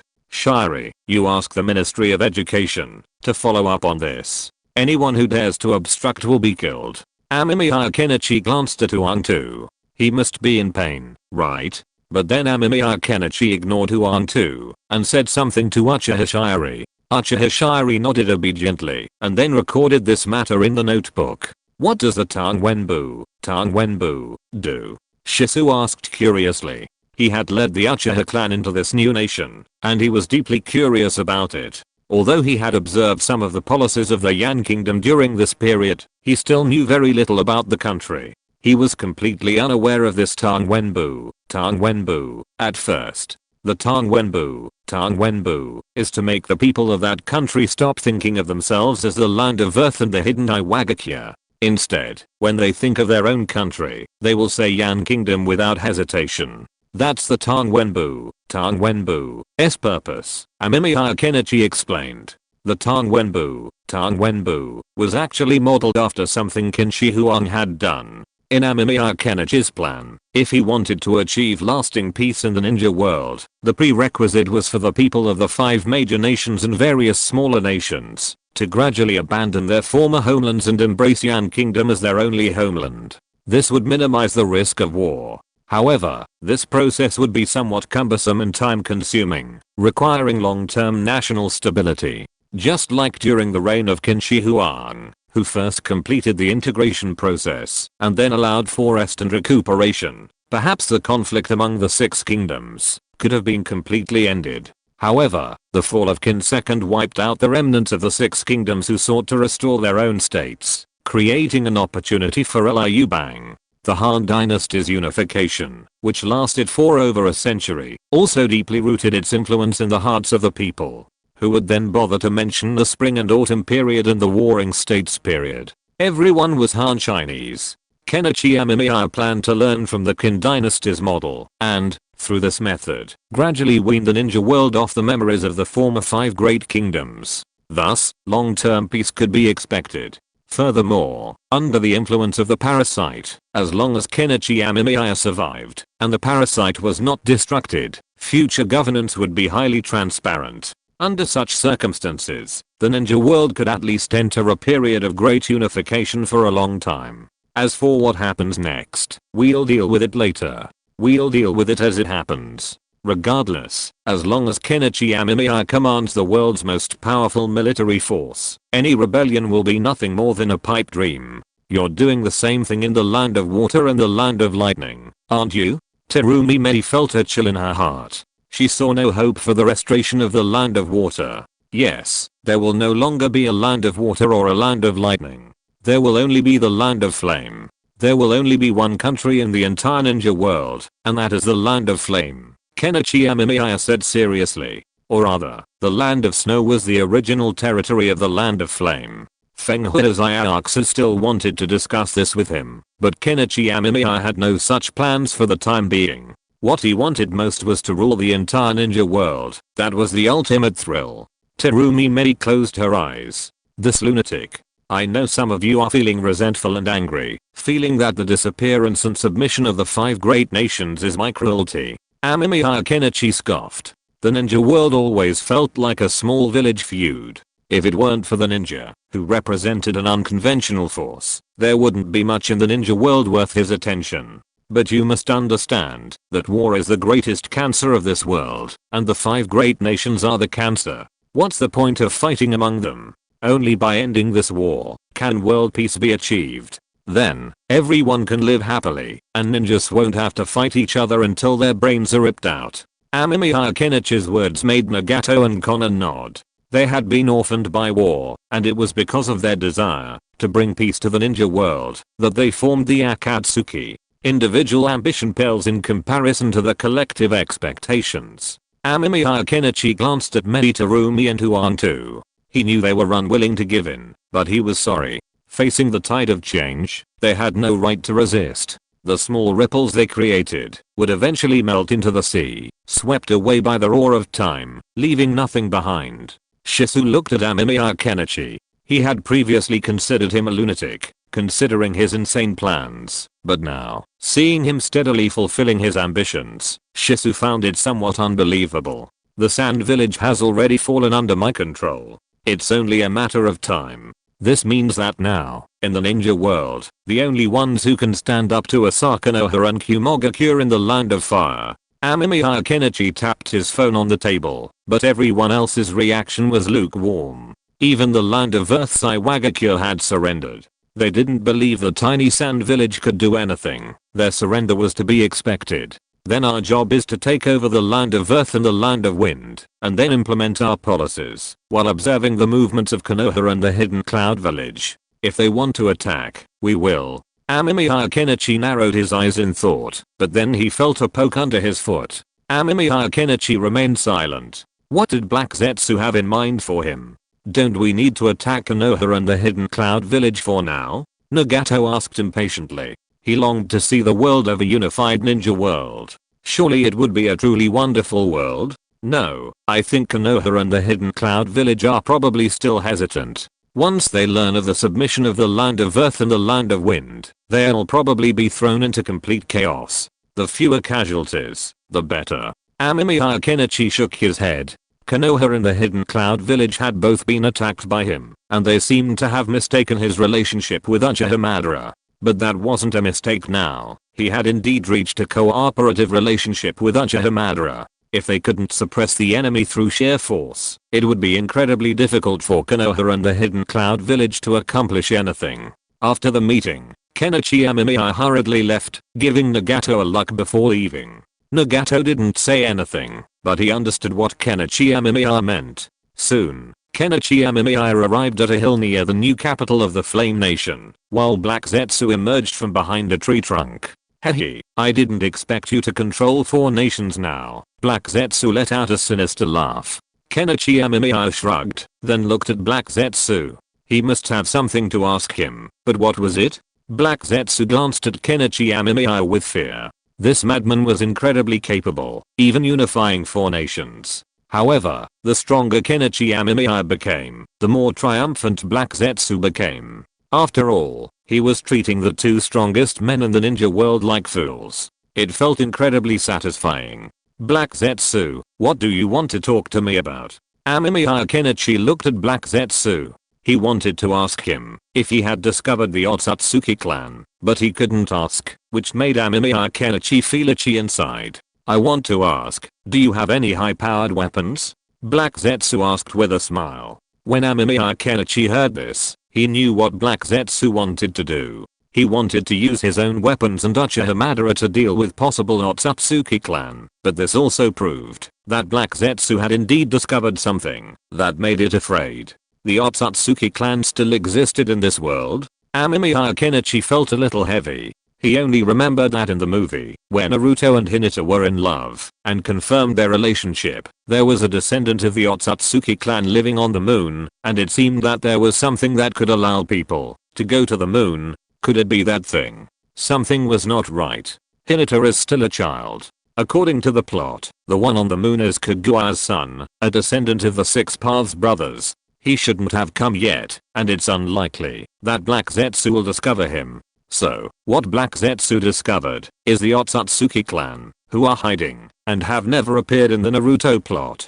As expected, it should be a character from Boruto. Kenichi Amemiya took a deep breath. Isn't it enough to just finish the Naruto series? Why did they have to add Boruto? He just hadn't read it yet, so Kenichi Amemiya knew nothing about the plot of that anime. He couldn't even target them. Okay, but we have to wait. Kenichi Amemiya nodded. If it was about dealing with other Otsutsuki, then Black Zetsu and he were on the same side. If you're listening to this novel on a channel other than Fanfic World, it means they downloaded and uploaded it without effort. We cordially invite you to visit our channel, Mundo Fanfic Novelos. There you'll find the original version of this story and you can explore many other novels of various genres. We're waiting for you to immerse yourself in a world of incredible novels. Chapter 486 Uchiha Madara, do you want to dance too? Kenichi Amemiya didn't mind helping Black Zetsu. After all, Black Zetsu was now dealing with the possible existence of the Otsutsuki clan, and he believed that he hadn't revealed any intentions at the moment. As long as he was unknown to Black Zetsu in Black Zetsu's eyes, he wouldn't be suspected. After all, Black Zetsu's identity and purpose were arguably the biggest secrets in the ninja world. As long as this secret remained unexposed, there was no chance of Black Zetsu suddenly launching an attack. How long will it take? Black Zetsu couldn't help but ask. He had thought he could just come here and take what he needed and leave, and then hand it over to Uchiha Madara as soon as possible. Now Uchiha Madara was getting a little impatient. When he came out to ask Kenichi Amemiya for something, Uchiha Madara suddenly had the idea of going to Konoha. He could only hope that nothing serious would happen. Well, it will take at least 2 or 3 days. Amemiya Kenichi thought for a moment, then gave a time. Black Zetsu thought for a moment and could only nod. He had no other choice. Amemiya Kenichi's weapon was unique in the ninja world. No one else had this weapon except Amemiya Kenichi. It had to be said that this was a world of technological monopoly, which made Black Zetsu feel helpless. Amemiya Kenichi did not fool Black Zetsu, because what he said was indeed the truth. Although Amemiya Kenichi would not give Black Zetsu an atomic bomb, thermobaric bombs were still possible. Moreover, as long as the thermobaric bombs were integrated with multiple chakras, the power would be very good. Although there was still some gap compared to atomic bombs, it was enough. Moreover, thermobaric bombs had a stronger tactical killing effect on underground bases, buildings, and the like. Therefore, Amemiya Kenichi now needed to collect materials to make thermobaric bombs for Black Zetsu. Where's your true form? Amemiya Kenichi glanced around. He didn't see Uchiha Madara. He'd assumed he'd come with Black Zetsu to cause trouble, but he hadn't. He's out reminiscing. Black Zetsu's expression was a bit odd. Konoha, it's still the same. At that moment, on the Hokage Rock in Konoha, Uchiha Madara stood atop the head of the Shogun, Senju Hashirama, looking down at the Hidden Leaf village below, feeling a complex mix of emotions. Looking at the ninja village he and Hashirama had co-founded, it was hard to say what his feelings were, but they were somewhat complex. After all, this was the village he and Hashirama had co-founded. Although he later left Konoha, believing Hashirama's ideas to be immature, he still cared about it. On the day Hashirama Senju died, Uchiha Madara was silent for a long time. He later went to Hashirama Senju's grave and poured him a glass of wine, but he never mentioned this to anyone. Now, Hashirama Senju is dead, and he is also dead. During his time in the Pure Land, Uchiha Madara felt a little lonely. He did not look for anyone, but huddled in a place, quietly waiting for his plan to succeed. The only problem was that he once felt as if someone was watching him, but he could not find that person, so he just thought it was an illusion. Who are you? A shocked and angry voice came. Uchiha Madara turned around and looked. Behind him was a ninja with silver white hair, very recognizable. Uchiha Madara remembered this person. He was Kakashi, a good friend of Uchiha Obito, the chess piece he had chosen. At the time, Madara's focus on Kakashi stemmed from his constant presence at Obito's side, a tool Madara intended to use to stimulate him into opening his eyes. However, upon observing Obito's feelings for a girl, Madara realized that she was a more suitable candidate than Kakashi. The Uchiha clan, through learning and understanding love, can only emerge stronger after the loss of a loved one. Consequently, Madara abandoned Kakashi and orchestrated Inohara's death. As expected, Obito, having witnessed the events, went mad and became his pawn.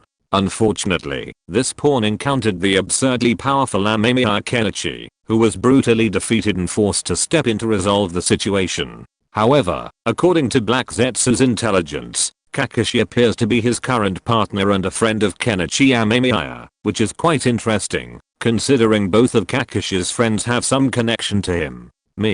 Uchiha Madara smiled, looking at Kakashi with a haughty gaze. His eyes were filled with undeniable pride, which made Kakashi even more cautious. This man before him was wearing clothing bearing the Uchiha clan crest? What was his connection to the Uchiha clan?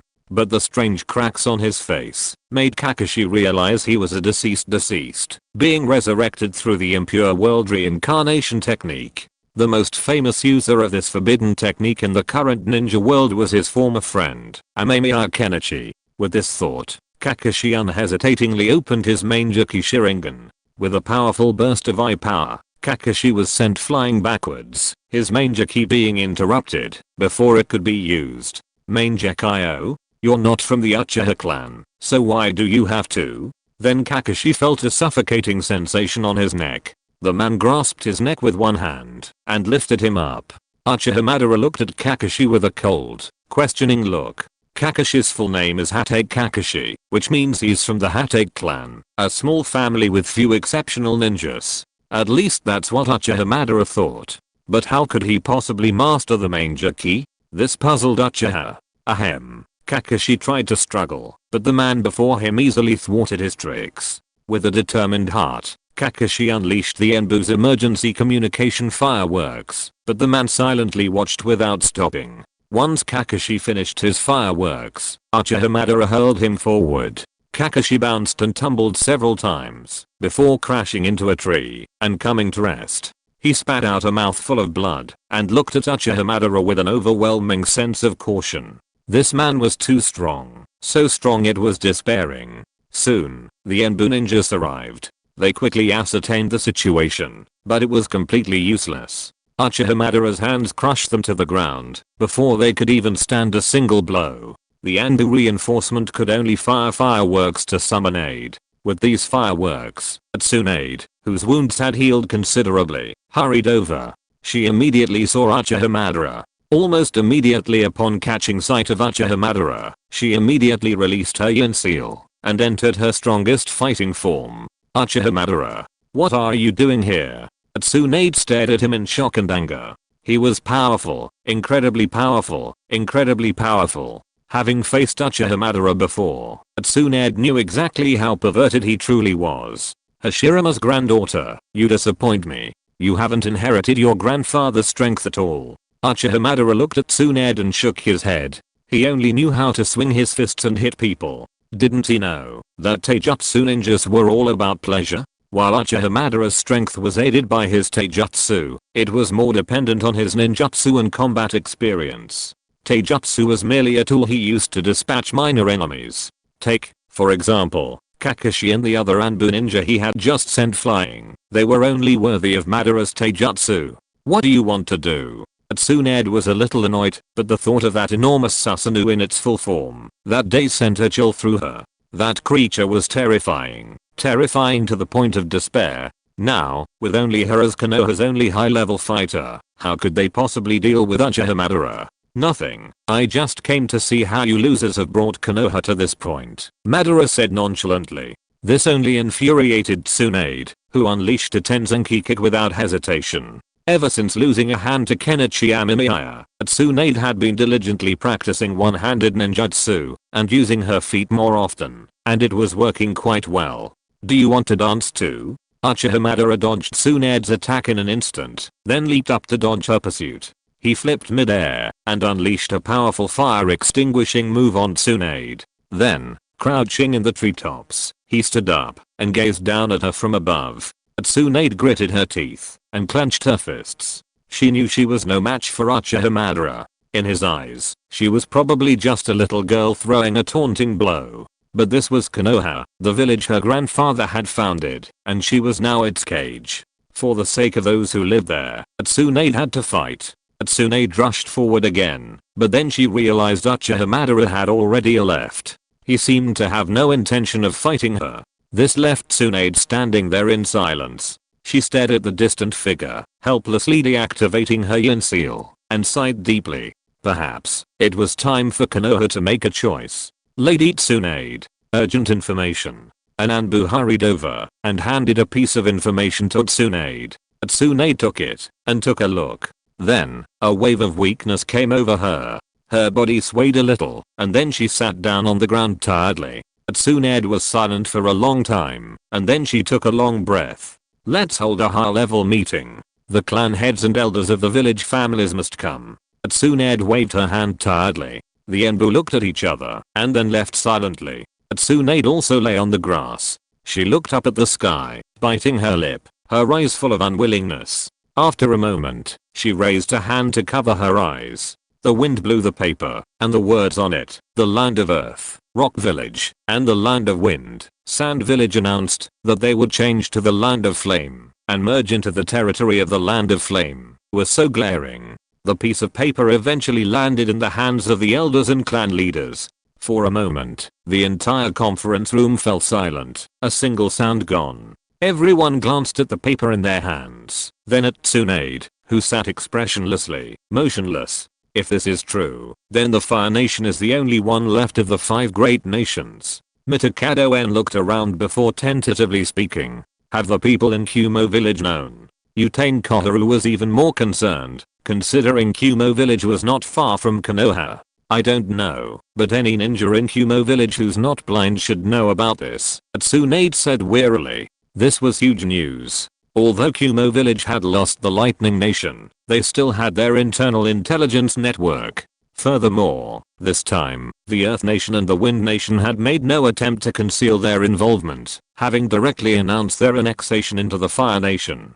Such news couldn't be concealed, so the ninja in Kumo village were probably still debating how to handle it. It was already troublesome enough that the madman Kenichi Amemiya occupied the Land of Water and the Land of Lightning, but now, he has directly surrounded the Land of Fire, and the Land of Fire has instantly become isolated. Hokage-sama, an ANBU ninja walked in and handed over a piece of information. Tsunade opened it and took a look, then closed her eyes. You can take a look for yourselves. Tsunade sighed and rubbed her temples. She was very tired now. Narashikaku took a look and saw that other small countries had announced their annexation to the Land of Fire and became part of the Land of Fire. Now even the so-called neutral Land of Iron has become the territory of the Land of Fire. In the entire ninja world, there is really only the Land of Fire. My opinion is to surrender to the Land of Fire. Narashikaku spoke, handing the information in his hand to the others and speaking calmly. Everyone looked at Narashikaku sideways. Although many people had this idea, few dared to speak out. But soon Mitaman and Utane Koharu immediately agreed. They realized that, if they stood up and said that Konoha would be incorporated into the Flame Country in the future, it would not be considered a meritorious performance. For a moment, except for a few people who remained silent, most of the clan leaders said that they should surrender.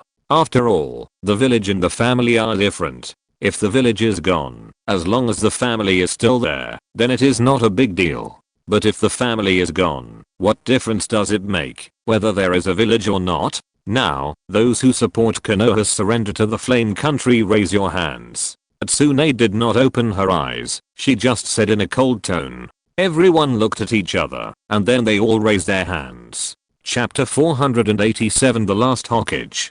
Tsunade opened her eyes and took in the scene before her, a hint of sarcasm on her face. Even now, no one was willing to sacrifice for Konoha. To fight for it? Everyone raised their hands so quickly and decisively, as if even a second's delay would jeopardize their future position in the Fire Kingdom. Tsunade couldn't help but feel a pang of sadness. She wanted to ask the successive Hokage who had sacrificed their lives for Konoha, was all they had fought so hard to protect truly worth it? Her grandfather, Hashirama Senju, had founded Konohagakure, but now, it was about to be destroyed by her, destined for the Pure Land. How would she explain this to him? And how would she tell her brother, who had always dreamed of becoming Hokage? Tsunade even saw the armless Akimichi clan leader present. He didn't object, and even handed her a letter stating that the Sarutobi clan supported this decision, and that they had also decided to submit to Kenichi Amemiya. This chilled Tsunade's heart. How dare the Sarutobi clan do such a thing? Had they forgotten that their previous clan leader, Sarutobi Hiruzen, had died at the hands of Kenichi Amemiya? Tsunade scoffed. If that's the case, then there will be no Konoha, she said coldly. She stood up. She had no intention of remaining in this village that had chilled her to the bone, nor did she intend to truly submit to this madman. She planned to resume her former life, wandering the world. Tsunade was a little dazed. No, there would be no such countries, no such casinos in different countries. No matter where she went, she would always live on the territory of the emerging nation of Flame. Within this nation, lurked a group of lunatics. If Kenichi Amemiya died, or revealed any weakness, he would be met with the most brutal betrayal, and the entire ninja world would be engulfed in war once again. Unless Kenichi Amemiya could remain alive. Hokage-sama, what about the ninjas of the Hidden Cloud Village? Mitomanen demanded urgently. If they were to surrender, it would have to be Tsunade herself. And they had to control the Fire Nation's daimyo to prevent their escape. That was the only way to prove Konoha's surrender was genuine. Surrender? You're surrendering? A furious voice erupted, and a man covered in bandages pushed open the door and entered. His eyes bulged with fury, as if he hadn't expected these ninjas, who had enjoyed so much welfare in Konoha, to surrender. His entire body trembled, as if he'd been betrayed. The ninja present stared at the man who opened the door with complicated eyes. His eyes were bloodshot, and his face was instantly recognizable. Asuma Sarutobi, the son of the Sandaime. Yes, surrender. From now on, there will be no Konoha, and no Fire Nation. Tsunade's face held an incomprehensible smile, something that seemed both amused and lamented. Asuma Sarutobi, surely he didn't know yet?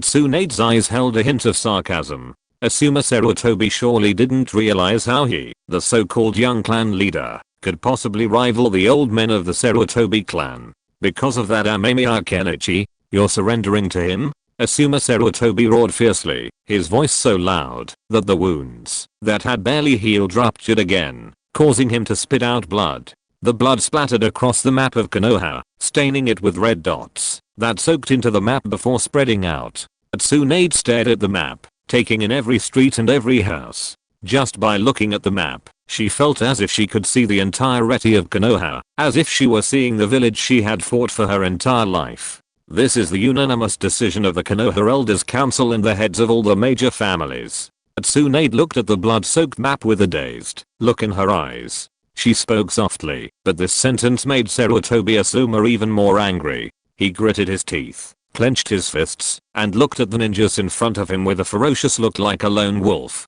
Some of the ninjas present lowered their heads, not daring to look into Sarutobi Asuma's eyes. They felt a little guilty, and some ninjas stared at Sarutobi Asuma coldly, without any emotion in their eyes. Tsunade did not look at the ninjas in the conference room, nor did she look at the irritable Asuma. She was just looking at the map, taking a last look at it. What will this place be called in the future?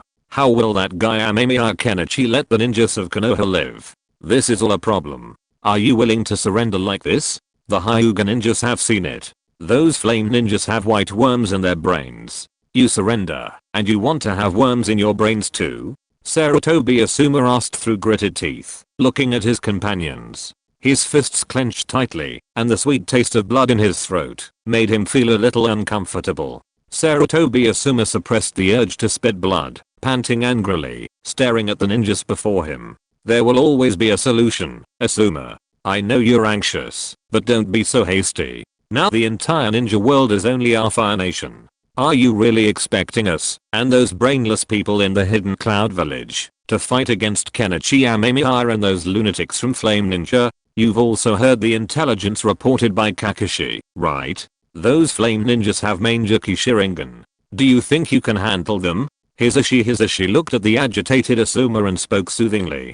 Because the Hidden Cloud Village and Konoha quickly established a relationship, the Hidden Cloud Village ninjas didn't come to take Hinata Hyuga, so Hisashi naturally survived. If Kenichi Amemiya knew, he might even lament that he had unknowingly changed ninja history once again. Hisashi felt his thinking was sound. How could they defeat so many Manjaki ninjas? Each enemy using a jutsu would be enough to annihilate most of the ninja. And what good would it do if the elite ninjas survived? Could they possibly overcome Kenichi Amemiya? Then our Sarutobi clan won't be cowards. Asuma gritted his teeth and left. He was disappointed with this village. These people only cared about their own interests, not anyone else. Sarutobi heroes and died for the village, and yet no one wanted to avenge him. Asuma left quickly, slamming the door shut behind him. The loud noise brought Tsunade, who had been somewhat dazed, back to her senses. She glanced at the ninjas. The two elders will lead the ANBU ninja to discuss your decision with the ninjas of the Hidden Cloud Village, Tsunade said calmly. Mizuta Manen looked at her in surprise. This wasn't right. Shouldn't Tsunade be leading the team? Just as Mizuta Manen was about to say something to Tsunade, she suddenly stood up. From today on, I'm no longer the 5th Hokage of the Hidden Leaf Village of the Land of Fire. I abdicate. Tsunade placed her Hokage hat on the table and stood up, heading for the main entrance. Some of them tried to speak, but after Tsunade shattered the wall with a single punch, they fell silent. Instead, they watched Tsunade and Shizune leave the new Hokage building. As Tsunade left, the passing ANBU ninja saluted respectfully. Tsunade nodded slightly, feeling a sudden sense of relief. Looking at her portrait on Hokage Rock in the distance, she gave a wry smile. Was she the Hokage with the shortest tenure? How long had the Yondaime served as Hokage? She couldn't recall. Her memory was a little hazy. Tsunade walked out of the village expressionlessly. The guarding ninja looked at her and Shizune, who was carrying her backpack, in surprise, but they said nothing, instead bowing respectfully. Shortly after leaving Konoha, Tsunade turned her head to look back at the village behind her, the village where she had grown up, fought, fallen in love, and shouldered her responsibilities. Suddenly, her vision blurred. Tsunade gritted her teeth, her fists clenched tightly. Through her tears, she saw her grandfather smiling at her, Senjuta Berama waving at her, and the old Sandaime smoking silently. He sighed at her, then smiled and came over to rub her head. Finally, a man with white spiky hair and a large nose smiled at her. Tsunade took a deep breath, and she suddenly figured something out. She suddenly knew why Jiraiya did that in the first place, and why Jiraiya didn't come back in the end. She suddenly knew what she was going to do. Travel in the land of the fire country, and then change her mind and live. That choice was not her choice. Tsunade silently took out the Konoha ninja forehead protector from her pocket. She touched the forehead protector, and then resolutely put it on her forehead. She took out the wartime clothes with one hand, and put them on herself. When she turned her head, she saw Shizune also changed into the same clothes, standing silently beside her. Tsunade opened her mouth to say something, but looking at Shizune's eyes, Tsunade still said nothing. She nodded, and took Shizune with her, and rushed towards the location of the Land of Lightning. Just after Tsunade left, Mitamono and Utane Koharu reluctantly left Konoha with the ANBU ninjas, and hurried to the Kumogakure headquarters. They needed to see what the Kumogakure ninjas thought. If they were willing to surrender together, that would be great, but if they refused, that would be troublesome. Sister Tsunade, why bother? Amemiya Kenichi sighed, looking at the woman before him. When he arrived, after receiving the intelligence, the old Kumogakure had been violently cleared out by Tsunade. Now only Tsunade and Shizune sat there, quietly watching him in the empty center of the village. Dark clouds covered the Kumogakure sky, making it look gloomy, signaling rain. Amemiya Kenichi had mixed feelings. He considered Tsunade and Shizune very useful. After all, they were both medical ninjas, and Tsunade's attainments in medical ninjutsu were extremely high. It would be hard to find a healer as skilled as Tsunade in the ninja world. If possible, Amemiya Kenichi hoped Tsunade would surrender and serve the N Kingdom. But he had just finished making a thermobaric bomb, and presented it to Black Zetsu. He was about to have another passionate discussion with Sanzu Amado about the future of the Chakra Energy era when Uchiha Hashirama suddenly arrived with distressing news. Tsunade and Shizune had arrived at the Hidden Cloud Village in the Land of Lightning, specifically to fight Kenichi Amemiya. Kenichi hurried over, only to see this very scene. Seeing Tsunade's armored uniform, Kenichi knew exactly what she was thinking. Ninjas, what troublesome creatures they were. No need to say more. Kenichi Amemiya. Tsunade stood up. Shizune also stood beside her, silently standing beside her. Without saying a word, her eyes calmly gazed at Kenichi Amemiya, as if she were looking at an enemy. Kenichi Amemiya sighed. He closed his eyes, and when he opened them again, lightning lines had crept into the corners. He knew that the person standing before him was a hero. A stubborn ninja, a pure ninja. Yet, it seems it's precisely because of these ninjas, steadfast in their ninja ways, willing to die rather than compromise, that the ninja world has become what it is today. Amemiya Kenichi looked at Tsunade and Shizune. This battle might be his last against the ninjas of the ninja world. No, it might even be the penultimate. Whether it would be the last depended on the opinions of the Reikage of the Hidden Cloud Village, AI. But Amemiya Kenichi knew that after this battle, there would be no more Konoha, or rather, no more Hokage. The will of fire was annihilated in the era that had him. Goddamn Hokage, rest in peace. Amemiya Kenichi slowly approached. Hearing his words, Tsunade suddenly became excited. She stomped her foot so hard that the ground cracked under the immense force, and Tsunade instantly vanished from Amemiya Kenichi's sight. It's too early to say that now. Brat. Let me teach you how to fight a ninja today. Tsunade's voice came with the sound of breaking wind, and she rushed towards Kenichi Amemiya at a rapid speed. And Shizune also rushed up without hesitation. The cold wind was howling. Orochimaru folded his hands and looked at the tree in front of him. The tree was already dead, and there were not many leaves on it. It was already a dead tree, with only one dead leaf still hanging on the branch, unwilling to leave the place where it was born and raised for a long time. Orochimaru looked into the distance. His eyes were dazed. Then he silently picked up a piece of wood and sat on the ground. She picked up a file. Without using any ninjutsu, she sat there, silently carving the wood in her hand. And in front of her, Jiraiya's tomb was standing there. Chapter 488 Death of Hokage.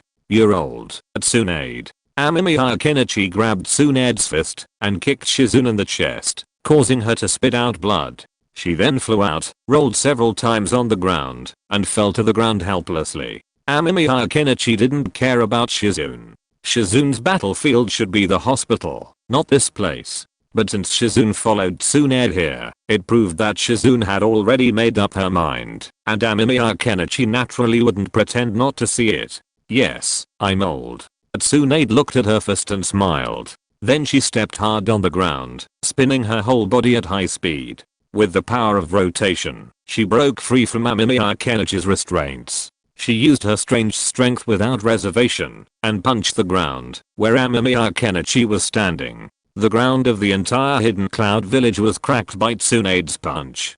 Kenichi Amemiya frowned slightly, took a deep breath, and then a wooden figure the size of a 3-story building rose from the ground. Susanoo armor enveloped it, and Kenichi Amemiya raised his long sword and slashed it down at Tsunade. The sword, brimming with Susanoo's energy, slammed into the ground, igniting black fire. The overwhelming wind pressure made Tsunade squint, but she took a deep breath, lunged forward, and delivered a powerful punch to the wooden figure's chest. The Susanoo armor shattered beneath Tsunade's relentless blow. Kenichi Amemiya knew Tsunade was risking her life. She now unleashed a sense of desperation, pouring her chakra into each strike, resulting in immense power. However, even with her yin seal, Tsunade couldn't sustain such a fight for long.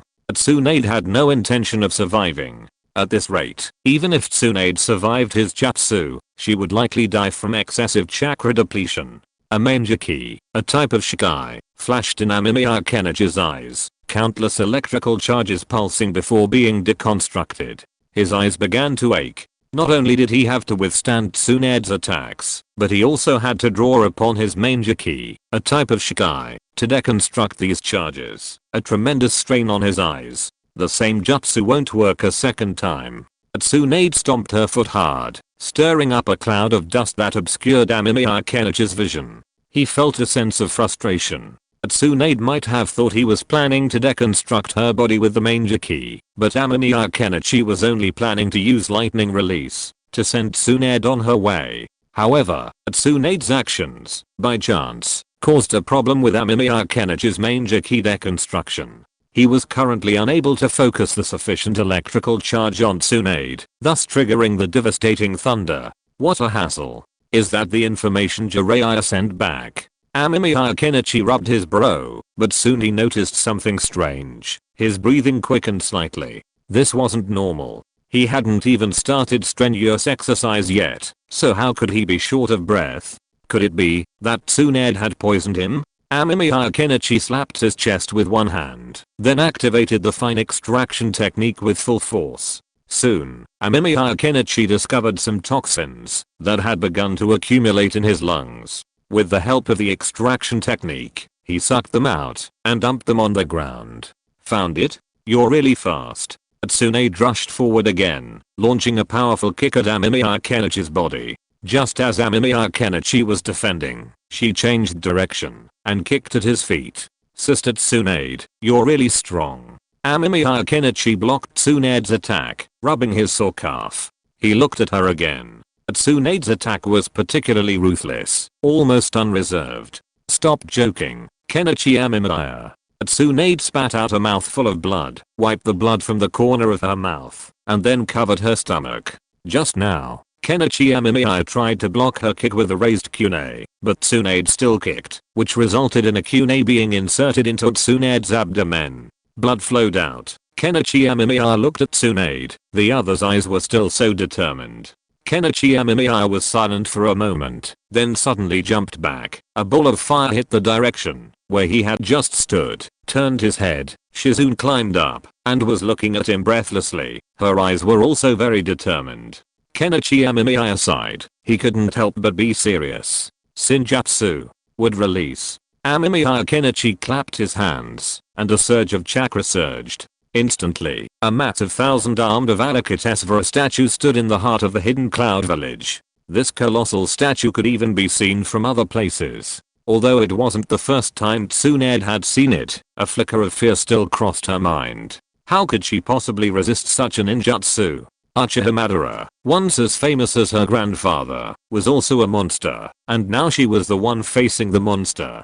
Countless fists rained down like a torrential rain, carrying with them colossal amounts of chakra that instantly raised the entire hidden cloud village to the ground. Tsunade and Shizune vanished beneath the relentless barrage of fists. The entire mountain seemed to tremble at that moment. After all the attacks dissipated, Amemiya Kenichi unleashed a wind release, sweeping away the dust and revealing the hidden cloud village, which had been destroyed by a force of more than a meter. Tsunade lay in the center, bloody, but her flesh was slowly repairing itself. Below her lay another person, Shizune. Amemiya Kenichi raised an eyebrow, leaped down, and slowly made his way to Tsunade's side. Tsunade was aging, her chakra dwindling.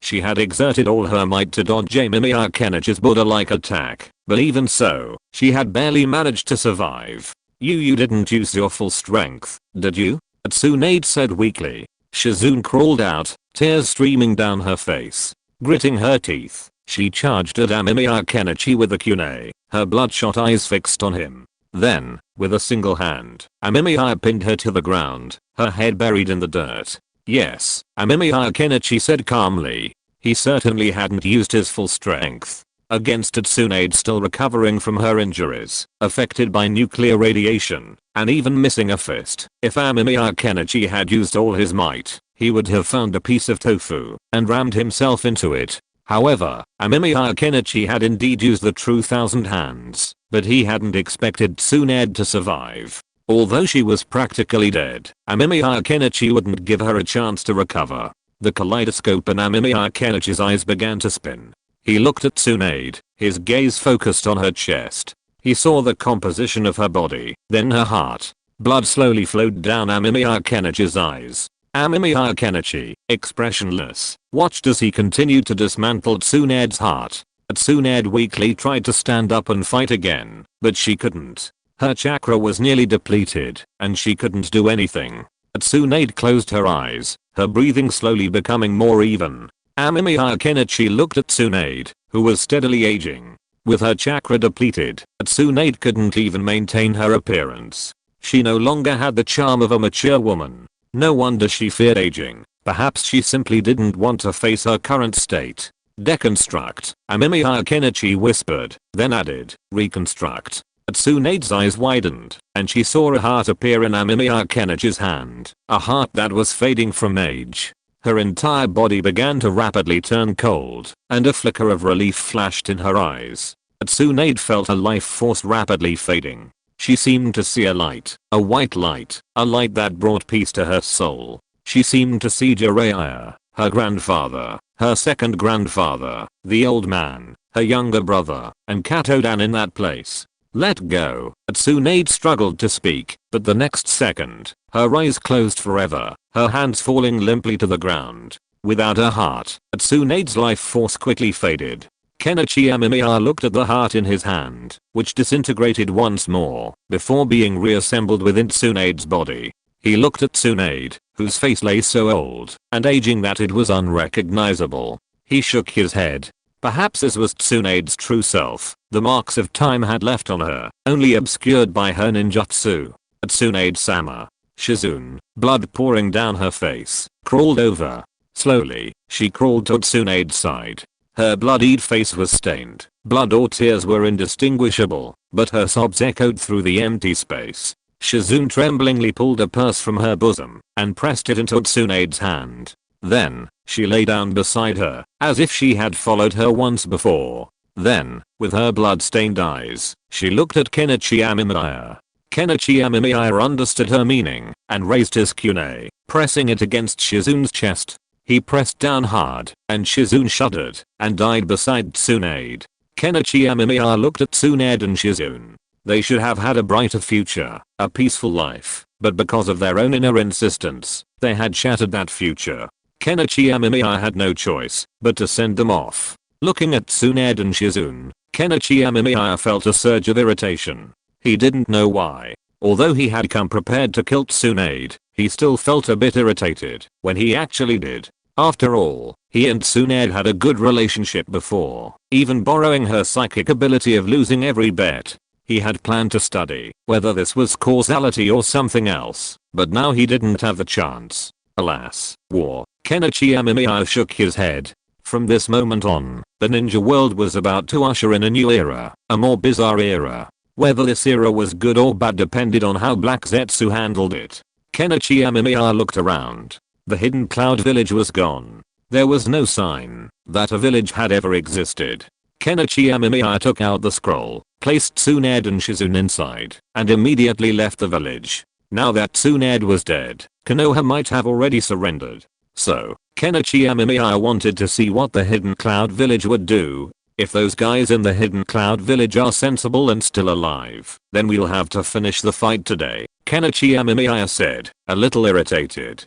He looked at the scroll in his hand, a chill in his eyes. He didn't want to be in the middle of his research, only to be told by someone that the hidden cloud village's fourth Reikage, AI, and Killer Bee were waiting for him to fight. That would seriously dampen his concentration. So, Kenichi Amemiya planned to go to the Land of Fire first to see what the hidden cloud village was up to. If they were to fight, he could finish them all at once. But before doing so, he created a clone, having it carry the remains of Tsunade and Shizune away from the fire country, heading in another direction. A gust of wind blew past, and Orochimaru looked up. The leaves on the dead tree had already fallen, swelling and landing on the ground. Now, the tree was devoid of any leaves. Soon, such a tree would be felled, or slowly die in this forest. Teacher, Amemiya Kenichi's clone approached and placed the scroll on the ground. Orochimaru paused, not turning back. As if understanding Orochimaru's intention, Amemiya Kenichi's clone immediately disbanded. Orochimaru then turned back and picked up the scroll. As expected, Orochimaru said, looking at the dead Tsunade and Shizune before him, a flicker of resignation in his eyes. Although she had previously heard her disciple say that Tsunade was waiting for her disciple in the hidden cloud village, she had known what Tsunade was thinking this time, but seeing it in person still left her with mixed feelings. Orochimaru waved his hand, and a pit appeared in the ground. She placed Tsunade and Shizune in the coffins, and buried them in the ground. A grave mound appeared next to Jiraiya's. Orochimaru picked up the wooden plaque he had carved earlier, and placed it in front of Tsunade and Shizune's graves. She then stood up, looking at the graves in front of her, silent for a long moment, before turning and leaving.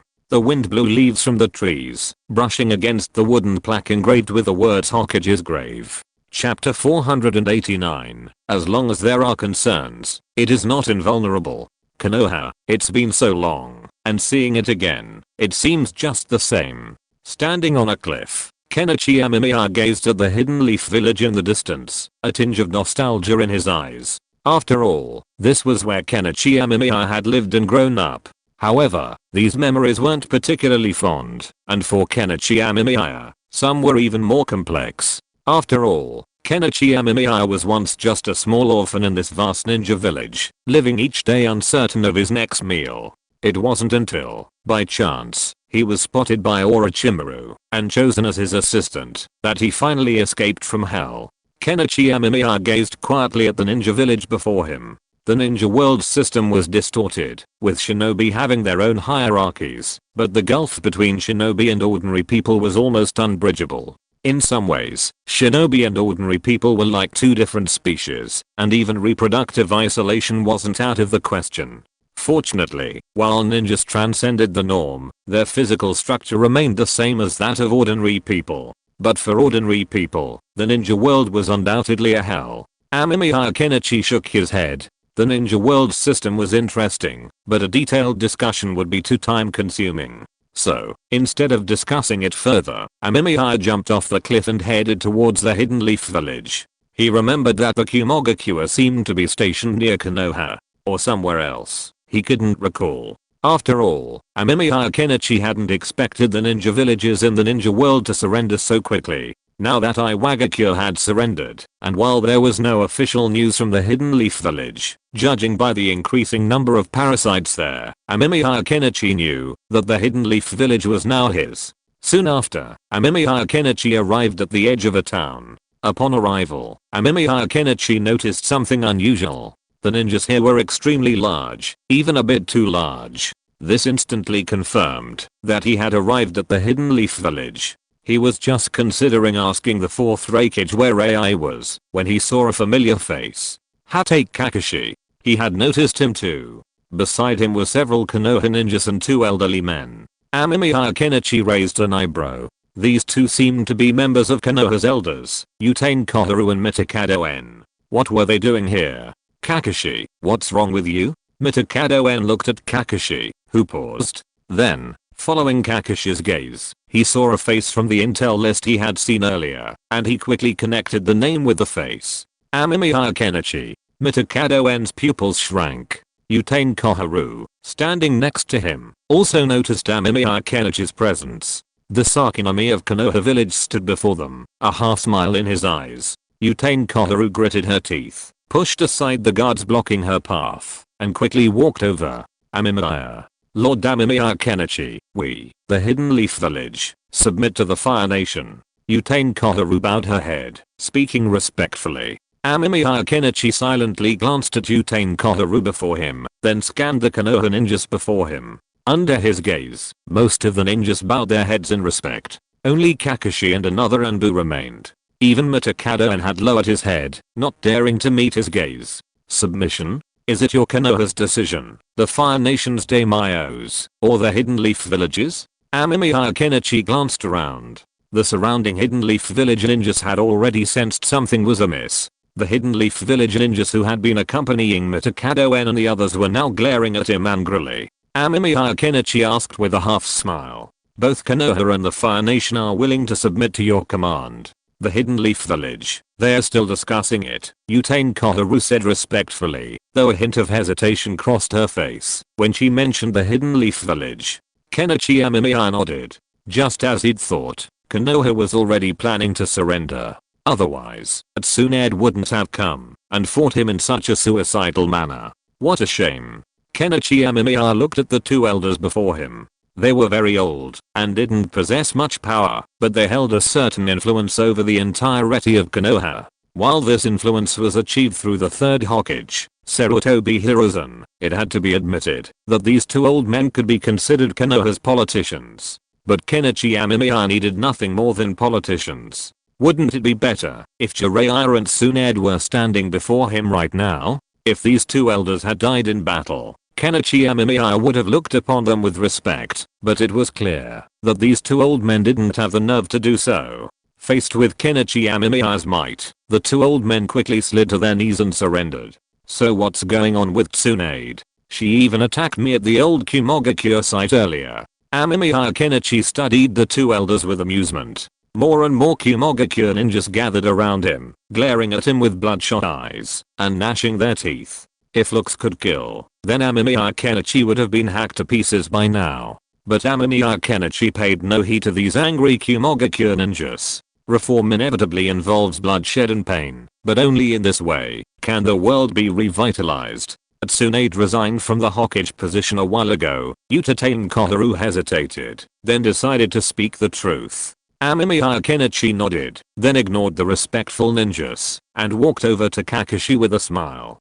Kakashi clenched his fists tightly, trembling as he looked at Amemiya Kenichi. Kakashi, long time no see. Amemiya Kenichi smiled, reaching out and hugging Kakashi. Kakashi didn't move, unsure how to face him. Amemiya Kenichi didn't say anything, but instead smiled and told Kakashi to meet for a barbecue sometime. Then his gaze fell on another ninja who hadn't bowed his head. The ninja glared at Amemiya Kenichi with gritted teeth. His eyes narrowed. This ninja seemed to have a serious problem with him. "You seem to hate me?" Amemiya Kenichi said, half smiled, pressing the ninja's shoulder. Even from a distance, Amemiya Kenichi could hear the ninja's heavy breathing. His bloodshot eyes seemed to roar with murderous intent against Amemiya Kenichi. The ninja remained silent, simply staring at him angrily. "Amemiya-sama, his brother was killed in the previous war," Mitamanen said softly. At this, Amemiya Kenichi understood. Another case of war-related hatred. Kenichi Amemiya had no solution to this situation. War meant death, and death meant the continuation of hatred. This was why, as wars grew in frequency, the hatred between the two factions grew to an indelible depth. Only by extinguishing the war over time, and then allowing a long period of peace to wash away the pain, could the vortex of hatred dissipate. But this would take an extremely long time, perhaps even centuries. Kenichi Amemiya's efforts to change the world inevitably stained his hands with blood. He knew not everyone would accept his advice, but fortunately, this was the time for the parasite to help. "It's okay, it's okay.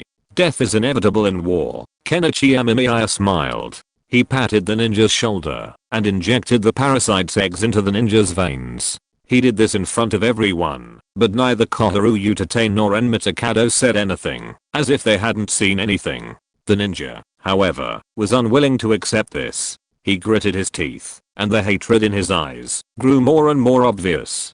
"Kenichi Amemiya, how dare you come here alone?" A furious voice erupted. The fourth Reikage, AI, bandaged, approached, glaring angrily at Kenichi Amemiya. Flanked by him stood Deru and Killer Bee. Kenichi Amemiya glanced at the fourth Reikage. "Reikage, the land of lightning is gone, and the hidden cloud village is gone. What are you going to do?"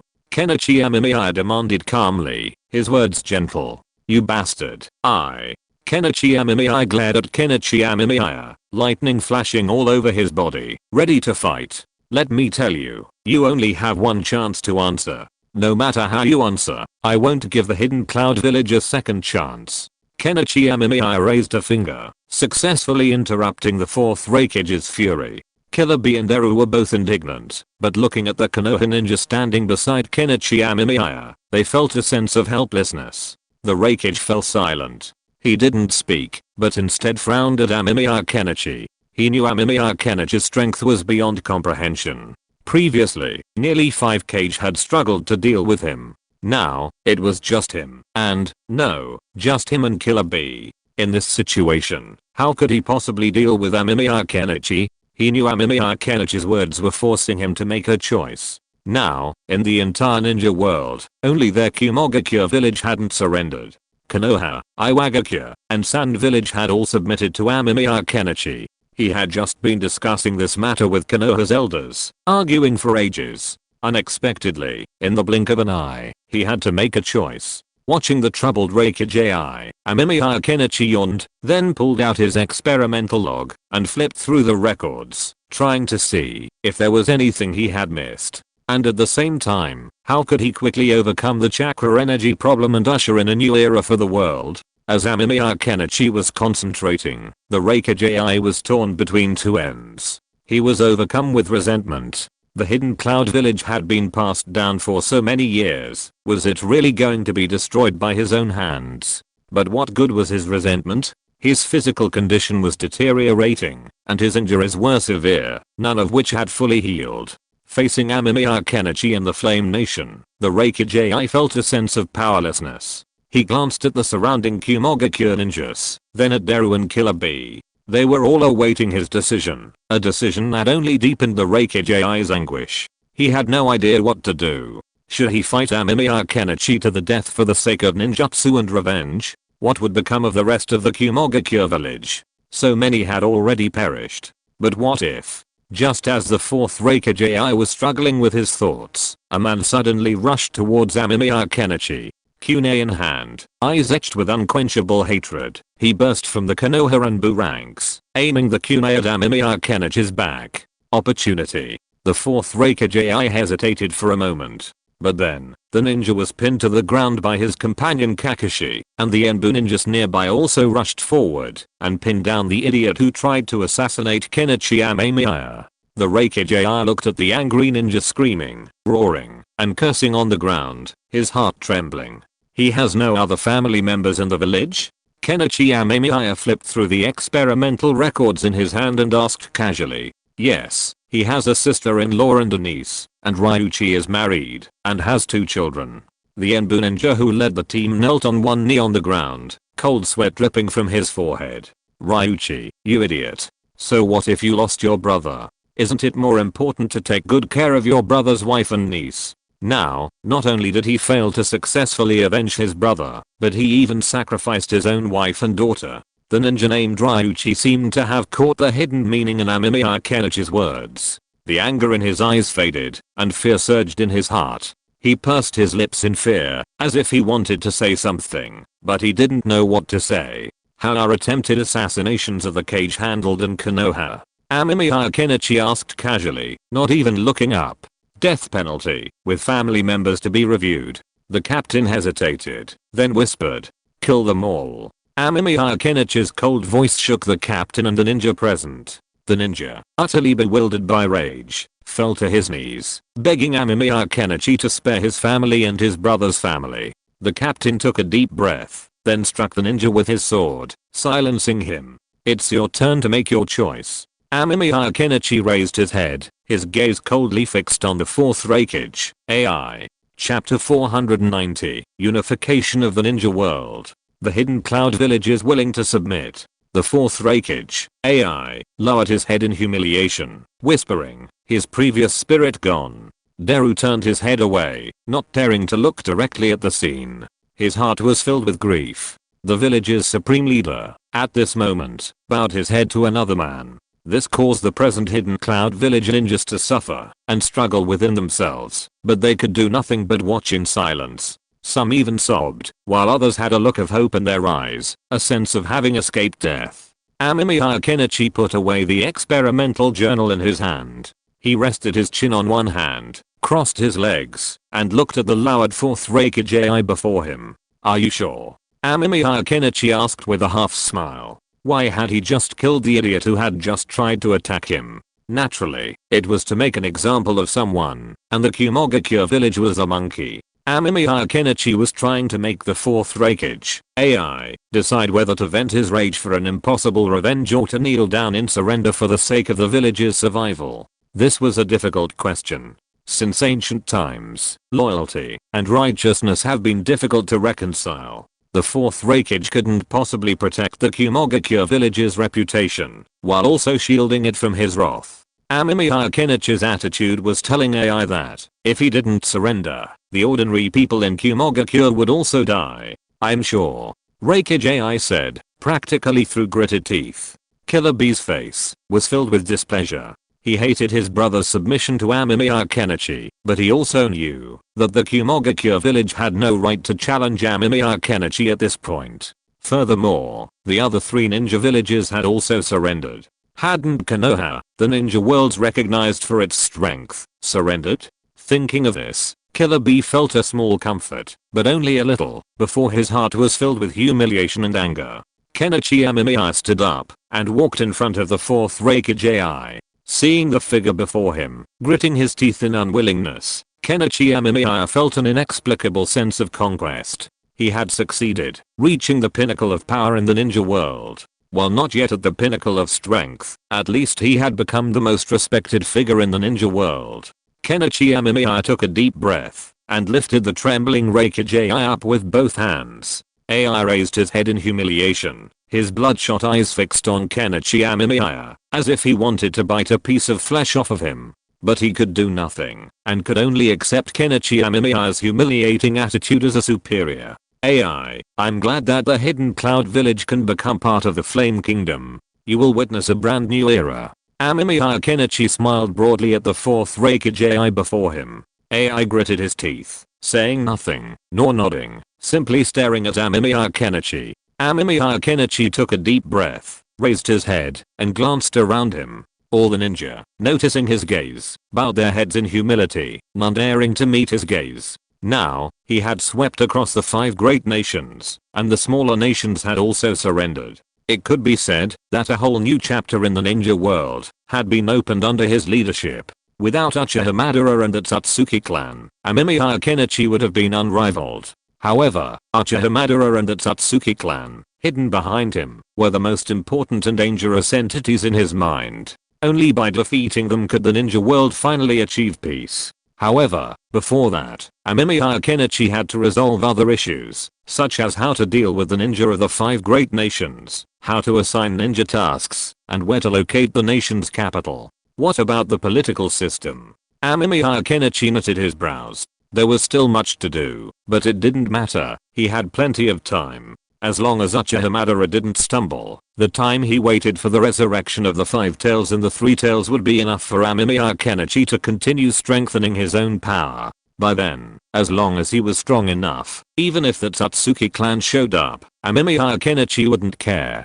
But it was time to resume scientific research, otherwise, someone will come to arrange for you later. Amemiya Kenichi briefly explained. The Flame Kingdom currently had dedicated personnel to handle the governance of newly surrendered nations. However, now that the 3 major nations had surrendered, Amemiya Kenichi's department staff would need time to handle the affairs of these nations in batches. Although the Hidden Cloud Village was the last to surrender, the Land of Lightning was already undergoing reforms, so the Hidden Cloud Village could be handled as well. What are you going to do with us? AI asked. Although he still felt uncomfortable after surrendering, he was more concerned about what would happen to the ninjas in his village. How would they live? Where would they build their own village in the future? These were all questions. You guys stay here first, and I'll send you an invitation when the time comes. Kenichi Amemiya hadn't made up his mind yet, but he wasn't in a hurry. He would go back and discuss it with his think tank and teachers, and he should be able to come up with a proper solution by then.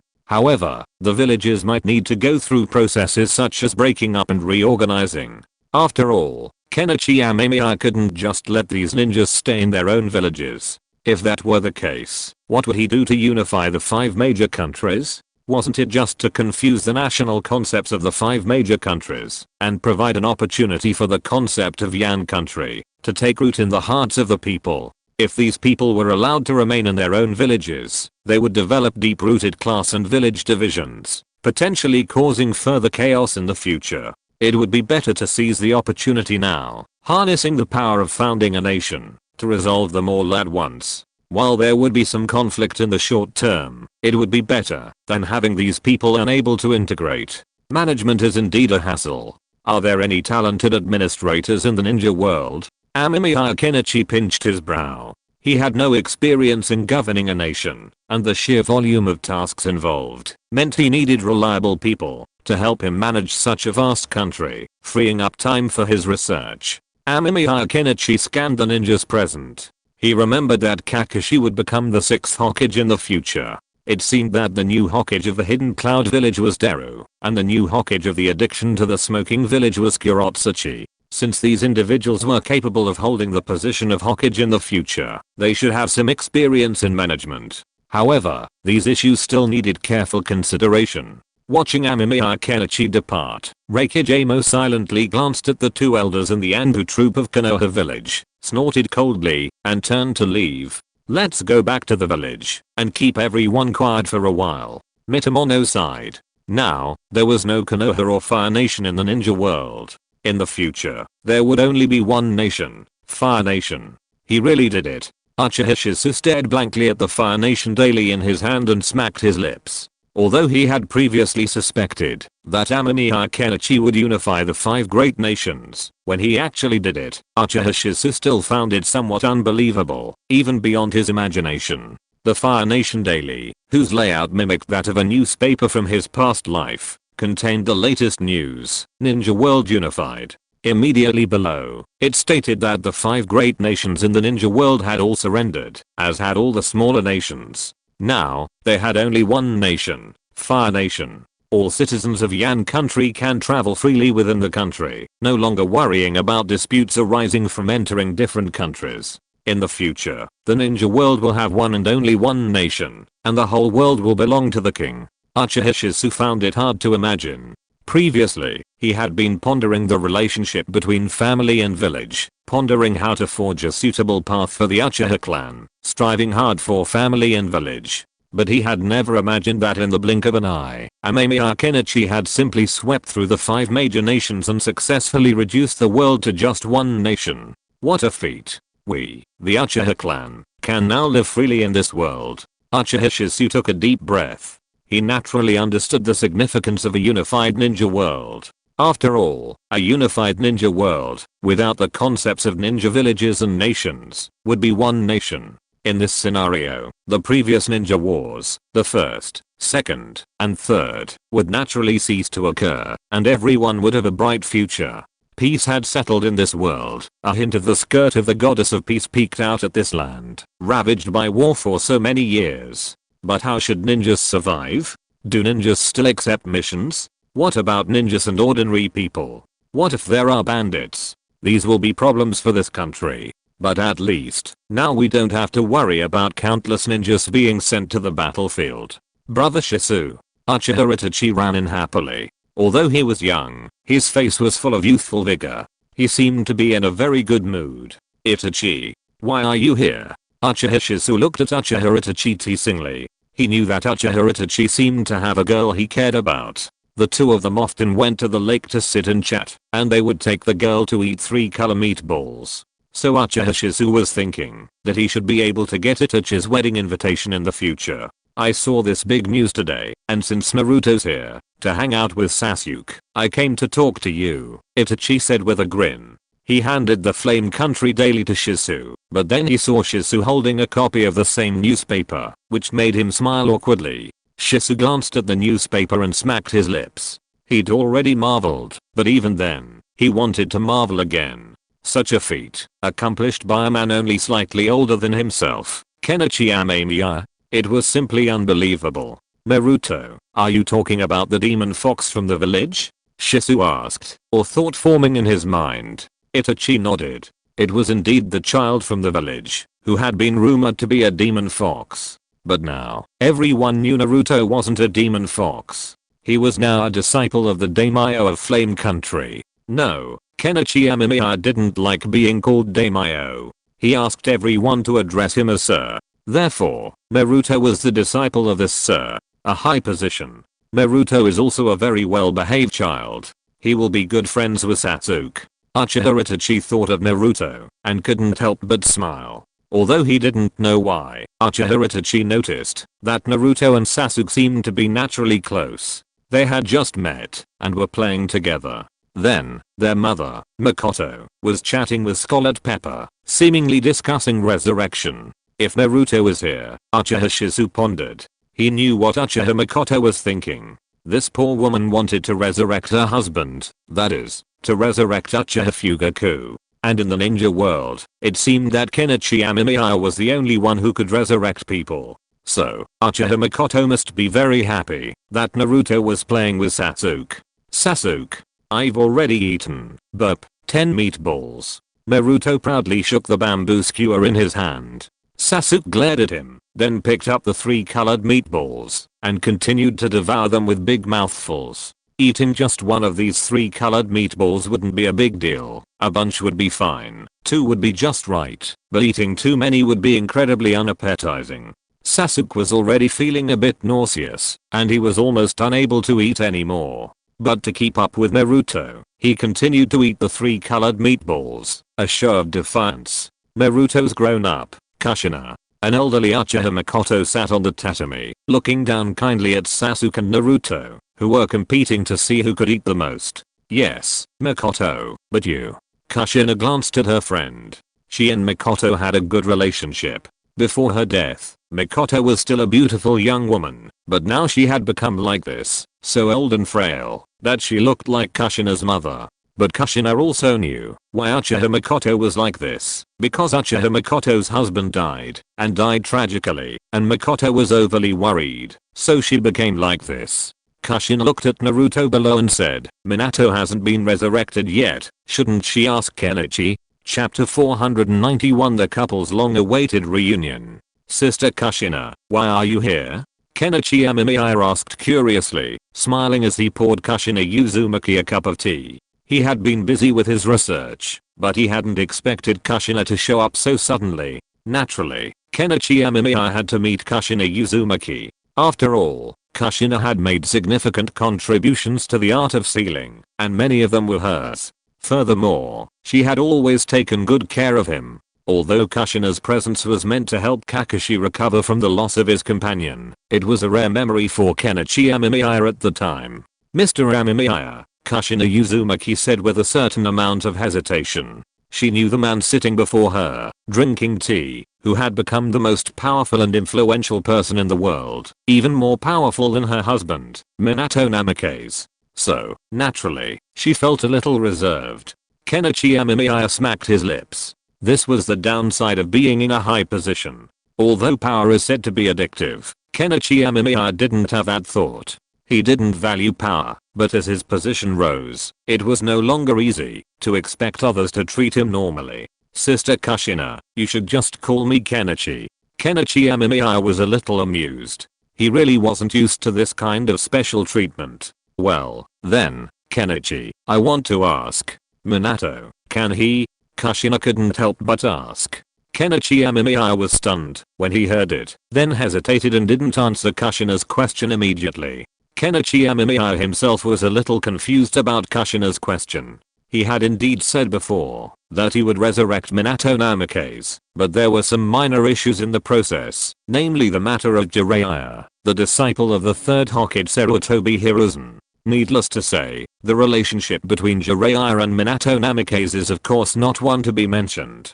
Jiraiya is Minato Namikaze's teacher, and the fact that Minato Namikaze named Naruto with inspiration from his teacher's book shows how important Jiraiya is to Minato Namikaze.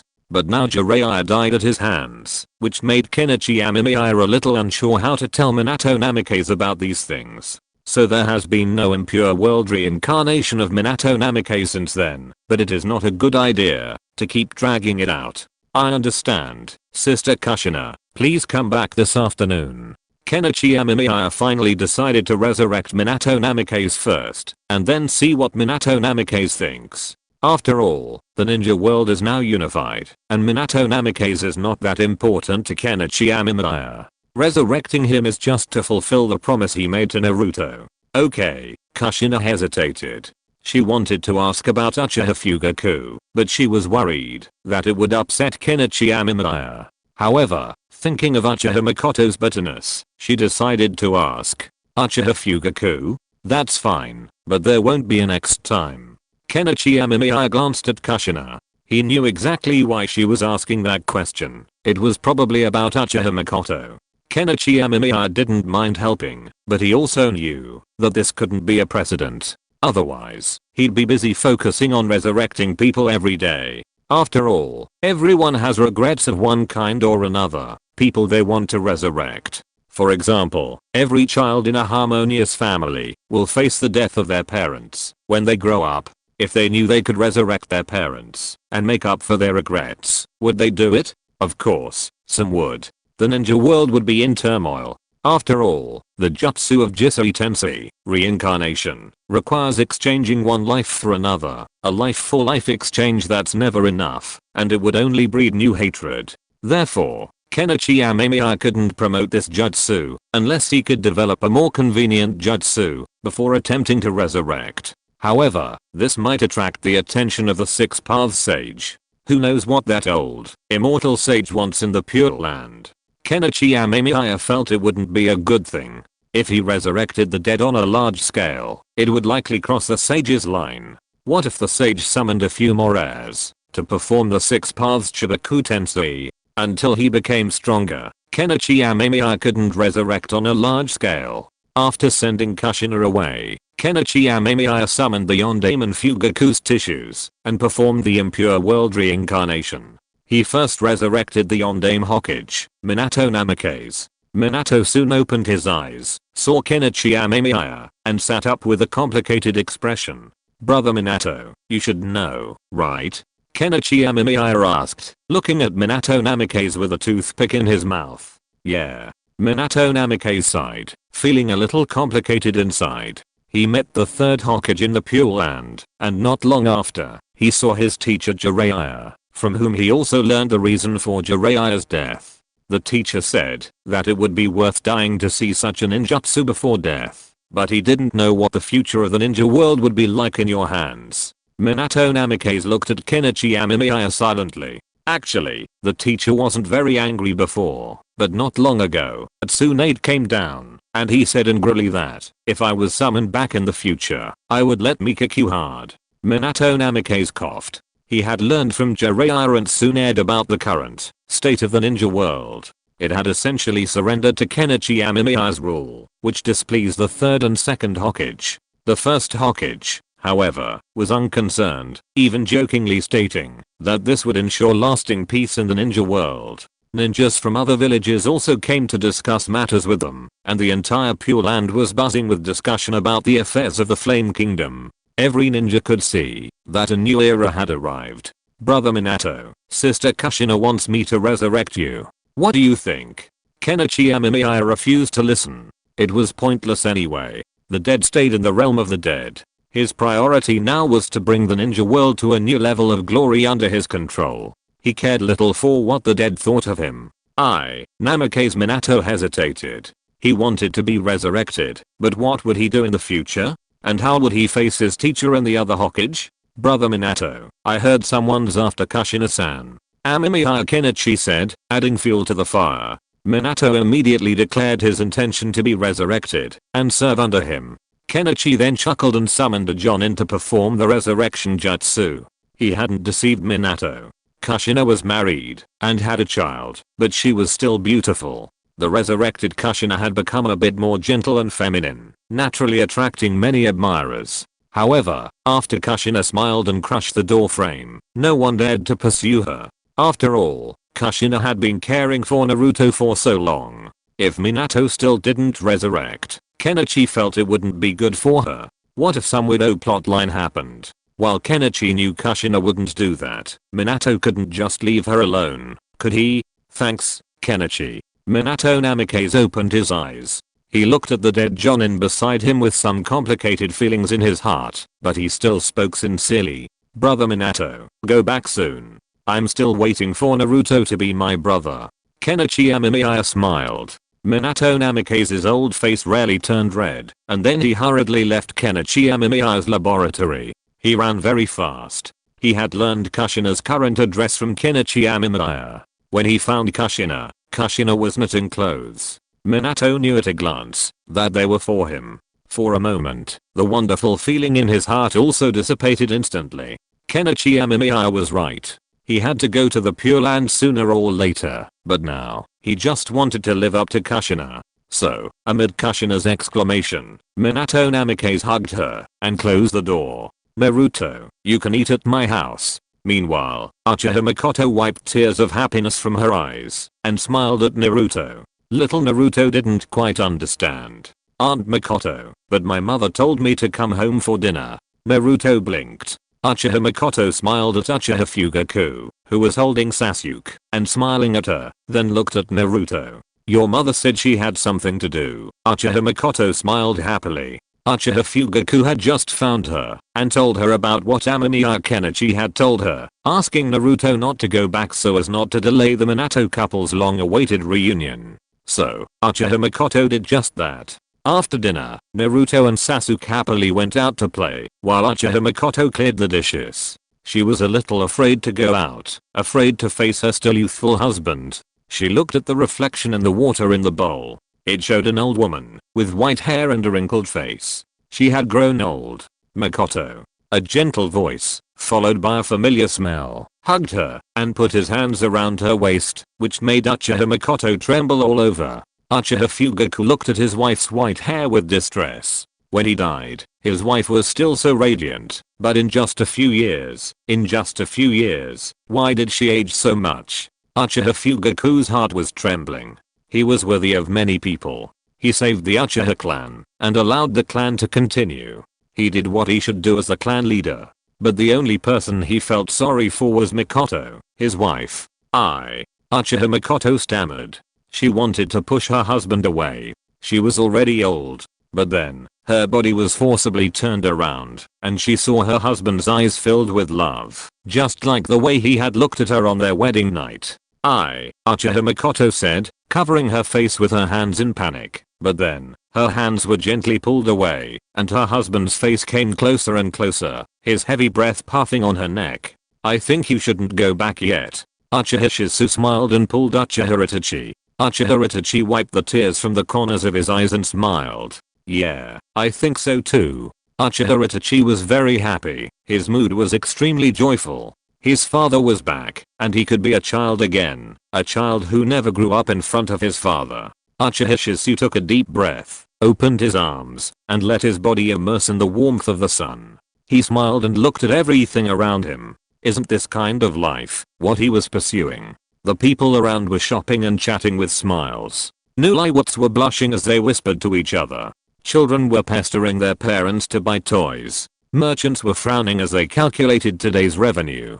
This was everyday life, but compared to the chaos of war, this kind of life seemed incomparably beautiful. This is how the world should be. A monster as terrifying as war should never be released. Huh? Who's that over there? Uchiha Shisu looked towards the street. There were several people coming over there. He knew them. They were all bigwigs in Konoha, Mitokado N, Nerashikaku, Hyuga Hayashi, and Hyuga Hisashi. Shisu, that looks like that Tsuchika Janoki over there, right? Uchiha Itachi tugged at Shisu's clothes. Shisu looked over and saw that it was indeed Inoki. There was also a girl behind him. The girl was happily hugging a middle-aged man and crying loudly. Shisu remembered that the man's name was Huangtu. On the other side of the street, Ibizo, the former elder of the Sand Village, had also arrived, along with AI, the fourth Reikage of the Kumogakure village, as well as Deru and Killer Bee. These once powerful figures of the ninja world were all present.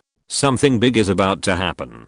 Uchiha Shisu smacked his lips. He knew something was going to happen, otherwise all these important figures wouldn't be here. Some of them were in good spirits, others looked sullen and unhappy, but they were still here. Mr. Shisu, a woman approached, and Shisu's eyes suddenly grew more serious. He looked at this fellow Uchiha, a member of the clan, but she was Amemiya Kenichi's secretary. Mr. Shisu, Amemiya-sama sent me to inform you that you need to go to conference room 1 for a meeting, Uchiha Shiri said softly. Shisu took a deep breath and nodded. Chapter 492, Division of the Ninja World. Uchiha Shisu took his seat and glanced around.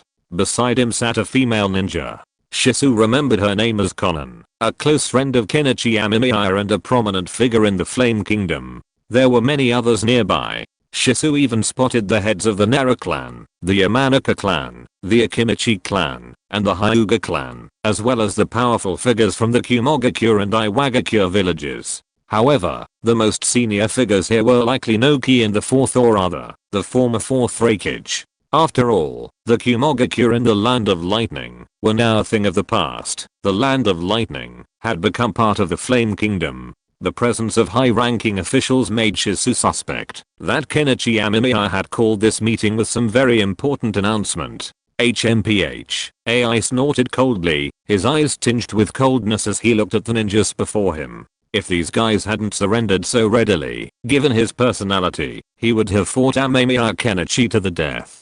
But now, he couldn't bring himself to say this. AI, ahem. How are you? Inoki sat beside AI, coughing twice and looking at AI with a frail expression. But there was still a hint of worry on Inoki's face. Although the Iwagakure village had surrendered to Amemiya Kenichi, Inoki still didn't know what its future held. He needed to find out from Amemiya Kenichi, but at least they had survived. I'm fine, just a little under the weather sometimes. AI looked at Inoki, wanting to lose his temper, but seeing Inoki's frail appearance, he couldn't, so he could only answer Inoki's questions gently. It's so good to be young. Inoki coughed twice, and then chatted with AI. AI didn't really want to chat, but since few people dared to talk to him, she kept chatting with Inoki. But AI's eyes kept darting to the door. The meeting room was filling up, but the crucial figure, Kenichi Amemiya, was nowhere to be found. This made AI somewhat dissatisfied. Kenichi Amemiya had summoned them all, and now Kenichi Amemiya himself wasn't there. Wasn't this deliberately irritating? But the situation was overwhelming, and AI couldn't say anything, so she could only sulk. "Everyone, I'm sorry to be late." Kenichi Amemiya walked in with a smile, followed by Uchiha. Lord Amemiya, Noki of the Iwagakure village stood up first and bowed respectfully. This scene stunned everyone present. This was Noki. How could you, an old man, be so shameless? A powerful figure from a previous generation, now bowing to a junior? Still so respectful? Is he losing face? But with Noki doing this, all the ninjas present, whether willingly or unwillingly, could only stand up and respectfully call Lord Amemiya, and then salute obediently. The corner of Amemiya Kenichi's mouth twitched. He glanced at Inoki, who was looking at him respectfully. If you didn't know, you would think that Inoki had been implanted with parasites. However, Amemiya Kenichi knew that Inoki didn't have anything on his body, so why was this old guy so self-deprecating to please him now? Amemiya Kenichi didn't think that Inoki was serving him sincerely by being so self-deprecating.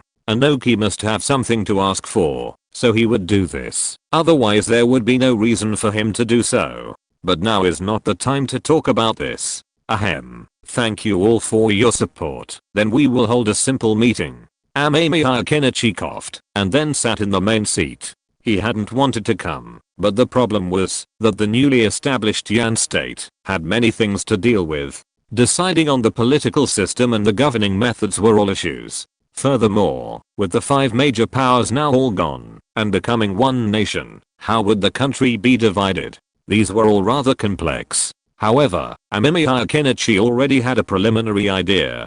He simply copied it, and it would be done. So, Amemiya Kenichi immediately presented a document. First, Yan state will no longer have any national name. Instead, it will simply be divided into provinces, with administrative levels allocated according to the city-county village system. Amemiya Kenichi took the document, and had Uchiha distribute a copy to everyone present before speaking. In principle, the size of a province will not change. Any changes will require high-level consultation, and each province must have a capital city. Amemiya Kenichi briefly outlined his administrative divisions. Actually, this concept had quite a long history, so Amemiya Kenichi felt no hesitation in using it. With a proven political system before him, he naturally copied it. As for the specific divisions, they are already listed above. You can take a look first, and then tell me if you have any opinions on them. Amemiya Kenichi calmly took a sip of water, then quietly held his hands, and looked at the family heads in front of him.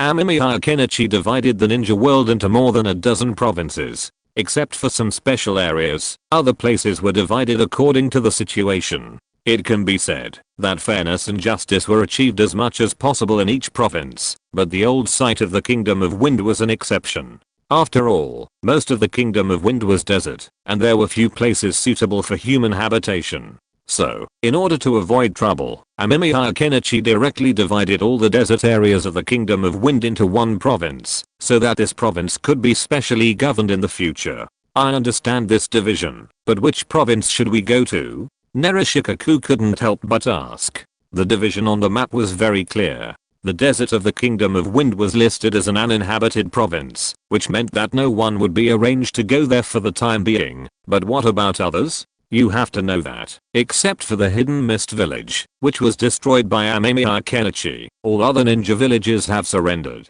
These ninja and villagers are a huge number. What to do with these villagers and ninja is the most critical issue. After all, land is not important. What is important is the people. If everyone in Konoha were to go to the Hidden Cloud Village, wouldn't the Hidden Cloud Village become Konoha? This is very simple. All ninja villages submit information lists by family, and then we will shuffle them, and draw lots for placement. Amemiya Kenichi narrowed his eyes. He had already thought about this problem. It must be said that Naruto was a smart man. He asked the key question. This problem had troubled Amemiya Kenichi for a while, but now he has thought of a solution. Family? What about families like ours? Hinata Hayashi asked anxiously. Their Hyuga clan, known as the largest in the ninja world, often relied on its large number of members, with close ties between the branch families and the main family. If the family was split, wouldn't the Hyuga clan's bloodline be lost? Of course it's split. Amemiya Kenichi looked at Hinata Hayashi calmly. The man's expression instantly darkened, but he still didn't dare to speak out. Just looking at Hinata Hayashi's expression, Amemiya Kenichi knew the old man was unwilling to accept this and would definitely find a way to solve the problem. After the division, members are theoretically not allowed to move to other provinces within 30 years. Amemiya Kenichi smiled and added a restriction, which immediately caused chaos in the entire venue. Everyone stared at Amemiya Kenichi in surprise. After all, this idea was a bit. Lord Amemiya, is this your idea? Narashikaku's expression was also not very good. He looked at Amemiya Kenichi and gently reminded him. You know, for the ninja world, what is most important? Is it the ninja village? No, it's not. It's not the ninja village. It's the family. In the final analysis, the ninja village is actually made up of families. Though civilians are dependent on the ninja village for their lives, and the ninja village is dependent on the family. The relationship between the ninja village and the family is both antagonistic and cooperative. The second generation Hokage, Senjuta Birima, has great restrictions on the families of Konoha because he can see that these families in Konoha are all based on the interests of the family. If there is a conflict between the interests of the family and the interests of the village, then they will stand on the side of the family. This is a key reason why Senjuta Birima wants to check and balance the family. It's just that the third generation Hokage learned the basics and is not as good at playing checks and balances as the second generation. Even the Nara clan, when they decided to surrender, actually surrendered with the idea of allowing the Nara clan to continue. If the Nara clan was to perish, they would definitely not surrender. But what Amemiya Kenichi said now is like splitting up the family. This is something that all ninja families cannot accept. It's only 30 years, and you can contact your clansmen through other means. It's impossible for your clan to break up, just because they are separated by several provinces, right? Amemiya Kenichi looked at the grim-faced clan leaders with a half smile. He did this on purpose. He saw the true nature of the ninja world clearly. If the clans weren't split up, they would become the psoriasis of Yang country in the future, easily becoming too powerful to be eliminated. Dealing with them could lead to new wars, which was inconsistent with the stable social environment Amemiya Kenichi desired. Therefore, they had to be split up now. Then what about our Hyuga clan? Hyuga Hayashi stood up, furious. If he had known this would happen, he would have said, "Don't want to do it? Then die." Amemiya Kenichi narrowed his eyes and spoke coldly. He didn't even stand up, but the look Hyuga Hayashi gave Amemiya Kenichi gave him a chill. This guy Amemiya Kenichi was serious. Hinata Hayashi looked at the clan leaders around him, hoping to gain some support. If everyone stood up and opposed the ban, Amemiya Kenichi wouldn't kill them all, would they? But to Hinata Hayashi's disappointment, no one stood up. They remained silent. Hinata Hayashi held his breath for a long moment, then sat back down. Amemiya Kenichi smiled.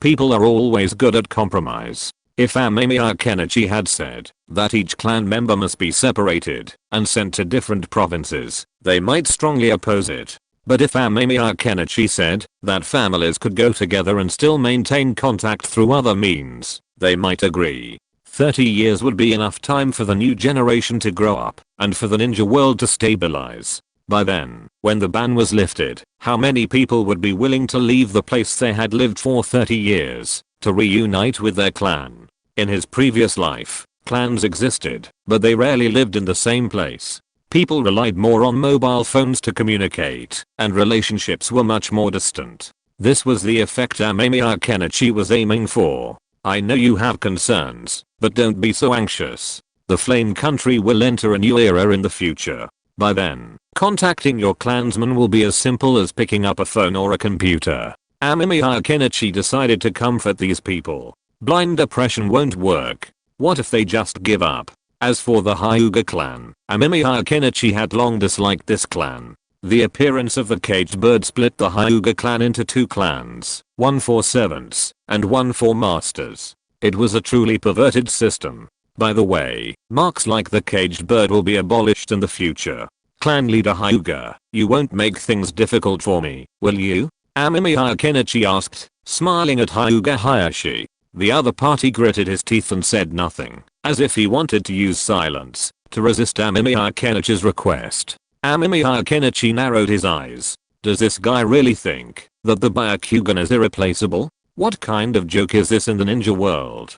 Kenichi Amemiya remembered that in the future movie, the man on the moon had said that within the Hyuga clan, only Hinata's bloodline was purest and most qualified. The rest were scum. I know, the Hyuga clan leader sighed. What could he do? He was desperate. If his previous proposal might have been supported, then this one was unlikely to be. The caged bird technique was practically their clan's exclusive ninjutsu, and it was too targeted. Kenichi Amemiya glanced at Hiashi Hyuga and said nothing more. He had worked with Hiashi Hyuga before, but that collaboration didn't mean they were particularly close. It was simply a matter of mutual benefit. Then, next, the division of government, the provinces. Kenichi Amemiya continued, explaining in great detail. These things had worked so well in his past life, so they wouldn't be a problem here. If you're listening to this novel on a channel other than Fanfic World, it means they downloaded and uploaded it without effort. We cordially invite you to visit our channel, Mundo Fanfic Novelos. There you'll find the original version of this story and you can explore many other novels of various genres. We're waiting for you to immerse yourself in a world of incredible novels.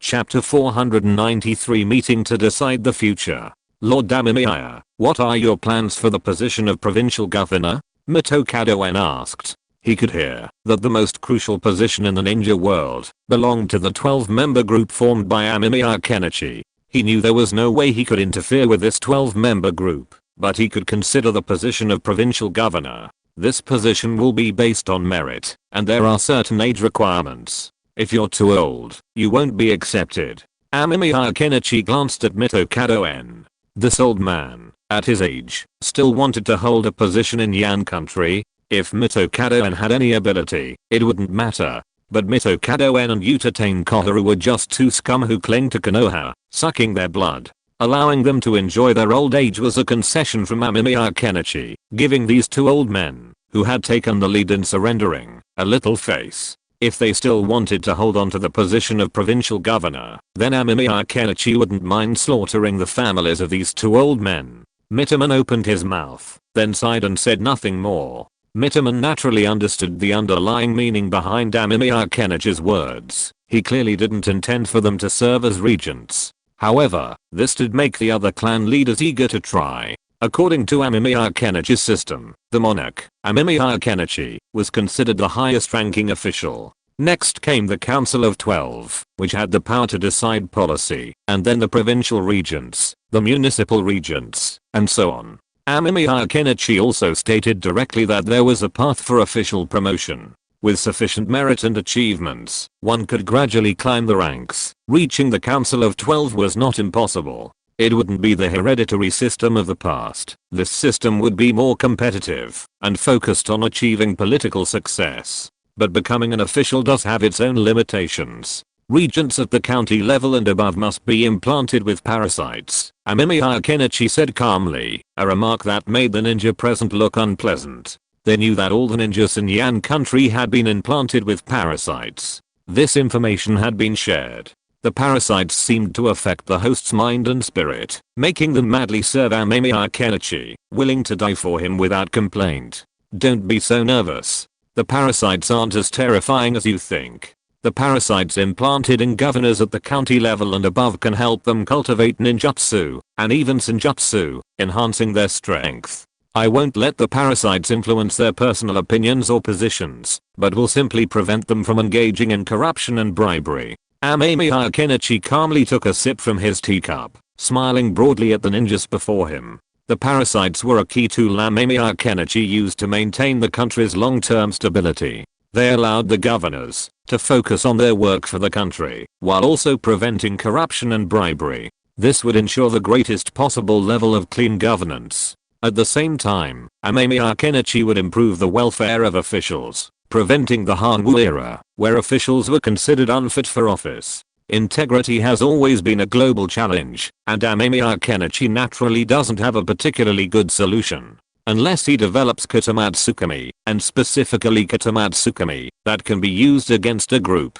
allowing every official to use Katamatsukami once upon taking office. Then the only hope for integrity among officials is their individual qualities. It would be better to use parasites to control them. However, the welfare of officials themselves cannot be neglected, otherwise no one will want to serve. Therefore, a two-pronged approach is the safest approach. The ninja present looked at each other in bewilderment, but remained silent. After all, they had already surrendered, so what else could they say? Amemiya Kenichi's willingness to propose these promotion systems was a welcome development. Taxes and laws are also being changed. I'll send you a copy, and then the reforms will be implemented nationwide. In the future, ninjas who kill without reason will be sentenced, up to and including the death penalty, Amemiya Kenichi continued. However, after the changes in the power structure, laws and taxes were no longer a concern for many. Lord Amemiya, what will be the future status of ninjas in the ninja world?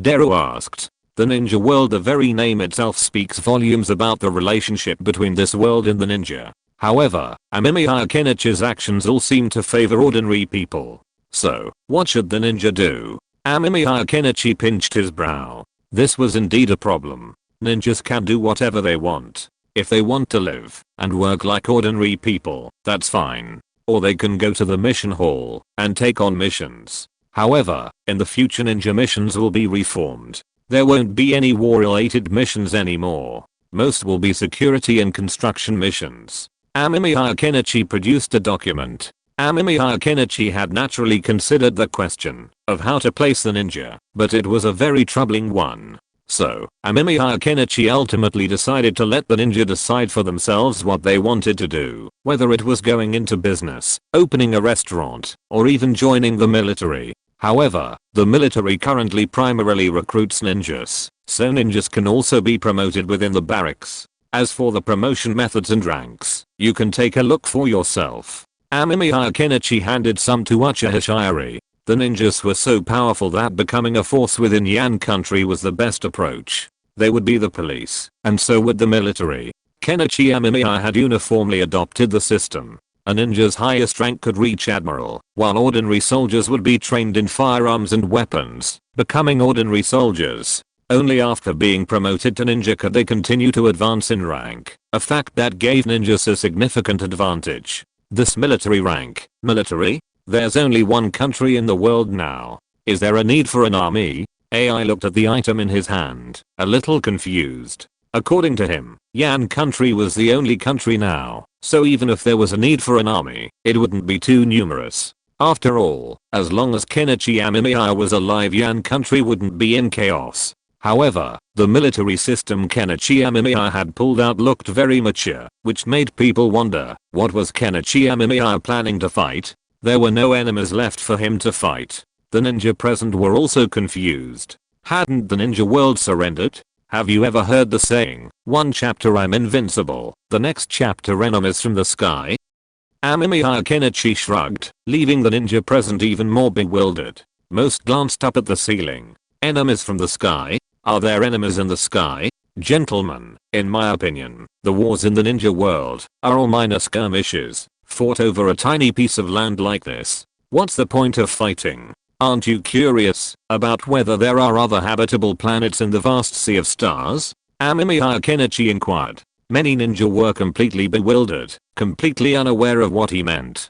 Amemiya Kenichi had no intention of explaining. Expecting these people in the ninja world to understand concepts like the universe and planets was simply too difficult. The ninja world, a place mired in constant war since its inception, has become a place where people focus their daily thoughts on survival, personal gain, and the survival of their descendants. This often leads people to look down at the ground rather than up at the stars. Ultimately, the exploration of the universe can only be achieved when society is stable and there are no obvious wars. Only after a long period of peace can people slowly develop a curiosity about the universe and a desire to explore it. The ninja world naturally doesn't have the ability to think about these things now, but now that the Flame Nation has been established, and there are no other countries in the ninja world, the future of the ninja world will be stable. At that time, technology will also experience a big explosion, and people will naturally develop a curiosity about the universe and the deep sea. The ninja world's oceans are very vast, and there must be a lot of resources within them. Kenichi Amemiya is also very curious about the ninja world's oceans, but he just didn't have the time to explore them before. Forget it, the military's policy won't change anyway, and this is a very important position. Kenichi Amemiya didn't intend to say anything else. Is there no war in the ninja world now? That's not necessarily true. Uchiha wasn't sure how the situation would pan out. If the enemy could kill that Satsuki clan, that would be the best. If not, then the peace of the flame country might be shattered, and regional wars would ensue. This would undoubtedly be a troubling situation. Furthermore, that Satsuki clan was formidable, and having arrived in the ninja world from the vast reaches of outer space, their technological prowess was likely considerable. Such a force, with both technological and supernatural capabilities, was the most formidable. Furthermore, who knew how many members that Satsuki clan possessed? What if a stronger force arrived later? Therefore, it was inevitable that Kenichi Amemiya would raise an army. His ultimate goal was to lead his ninja army to conquer the Satsuki clan's planet. Otherwise, the Satsuki clan would inevitably come knocking. Lord Amemiya, what about the future missions for the mission hall? The meeting room discussion continued. Kenichi Amemiya ate lunch and dinner, then slept for another nap, before returning to the meeting room the next day for another discussion. The sheer volume of things to deal with in a newly established nation was overwhelming, but fortunately, Amemiya Kenichi was considered the founding monarch, giving him unanimous authority over many matters. Otherwise, the sheer angling over the institutional issues alone would have been enough to make one's scalp tingle. The meeting and discussions lasted a full 3 days. At the end of the day, Amemiya Kenichi, looking at the finalized documents in his hands, couldn't help but take a deep breath. It was finally done. Then, we are done. Remember to nominate members to participate in the chief executive's assessment. Each clan must complete the family census as soon as possible, and then transfer your personnel to different regions. The military will be responsible for maintaining law and order, and any acts of retaliation will be prohibited. Amemiya Kenichi pinched his brow. Although the meeting was over, the trivial matters weren't completely resolved. The most crucial issue was the division of the population. The ninja clans of the 5 major nations would be dispersed and settled. As for the common people, they were better off. They would also be divided, but they would have more autonomy in their choices. However, they would also be irreversibly sent to other provinces. This was a cumbersome matter. Furthermore, the 5 great nations had been at war for so long, and it was inevitable that some grudges would linger between them. Therefore, military deterrence was crucial. However, regarding personnel allocation, Amemiya Kenichi also tried his best to have his staff relocate the ninja clans with deep feuds to different cities, minimizing the possibility of conflict. What a hassle. Amemiya Kenichi reclined in his chair, closing his eyes and sighing wearily. Now, was this matter finally resolved, or perhaps halfway resolved? At least the meeting was over, and the national political system and administrative divisions had been planned. If they were consistently implemented, peace was foreseeable. However, there would undoubtedly be various complications ahead, requiring Amemiya Kenichi to consider and manage them. Amemiya Kenichi couldn't help but think back to a time when he had discussed the Hokage position with his teacher, Orochimaru. At that time, Amemiya Kenichi had called the Hokage a dog, but he hadn't expected to end up in a position even more tiring than the Hokage. And it was foreseeable that there would be more to come. Kenichi, these systems of yours are truly unique. With a hearty laugh, Minato Namikaze emerged, gazing at Kenichi Amemiya with a chuckle. Minato Namikaze had not participated in this meeting, at Kenichi Amemiya's request. After all, he didn't want to publicly release his resurrection jutsu for now, as that would bring immense trouble and the possibility of numerous people coming to him for help. Therefore, Minato Namikaze and Uchiha Fugaku had to use a transformation jutsu to alter their appearance and body shape every day when they went out. This was also Kenichi Amemiya's requirement for them, after he resurrected them. Brother Minato, being Hokage isn't easy for you either. Kenichi Amemiya sighed as he looked at Minato Namikaze. He had come to suppress these people with the prestige of a founding father. Minato Namikaze had assumed the position hastily, without much foundation, and his time in Konoha must have been difficult. After all, he wasn't a founding cage, so he couldn't control these stubborn old guard, especially Mitaman and Uchiha Koharu. As for me, those two elders did cause me quite a bit of trouble back then, and Lord Sarutobi Hiruzen. Minato Namikaze narrowed his eyes. Sarutobi Hiruzen was actually quite good, but after his retirement, he stood for the interests of the Sarutobi clan, which made Minato Namikaze very embarrassed. Amemiya Kenichi was now much more relaxed. Chapter 494, Sharkskin Brand Battery. Lord Amemiya, then, let's set the founding ceremony at this time. Is that alright with you? Uchiha Shiri asked respectfully, looking at Amemiya Kenichi. Hearing this, Kenichi rubbed his brow with a slight headache. Frankly, he didn't really want to be involved in the founding ceremony, but now that he had unified the ninja world, it seemed inappropriate not to hold one. While such ceremonial things weren't very practical, they were necessary. Well, then, let's set it at that time. Remember to let me know a day in advance. Kenichi sighed, but nodded in agreement. Uchiha Shiri tactfully left Kenichi's lab. Kenichi was currently conducting an experiment, and Uchiha Shiri knew well that Kenichi didn't like to be disturbed when he was working. After Uchiha Shiri left, Kenichi sat in the lab, lost in thought as he surveyed the objects before him. Kenichi Amemiya was attempting to convert chakra into energy, and the solution he had come up with was to clone Sumehada and have it act as the converter. Now before Kenichi Amemiya was Sumehada, grown to adult size through accelerated cloning technology. First research on chakra energy conversion storage device. After cloning Sumehada, with the help of Mr. Sanzu Amado, I've obtained Sumehada individuals of varying degrees of growth. Based on their progress, they've been divided into Subject 1, Subject 2, and Subject 3. Subject 1 is the smallest, Subject 2 is similar in size to an ideal engine, and Subject 3 is close to the size of an adult Sumehada. After trying to feed chakra to each individual, none of the three subjects showed any tendency to devour chakra. Is it because they grow differently from Sumehada? Kenichi Amemiya pondered, looking at the three Sumehadas of varying sizes before him. Sumehada can absorb chakra, even upon contact with an enemy. Amemiya Kenichi had already tried this, but the problem was that the three Sumehadas didn't. They were like three hungry little monsters, greedily craving for meat and fish. If I want to solve this problem, then I might need. Amemiya Kenichi examined the Sumehadas. The problems with the three Sumehadas were not unexpected.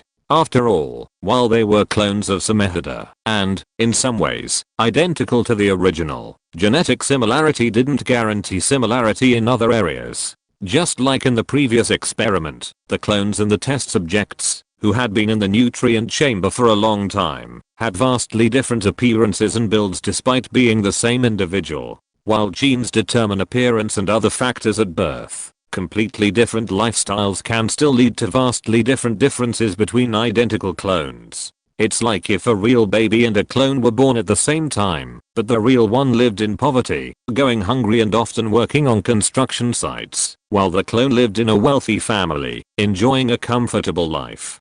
30 years later, if the two were put together, the difference would likely be so great that no one could tell they were clones. In other words, while genes determine physical features like appearance, the environment and personality development also have a significant impact. Sumehada's original self lived its own life from birth, and it's likely that this led to its chakra-fueled existence, ultimately becoming the Sumehada it is today. The three clones Sumehada are strikingly different from the real one. Amemiya Kenichi wasn't discouraged. Since Sumehada didn't consume chakra, that didn't matter. He'd starve them until they were starving, and then try feeding them chakra.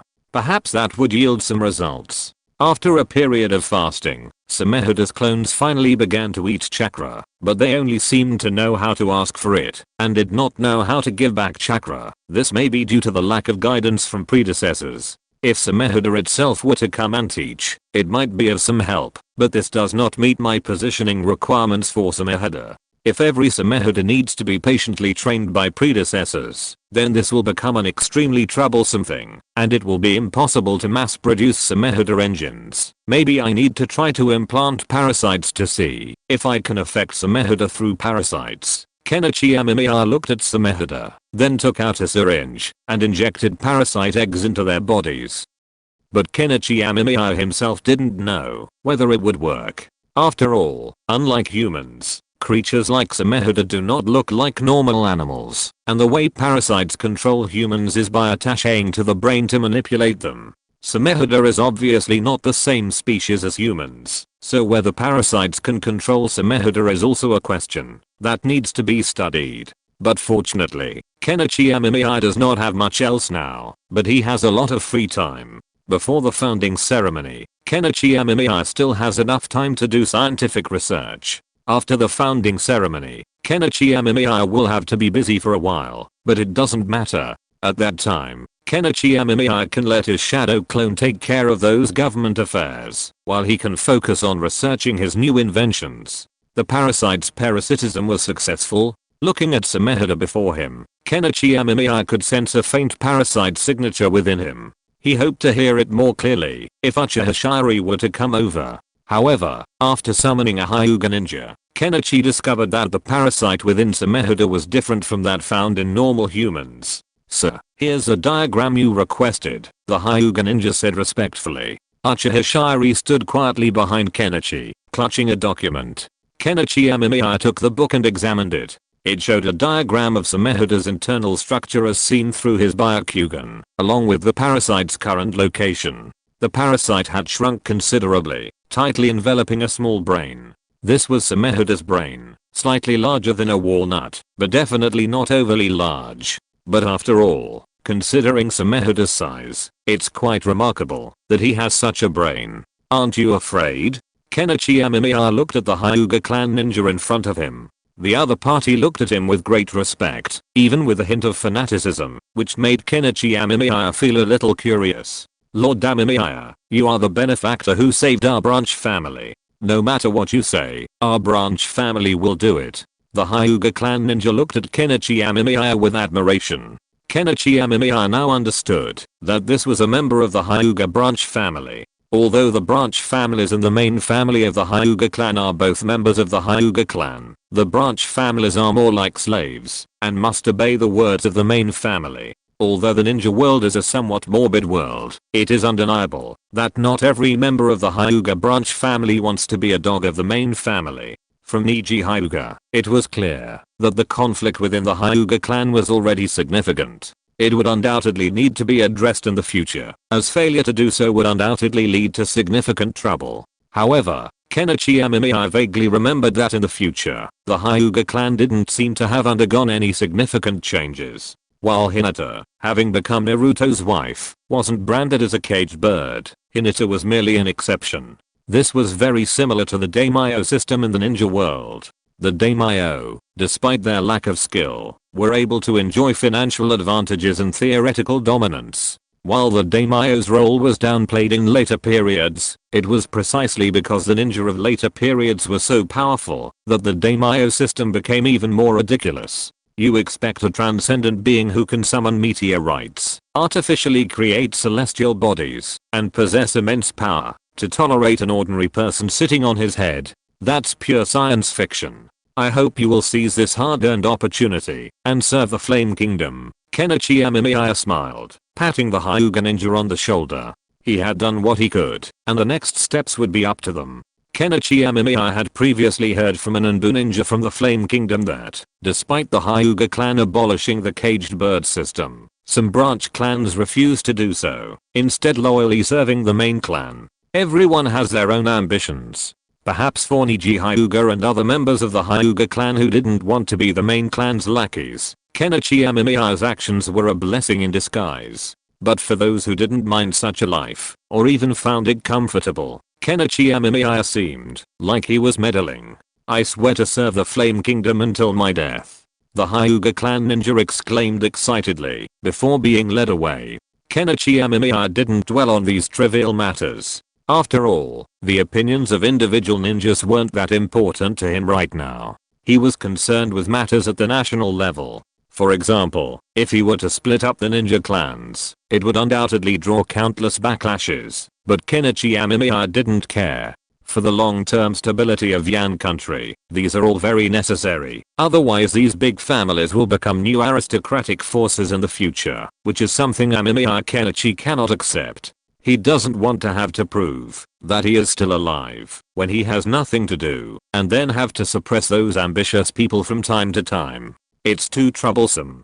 Amemiya Kenichi looked at the map in his hand, and then asked Uchiha Hashirama to give orders to the parasite larvae, ordering them to control Samehuda's clones and feed back the chakra. Soon, a stream of much purer chakra was reluctantly spit out by Samehuda's larvae. Amemiya Kenichi tried to recycle this chakra into his body, and merge it with his own chakra. It was very harmonious and there was no abnormality at all. After accepting the control of the parasite, Samehuda's clones can solve the problem of insufficient learning ability, but large-scale experiments are still needed to prove this point. At the same time, how to use the output chakra. This is also a problem. Currently, there are two main ways to utilize chakra. One is to boil water, converting chakra into heat, and then mechanical energy, but this is not as good as converting it directly into electricity. A sealing jutsu is needed to guide the chakra into continuous and sustainable conversion of weak lightning chakra, thereby generating electricity to supply power.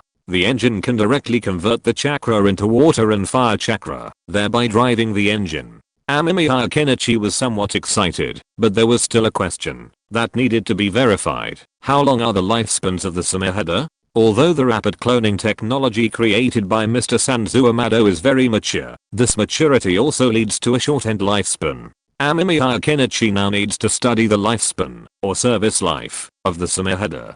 Just like every product has a shelf life, a new energy technology that is too durable is not good. In a previous life, Amemiya Kenichi had once wondered why most furniture and appliances needed to be replaced after a period of use. Later, Kenichi Amemiya realized that these items couldn't be made too durable, otherwise consumers wouldn't need to buy new ones for a long time after buying them. For these manufacturers, this meant unsold goods and potential bankruptcy. Therefore, most products have a sale date. Some companies even deliberately restrict older models when launching new ones to pressure consumers into buying the newer ones. Samehuda was no different. While Kenichi Amemiya didn't need to make money, the limitations of cloning technology meant that Samehuda definitely had a shelf life. Kenichi Amemiya's current task was to verify this, though the exact duration was uncertain. Then the next step is to create an ninjutsu that meets my requirements. Kenichi Amemiya scratched his head, then returned to his busy experimental work. Just as he was about to concentrate on his research, a wave of dizziness washed over him. He froze for a moment, and then a new memory flashed through his mind. Have you discovered the uranium ore? Then it's time to start making the next atomic bomb. But we also need to make the hydrogen bomb. But how do we make this hydrogen bomb? Amemiya Kenichi frowned. His shadow clone had disbanded, and the news brought him joy. A large amount of uranium reserves had been discovered in the wind country. So, we could start trying to make the hydrogen bomb. Chapter 495, Development of Sealing Ninjutsu. What exactly constitutes ninjutsu? What's the relationship between chakra and hand seals? Is there a mathematical model for the relationship between a ninja's chakra output and the power of a ninjutsu? Kenichi Amemiya was curious. Now, with the Mangekyou Sharingan, he could conduct larger scale research on these issues, and this research was destined to be even more in-depth. However, the challenge still lay before Kenichi. How could he create a technique through ninjutsu that could convert chakra into a stable output of electrical current? Furthermore, if he wanted this technique to be widely used, Kenichi Amemiya would need to address the issue of sealing techniques. After all, if it were a ninjutsu, its use would be significantly problematic. It's like trying to make hand seals while driving, definitely unacceptable and prone to accidents. So Kenichi Amemiya considered the idea of sealing techniques. By inscribing a seal, he could achieve an effect that didn't require the ninja to maintain hand seals for extended periods of time. This way, it could be widely used in a variety of situations. If ninjutsu is likened to a form of energy, then hand seals are somewhat like programming, and sealing jutsu is like a compiled maze. Kenichi Amemiya pondered the 5-element seal in his hand. He and Kushina Uzumaki had requested a scroll of the 5-element seal to examine, having even tried it on a genin from the Fire Country. The 5-element seal itself was somewhat like a maze. While it might sound strange, after Kenichi Amemiya's Mangekyou Sharingan revealed it, the sealing jutsu was essentially a massive maze. The more advanced the jutsu, the more complex the maze. Just looking at the other jutsu Kushina Uzumaki had brought over made Kenichi Amemiya feel dizzy. So, in essence, sealing jutsu involves creating a maze, preventing chakra from escaping, thus trapping the chakra and ultimately killing the chakra. Could more advanced versions incorporate a prison within the maze, trapping the target directly within? Like Kurama?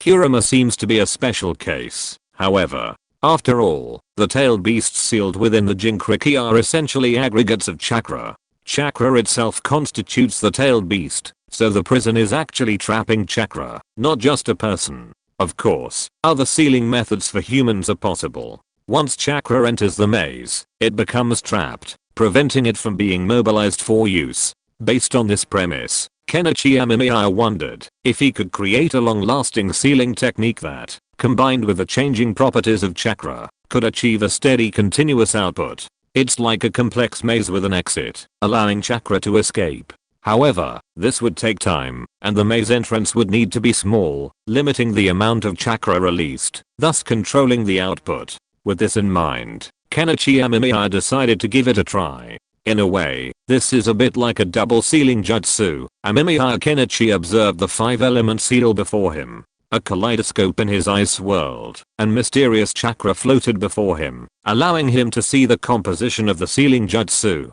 It was like a parasitic plant, clinging to the seal, and relying on the sealed chakra to maintain its function. It had the aesthetic appeal of a beating, and then making you pay for your medical bills. However, this sealing jutsu couldn't meet Amemiya Kenichi's requirements. He wanted a sealing jutsu that could also transform chakra. Essentially, this new jutsu would require two components. The first required a sealing jutsu that could seal chakra, and then rely on that sealed chakra to maintain its function, while also allowing for a continuous chakra output. Then, a sealing jutsu was needed to transform the output chakra into lightning release chakra. Only with this component could Amemiya Kenichi achieve his goal, a task that even Amemiya found daunting. However, if this challenge could be overcome, the transformation of the ninja world would be inevitable. While traditional power generation can be used, it's not very efficient. Chakra conversion is more efficient, and can be easily replenished.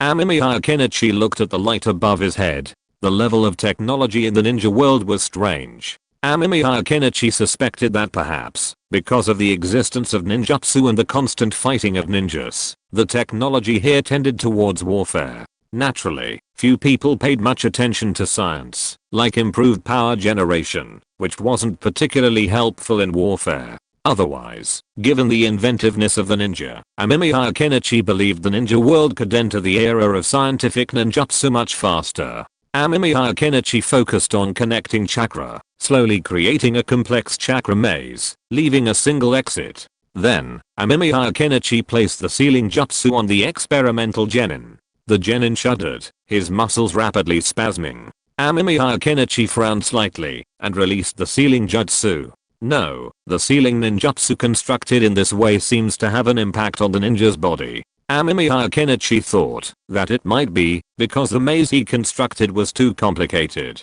Amemiya Kenichi made another simple improvement, but then he found that it still didn't work. The experimental subject still had convulsions.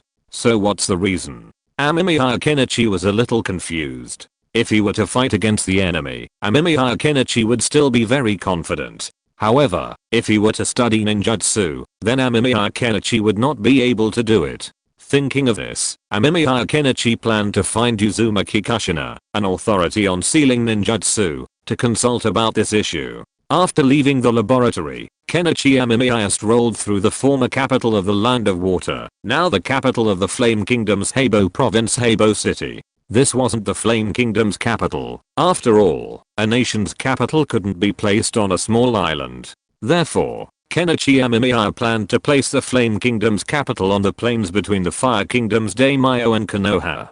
To this end, Uchiha had been working with the construction team on the new capital. However, as a newly established provincial capital, Heibo City still held considerable heritage. After all, it had once been the capital of the Land of Water, and its residents were numerous. But now, there were also a few more people with different accents. Kenichi Amemiya knew their identities. These were ninja from other ninja villages who had been assigned here and became residents. Among them, Kenichi Amemiya spotted several ninja from the Hyuga clan. Kenichi Amemiya paid them no attention, but hurried on. But as he walked, he stopped. "Amemiya, have you eaten?" A thin man looked at him with a smile, and next to him stood Konan. "Nagato, why are you still like this? Is there no way to recover?" Amemiya Kenichi couldn't help but ask, looking at Nagato in front of him. After all, Nagato now looked like a skinny malnourished person, which made Amemiya Kenichi want to go to Nagato's house to help alleviate poverty. It can even be said that, if Nagato was taken a photo now, it would inspire many people to feed him in the past. Ahem. I'm used to it, but it's much better now. Nagato coughed twice, smiled, and picked up the box of fried chicken nuggets in his hand, and handed it to Amemiya Kenichi. Amemiya Kenichi didn't mind, just picked up a piece, and put it in his mouth to chew. The aroma of cumin filled his mouth, and the deep fried chicken had a rich flavor. It must be said that this shop is very good, and uses good chicken. You're not picky. Nagato was stunned for a moment, then he also picked up a piece of chicken, and put it in his mouth, and handed it to Konan, who took a piece with a smile. What's there to be picky about, or do you like sucking your fingers when you eat? Amemiya Kenichi glanced at Nagato, then took the chicken nugget, and ate it without any hesitation, which made Nagato stunned, but this made Nagato laugh. He liked Amemiya Kenichi's personality. It made him feel like he was back in the past, when Akatsuki was just established, and he and Yahiko were eating together.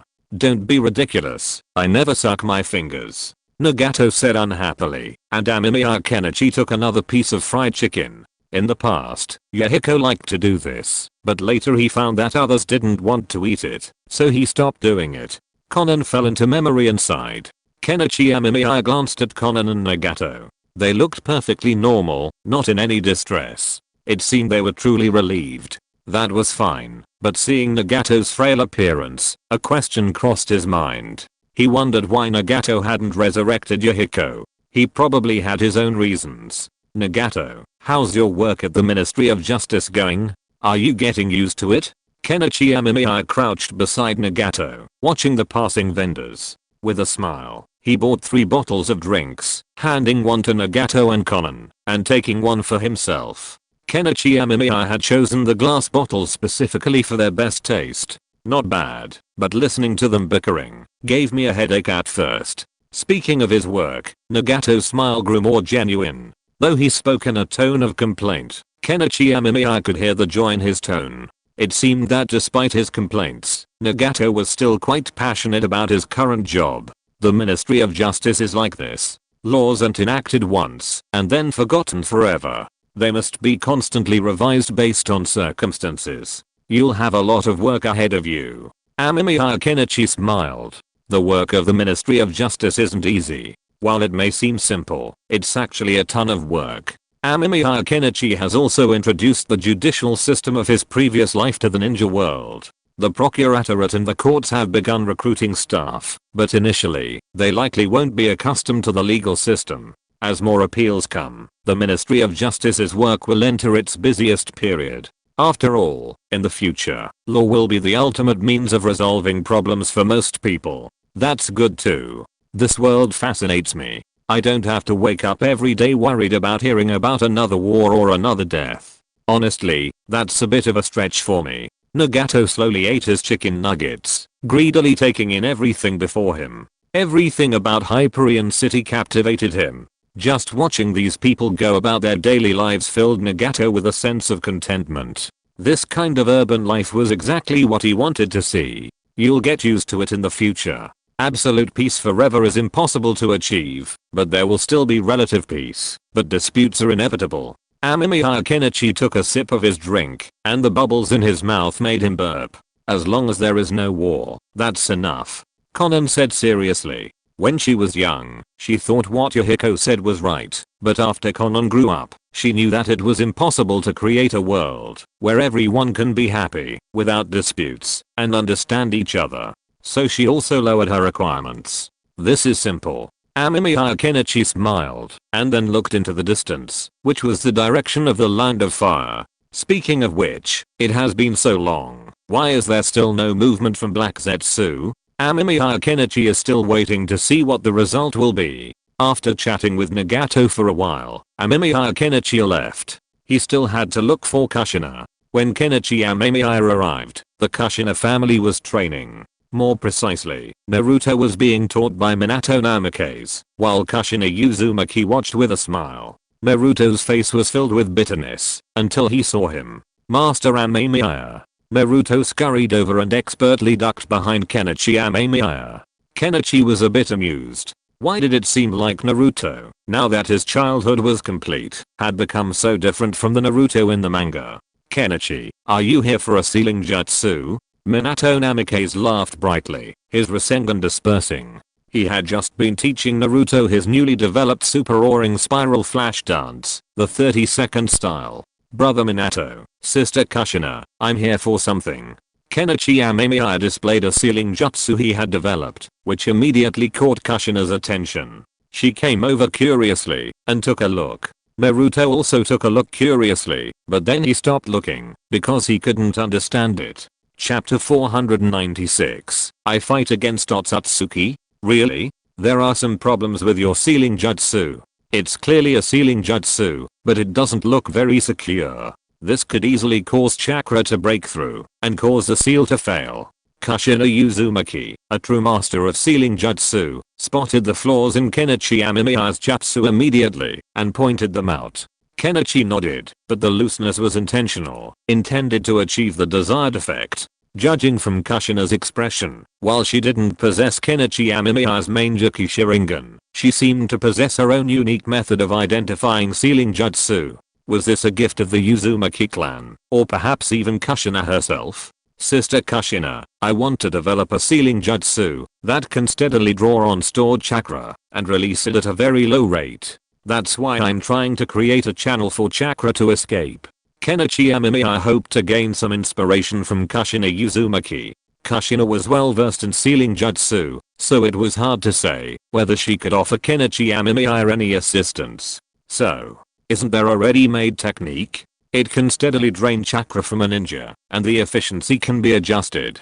Uzumaki Kushina scratched her head, looking at Amemiya Kenichi with some confusion. Amemiya Kenichi was even more stunned when he heard this. What did Uzumaki Kushina say? There was a ready-made ninjutsu like this? Why didn't Amemiya Kenichi himself have one? Amemiya Kenichi fell into deep thought.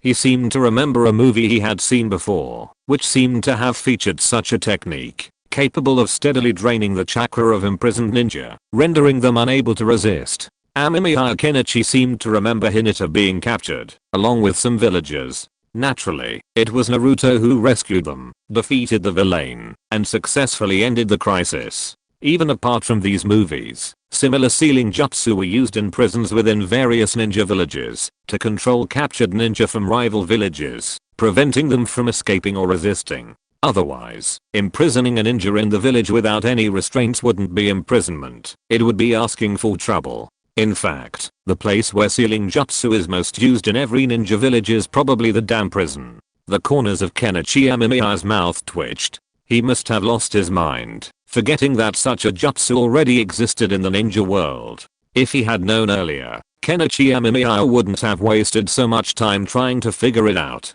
So Kenichi Amemiya asked Kushina Uzumaki for a copy of such a jutsu, then awkwardly rubbed Naruto's head and left, leaving Naruto with an expectant look. Seeing Kenichi Amemiya leave, Naruto's face took on a hint of bitterness. He still wanted to be with his teacher. After all, his teacher's teachings were very interesting. Although his father, Minato Namikaze, was also very powerful, teaching people was really painful for Naruto.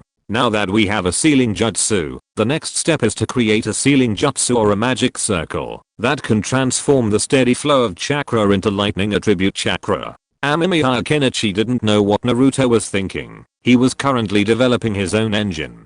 But if he knew, he'd probably sigh the impermanence of life. Compared to the Naruto in the original story, Naruto's current life is undoubtedly much more comfortable. Although he suffered a period of hardship during his childhood, after being taken away by him, Naruto now has parents and a teacher, and can live a normal life. He's no longer labeled a demon fox. Everyone respects Naruto, though this respect is specifically for Naruto's teacher, Amemiya Kenichi himself. But at least Naruto doesn't have to endure the same life he once had in Konoha, and he can enjoy the company of his parents every birthday. Naruto's life now is much better than before. If Naruto could travel through time, the Naruto in the original story would probably be eager for such a life.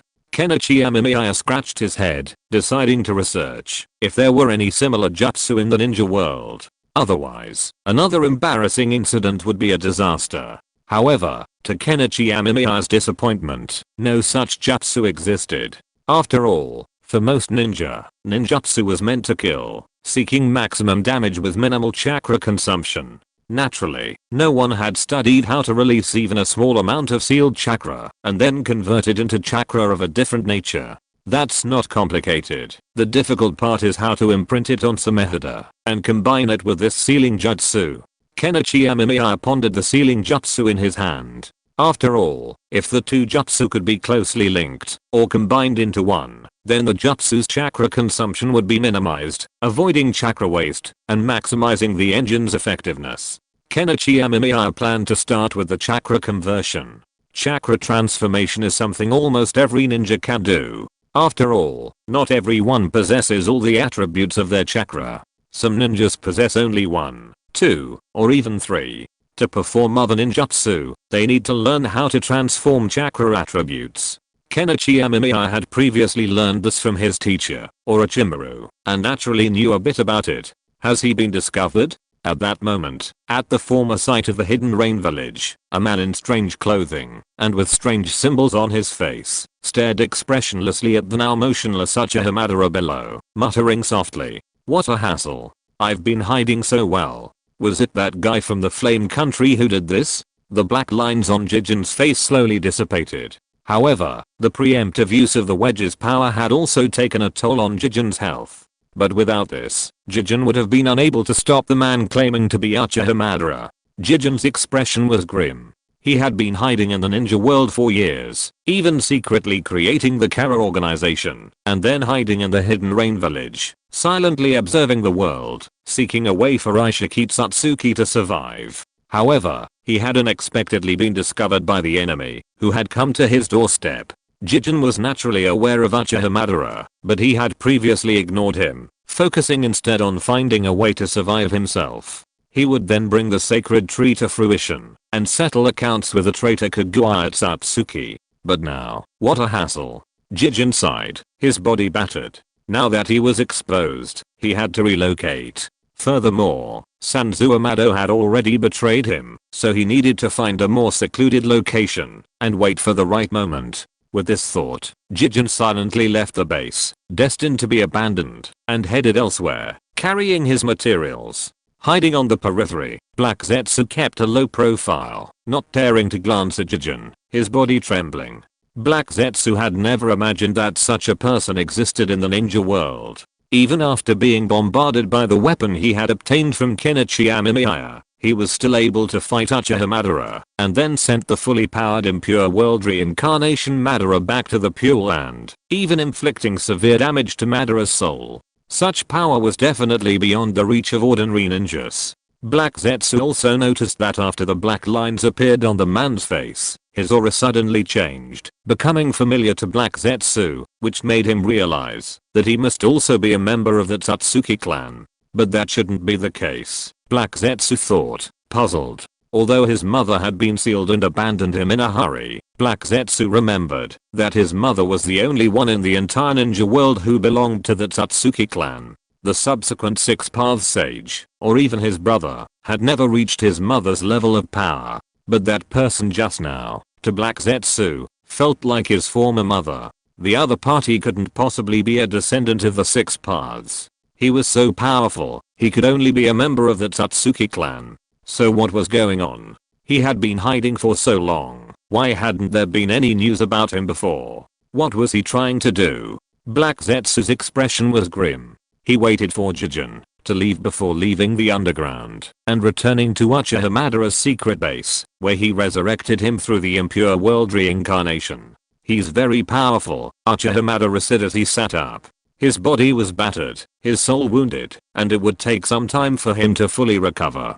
Fortunately, he had created a resurrected body of himself as a backup, eliminating the need for Black Zetsu to seek Amemiya Kenichi's help.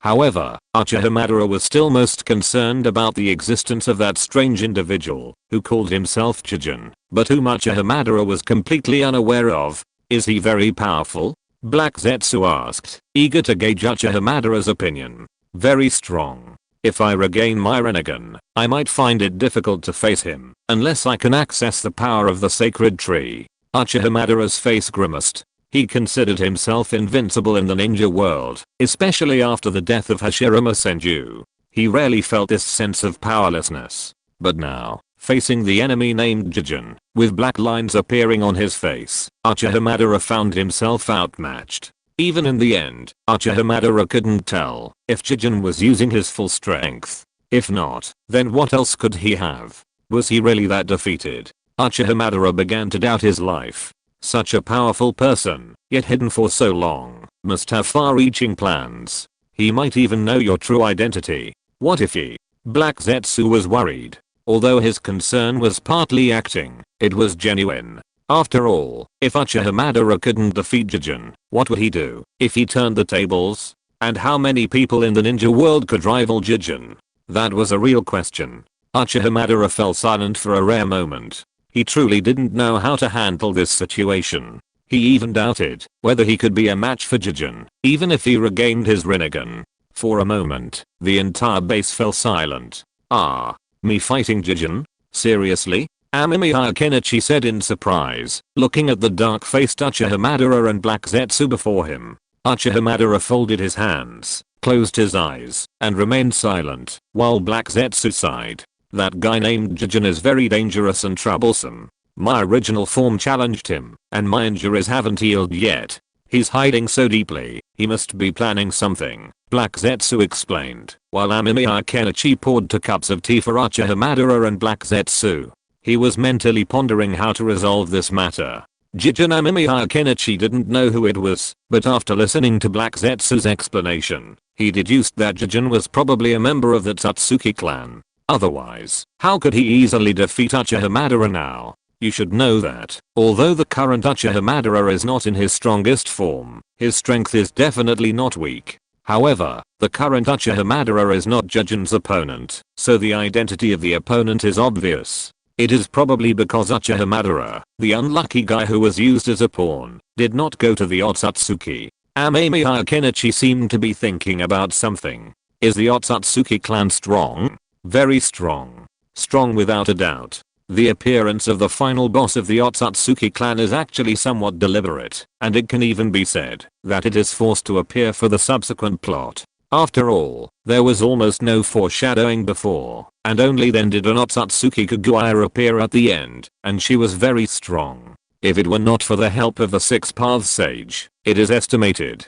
that Naruto and Sasuke really could not deal with Otsutsuki Kaguya. And combined with some of the situations of Otsutsuki Kaguya, it can be seen that the Otsutsuki clan is a very powerful race. They possess the characteristics of combining great power in one, and also have the technology for interstellar travel. Although Kenichi Amemiya believes that they may not have reached the level of wormhole jumping, being able to travel to a small planet in the ninja world to plant the sacred tree is also superior to the spacecraft of the previous life. Therefore, it can be seen that the Otsutsuki clan is not only accomplished in the extraordinary, but also very good in science. The sequel to Naruto, Boruto, may have even more powerful high-tech in the future. It may even be a bit excessive to continue the painting, and the ninjas in the ninja world decide to head to the Otsutsuki clan's planet and face new challenges. Combined with Kishimoto's final airborne landing of Kaguya Otsutsuki in the previous record of the Otsutsuki clan, Kenichi Amemiya believes that the possibility of Kishimoto doing this is very high. Anyway, at worst, there will be another airborne landing, and the arrogant Otsutsuki clan god who has completely absorbed the power of the sacred tree will appear to investigate Kaguya's affairs, and that will be the end of it. Chapter 497, Yan Nation's founding ceremony. That guy is very powerful, and seems to have mastered space-time ninjutsu. He's a real problem. Uchiha Madara's expression took on a rare note of seriousness. He had previously thought Amemiya Kenichi was his biggest enemy, but then, convinced by Black Zetsu, he successfully joined the Moon Knight's plan and became an ally. But now, unexpectedly, an even more formidable individual has suddenly appeared, making Uchiha Madara feel a bit down. After all, that guy's power was so great, so strong that it made him question his life. Space-time ninjutsu? So, has his eyes changed? Amemiya Kenichi narrowed his eyes. He and Uchiha Madara were now partners. While they had their own agenda, when it came to dealing with the Tsutsuki clan, they were on the same page. After all, the Tsutsuki clan was so arrogant and self-important that, aside from the Six Paths Sage brothers, everyone else, whether Kaguya Tsutsuki or any other Tsutsuki, probably treated the people of the ninja world like wild animals. Kaguya Tsutsuki planned to turn the people of the ninja world into white zetsu to use as biological weapons against the Otsutsuki clan. This shows that Kaguya Otsutsuki knew that her own strength was insufficient, so this formed a simple formula. Kaguya Otsutsuki was stronger than the Six Paths brothers individually. Any one of the Six Paths brothers could easily defeat Uchiha Madara. However, Kaguya Otsutsuki was likely weaker than other legitimate Otsutsuki clan members, so the future of the ninja world can only be said to be full of hidden dangers. No, his eyes haven't changed much. It doesn't look like he has mastered any eye techniques. Uchiha Madara naturally knew what Amemiya Kenichi was asking, and he shook his head. During the battle, Uchiha Madara also noticed that the guy named Jijin did not have any special eyes. Amemiya Kenichi nodded. If that were the case, then Jijin might not be fully prepared to fight Uchiha Madara, and might not even be a fully formed Tsutsuki clan member. While that wasn't impossible, he might still be hiding something else. To defeat Jijin, Amemiya Kenichi needed to continue to grow stronger. Amemiya Kenichi, as my partner, what are your thoughts? Uchiha Madara asked, narrowing his eyes. The young man's strength was considerable, reminiscent of the former Senju Hashirama. But if he was only at the level of Senju Hashirama, then defeating Jijin might be a stretch. Since he's been hiding and silent until now, it proves he's not targeting the entire ninja world, but something else entirely. Amemiya Kenichi stroked his chin. While it was unknown what organization Jijin had founded and why he'd been hiding until now, it was certain he had no interest in the ninja world. Otherwise, he would have jumped out long ago. But the problem is, there are only so many things in the ninja world. Uchiha Madara, I heard that your Moon Knight plan will activate the 10 tails. Then the 10 tails must be stronger than these tailed beasts. So what if the other party wants to be the 10 tails Jinchuriki? Amemiya Kenichi brought up a reasonable guess. Uchiha Madara nodded after hearing it. He felt that, if it were him, he would definitely care more about strength. After all, in the ninja world, as long as you have enough strength, you have everything. However, Black Zetsu's face became even gloomier. He lowered his head and thought about how many possibilities Amemiya Kenichi said. If we assume that Jijin is the same person as my mother, then he must know the existence of the divine tree. Then would Jijin also want to obtain the divine tree, and then replace my mother's position in the ninja world, or even directly devour my mother? Black Zetsu felt a little frightened when he thought of this. His sole purpose in this world was to free Kaguya Tsutsuki, but now, I think we need to change our approach and pursue even more extreme cooperation. The only certainty is that, if the 5 tails and the 3 tails aren't resurrected, the Moon Eye project won't be successfully implemented. Why don't we take advantage of this time? Amemiya Kenichi rubbed his hands with a smile. He was going to deal with Jijin now? How could that be possible? Amemiya Kenichi wasn't strong enough right now. At the very least, he wouldn't consider dealing with Jijin until he successfully researched the Rinnegan in the future. Furthermore, Amemiya Kenichi remembered that Jijin had never appeared in the Naruto series, which meant that any trouble he started would likely happen in Naruto's next chapter. So, why didn't Jijin appear in the original Naruto series, and why did he have to wait so many years in the future to appear? Kenichi Amemiya felt that Jijin might have some issues right now. His body wasn't suited for combat, or perhaps he wasn't completely confident of victory yet, which was why he hadn't come out yet. If he waited until he gained confidence before attacking, then the enemy was either researching something, or fighting now would be severely disadvantageous. Black Zetsu, since you discovered that base, I think they've abandoned it and chosen to build elsewhere. I'll have to trouble you to find their new base, Kenichi Amemiya said, looking at Black Zetsu. While he didn't know Jijin's true situation, Kenichi Amemiya didn't intend to let him farm in peace. If he wanted to farm, Kenichi Amemiya would defeat him, preventing him from farming, thus preventing any future problems. I'll try my best, Black Zetsu said, skeptical. Frankly, if it weren't for Kenichi Amemiya's previous pressure, Black Zetsu wouldn't have increased his intelligence gathering efforts, leading to his accidental discovery of Jijin's secret base. If he hadn't discovered it, Black Zetsu wouldn't have known there was such a hidden organization in the Hidden Rain Village. Jijin must have relocated his base by now, and finding a hidden entrance within the ninja world would be no easy task. But Black Zetsu agreed. After all, the thought that the enemy might be targeting Kaguya at Satsuki filled Black Zetsu with anxiety. He was eager to find Jijin immediately, then bring Amemiya, Kenichi and Uchiha Madara to kill him, and eliminate the threat once and for all. What about you? Uchiha Madara asked, looking at Amemiya Kenichi. Me. Of course I'll go research new weapons. The enemy is so powerful, so having more options is the best option.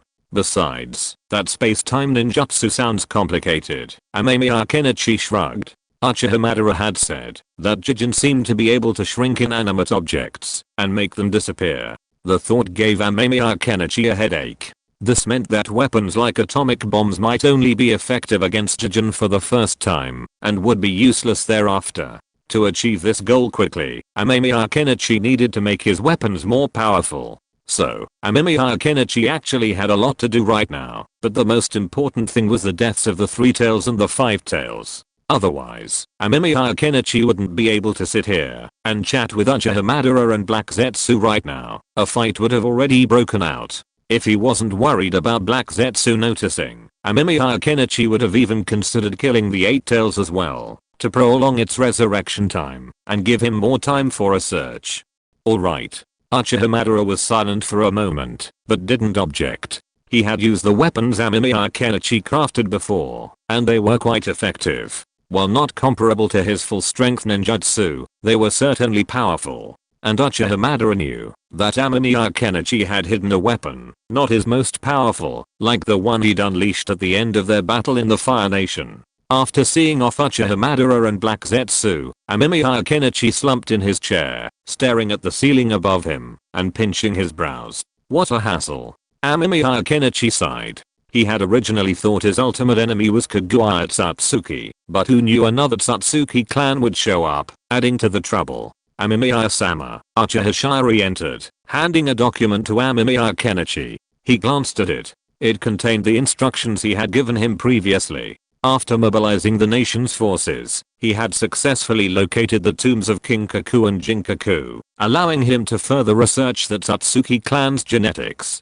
However, another matter was causing Amemiya Kenichi a headache. The founding ceremony was approaching. He needed to announce the founding of the Flame Kingdom, among other things. It was a daunting task, and Amemiya Kenichi didn't want to go, but he had to. After all, he was the current daimyo of Flame. While Amemiya Kenichi disliked the title, the ninja world was accustomed to it. Someone had even asked Amemiya Kenichi to come up with a name for the cage, but he declined. So, now, Kenichi Amemiya's official title in Yan country is simply Mr. However, the public is still accustomed to the name, though at Kenichi Amemiya's request, the change is gradually being implemented. Hey, do you have a speech? Kenichi Amemiya sighed, looking at Uchiha Hashirama beside him. She shook her head. Who would dare write a speech at a time like this? It was up to Kenichi Amemiya himself. Kenichi Amemiya felt a little helpless, but he had no choice but to start writing his speech. What day is it today? Kenichi Amemiya stood atop the central building of Yan country's new capital, looking down at the bustling crowd below, and couldn't help but straighten his clothes. Mr. Amemiya, today is June 10th, Uchiha Hashirama reminded him softly, standing beside him. Kenichi Amemiya nodded. June 10th would be the ninja world's Yan country national day in the future. Thinking of this, Kenichi Amemiya turned his head and looked around. He was now surrounded by only a few people. Feng Huizayaksu, for once, donned a formal dress. Upon seeing Amemiya Kenichi, she winked at him, but he could only ignore her watery eyes. Nagato and Konan were chatting over there. Konan expertly adjusted Nagato's clothes, and Nagato's face, a rare blush, appeared excited. Upon seeing Amemiya Kenichi, he nodded. Kenichi, has your dream come true? Just then, the teacher, dressed in a long red dress, approached. Amemiya Kenichi, looking at the meticulously made up teacher, a flicker of curiosity crossed his eyes. What had happened to the teacher? Previously, Amemiya Kenichi remembered the teacher seeming to have suicidal urges, but now, she seemed to have lost those desires. And why did Amemiya Kenichi feel as if the teacher had begun to accept her current identity? Was the Sage of Six Paths that cruel? Has it achieved a small part? Amemiya Kenichi gripped the handrail, looking down at the crowd below. Ninjas were forming up, and they would later demonstrate their prowess. Then there were the special operations teams composed of ordinary ninjas. However, these teams weren't particularly significant, and there were no biographies for them yet. The core of the team remained the special operations teams composed of ninjas, equipped with a high-end weaponry crafted by Amemiya Kenichi. They were the main force in the war. A small part? Orochimaru looked at his disciple with a hint of surprise. Only a small part? So what would the scene be like when it was fully realized? Ahem. Several coughs were heard. Amemiya Kenichi turned his head and saw Noki, AI, and Meitarumi already coming up.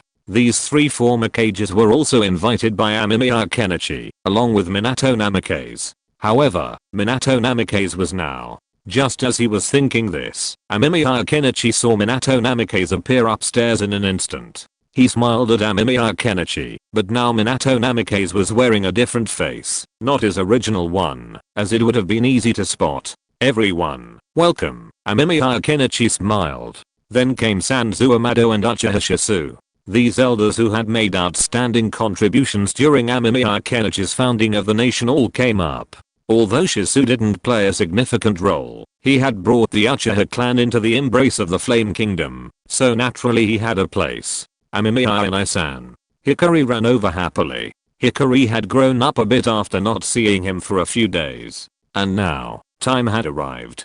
Kenichi Amemiya took a deep breath, then stood at the podium and looked down. The televisions were now focused on Kenichi Amemiya, and the broadcast would soon be broadcast to the entire ninja world. For those tormented by war, for ninjas fighting each other, and for civilians grieving amidst the flames of war, a peaceful nation is born at this moment. Chapter 498 Nagato, I can die with my eyes closed. Nagato, what do you think of what Amemiya Kenichi said? Konan looked at Amemiya Kenichi standing in front of her, his speech in progress. Her eyes were a little hazy. She clenched her hands tightly, her breathing a little rapid. After all, this was the dream she, Yahiko, and Nagato had been working towards for so long. It could be said that the founding of the Akatsuki organization was for a peaceful ninja world. But what Konan hadn't expected was that the dream that Akatsuki had been striving for, and still couldn't achieve, would be realized by Amemiya Kenichi. Now, even if I die, I don't care. Nagato looked at Amemiya Kenichi, his eyes moist. He took a deep breath, pursed his lips, and then looked at the bustling crowd below, then back at Amemiya Kenichi. When Nagato first met Amemiya Kenichi, he hadn't paid much attention to him. After all, Amemiya Kenichi was just a renegade ninja from Konoha village, and at the time, only an A-rank renegade ninja. Nagato had only taken in Kenichi Amemiya because of Orochimaru. After all, Orochimaru was a genuine S-rank rebel and a former companion of their teacher, Jiraiya. So Nagato had high hopes for him. But who knew, later on, Kenichi Amemiya would surprise him with such a big surprise, ultimately even agreeing to work with him? No, it was probably because he convinced him. He still remembered Kenichi Amemiya's dream and the struggles he felt when he returned. In the end, he decided to give it a try. After all, if Kenichi Amemiya's plan didn't work out, he could always continue collecting the tailed beasts and bring peace to the ninja world. Unexpectedly, Kenichi Amemiya actually achieved his goal. He conquered the hidden mist village in the Land of Water, then crushed the other 4 ninja villages in one fell swoop. Ultimately, and beyond Nagato's wildest dreams, he succeeded in becoming the master of the ninja world. He had fulfilled his promise, and now, under Kenichi Amemiya's leadership, the ninja world is truly flourishing. Nagato, you can't die. Amemiya Kenichi said he needs your help in the Ministry of Justice, Konan said with a smile, and Nagato smiled back.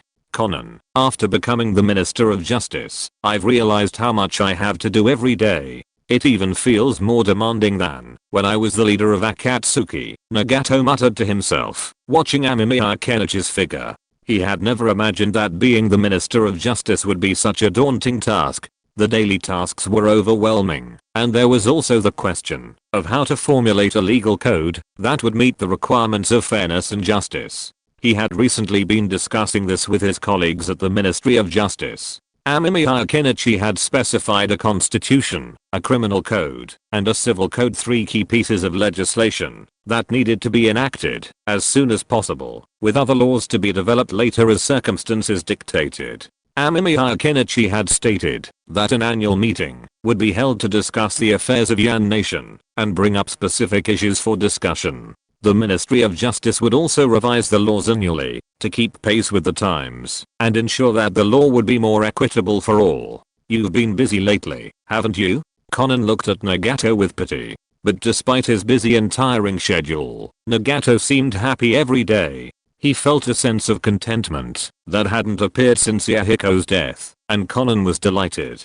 Busy, but a little busy is better. Let me tell you, Narashikaku and Yamanaka Inoichi from the prosecutor's office next door are so busy they barely even get home. Nagato chuckled, then pouted, prompting Konan to look over to see Yamanaka Inoichi, Narashikaku, Deru Ibizo, and Noki gathered. Although it was the founding ceremony, their expressions showed they had no interest in these matters. After much deliberation, Amemiya Kenichi decided to gather those who had previously worked in the ANBU and intelligence gathering fields to form a prosecutor's office, tasked with monitoring officials and corporate executives. Generally, they were responsible for intelligence work within Yan country. Their workload was demanding, and their power considerable. While it's easy to offend people, ANBU and espionage jobs are inherently prone to offending people, so they've been extremely busy lately. Every day, they are busy with the establishment of the procuratorate system, as well as arranging personnel training and other issues.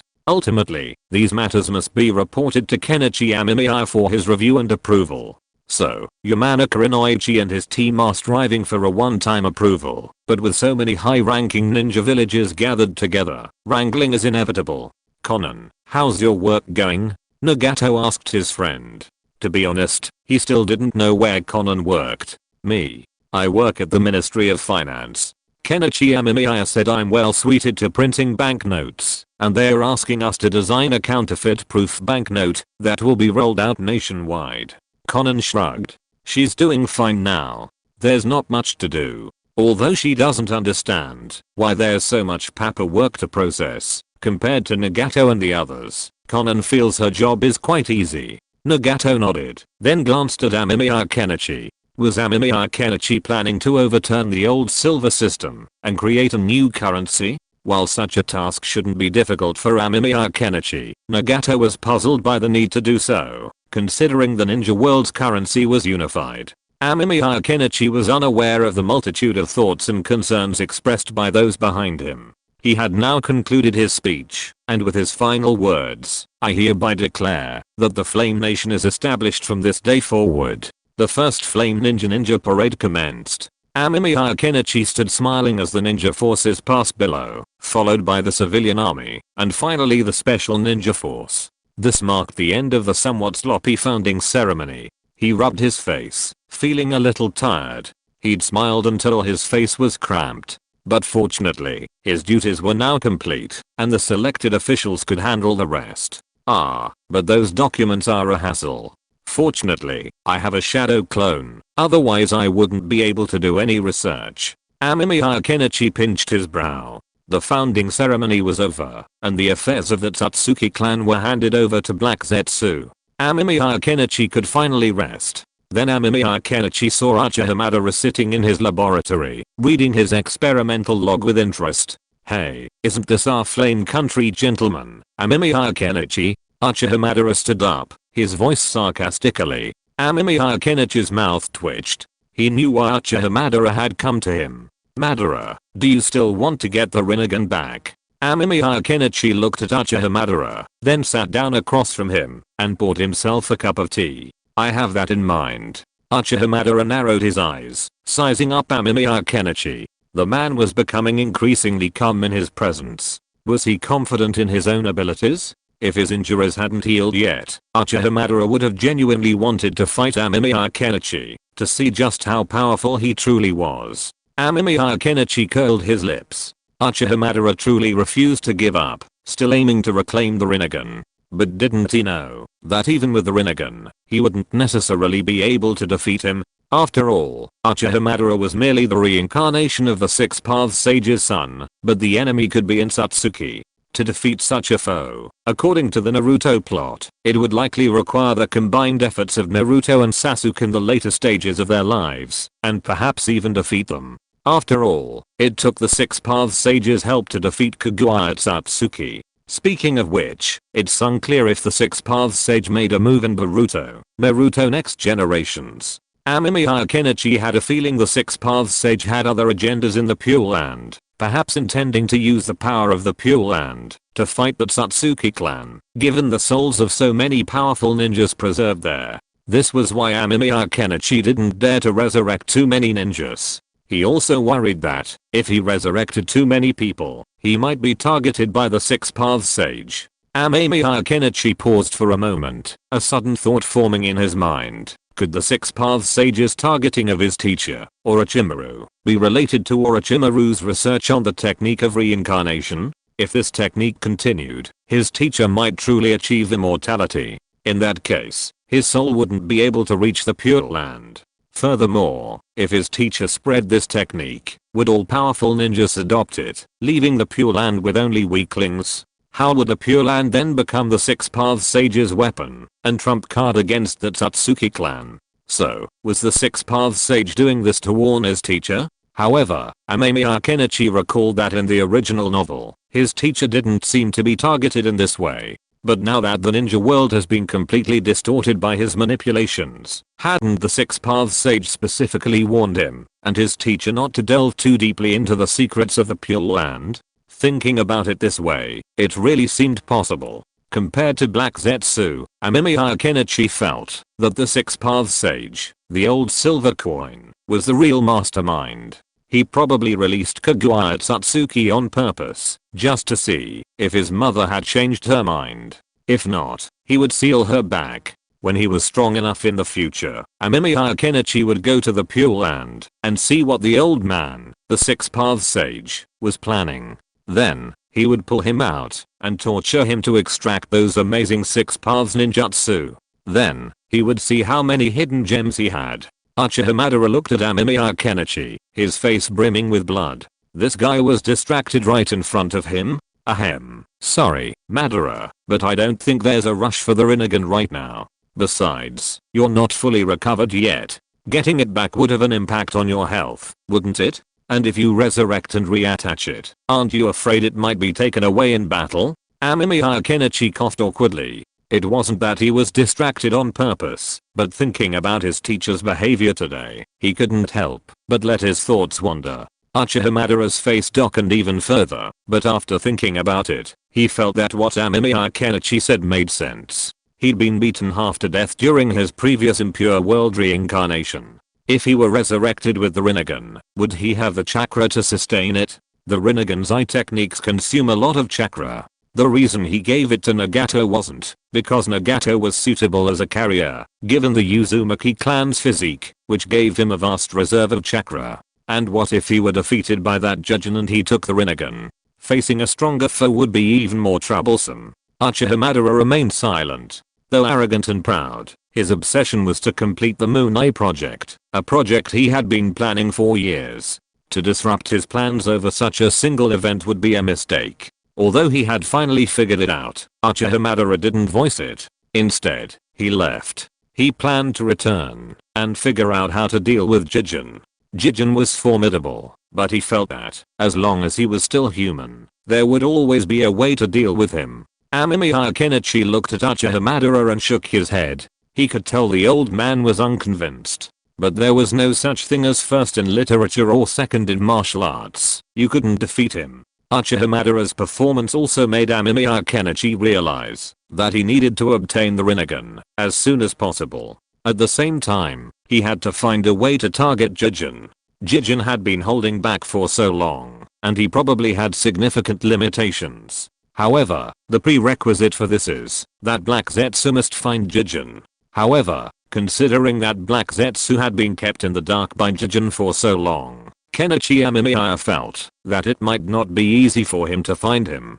Kenichi Amemiya thought that perhaps he should come up with a way to create an instrument that could detect the presence of ninjas. The engine problem has been mostly solved, but there is still some follow-up groundwork to be dealt with. Once that is done, I will start thinking about this. The clones are almost grown now. Kenichi Amemiya pinched his eyebrows. He still had a lot to deal with, but fortunately, now that the founding ceremony was over, he could devote himself to scientific research projects. Busy, it's good to be busy. Kenichi Amemiya sighed, then walked into the laboratory, closed the door, and would not be out for a long time. Chapter 499, Sannin Ying's new job.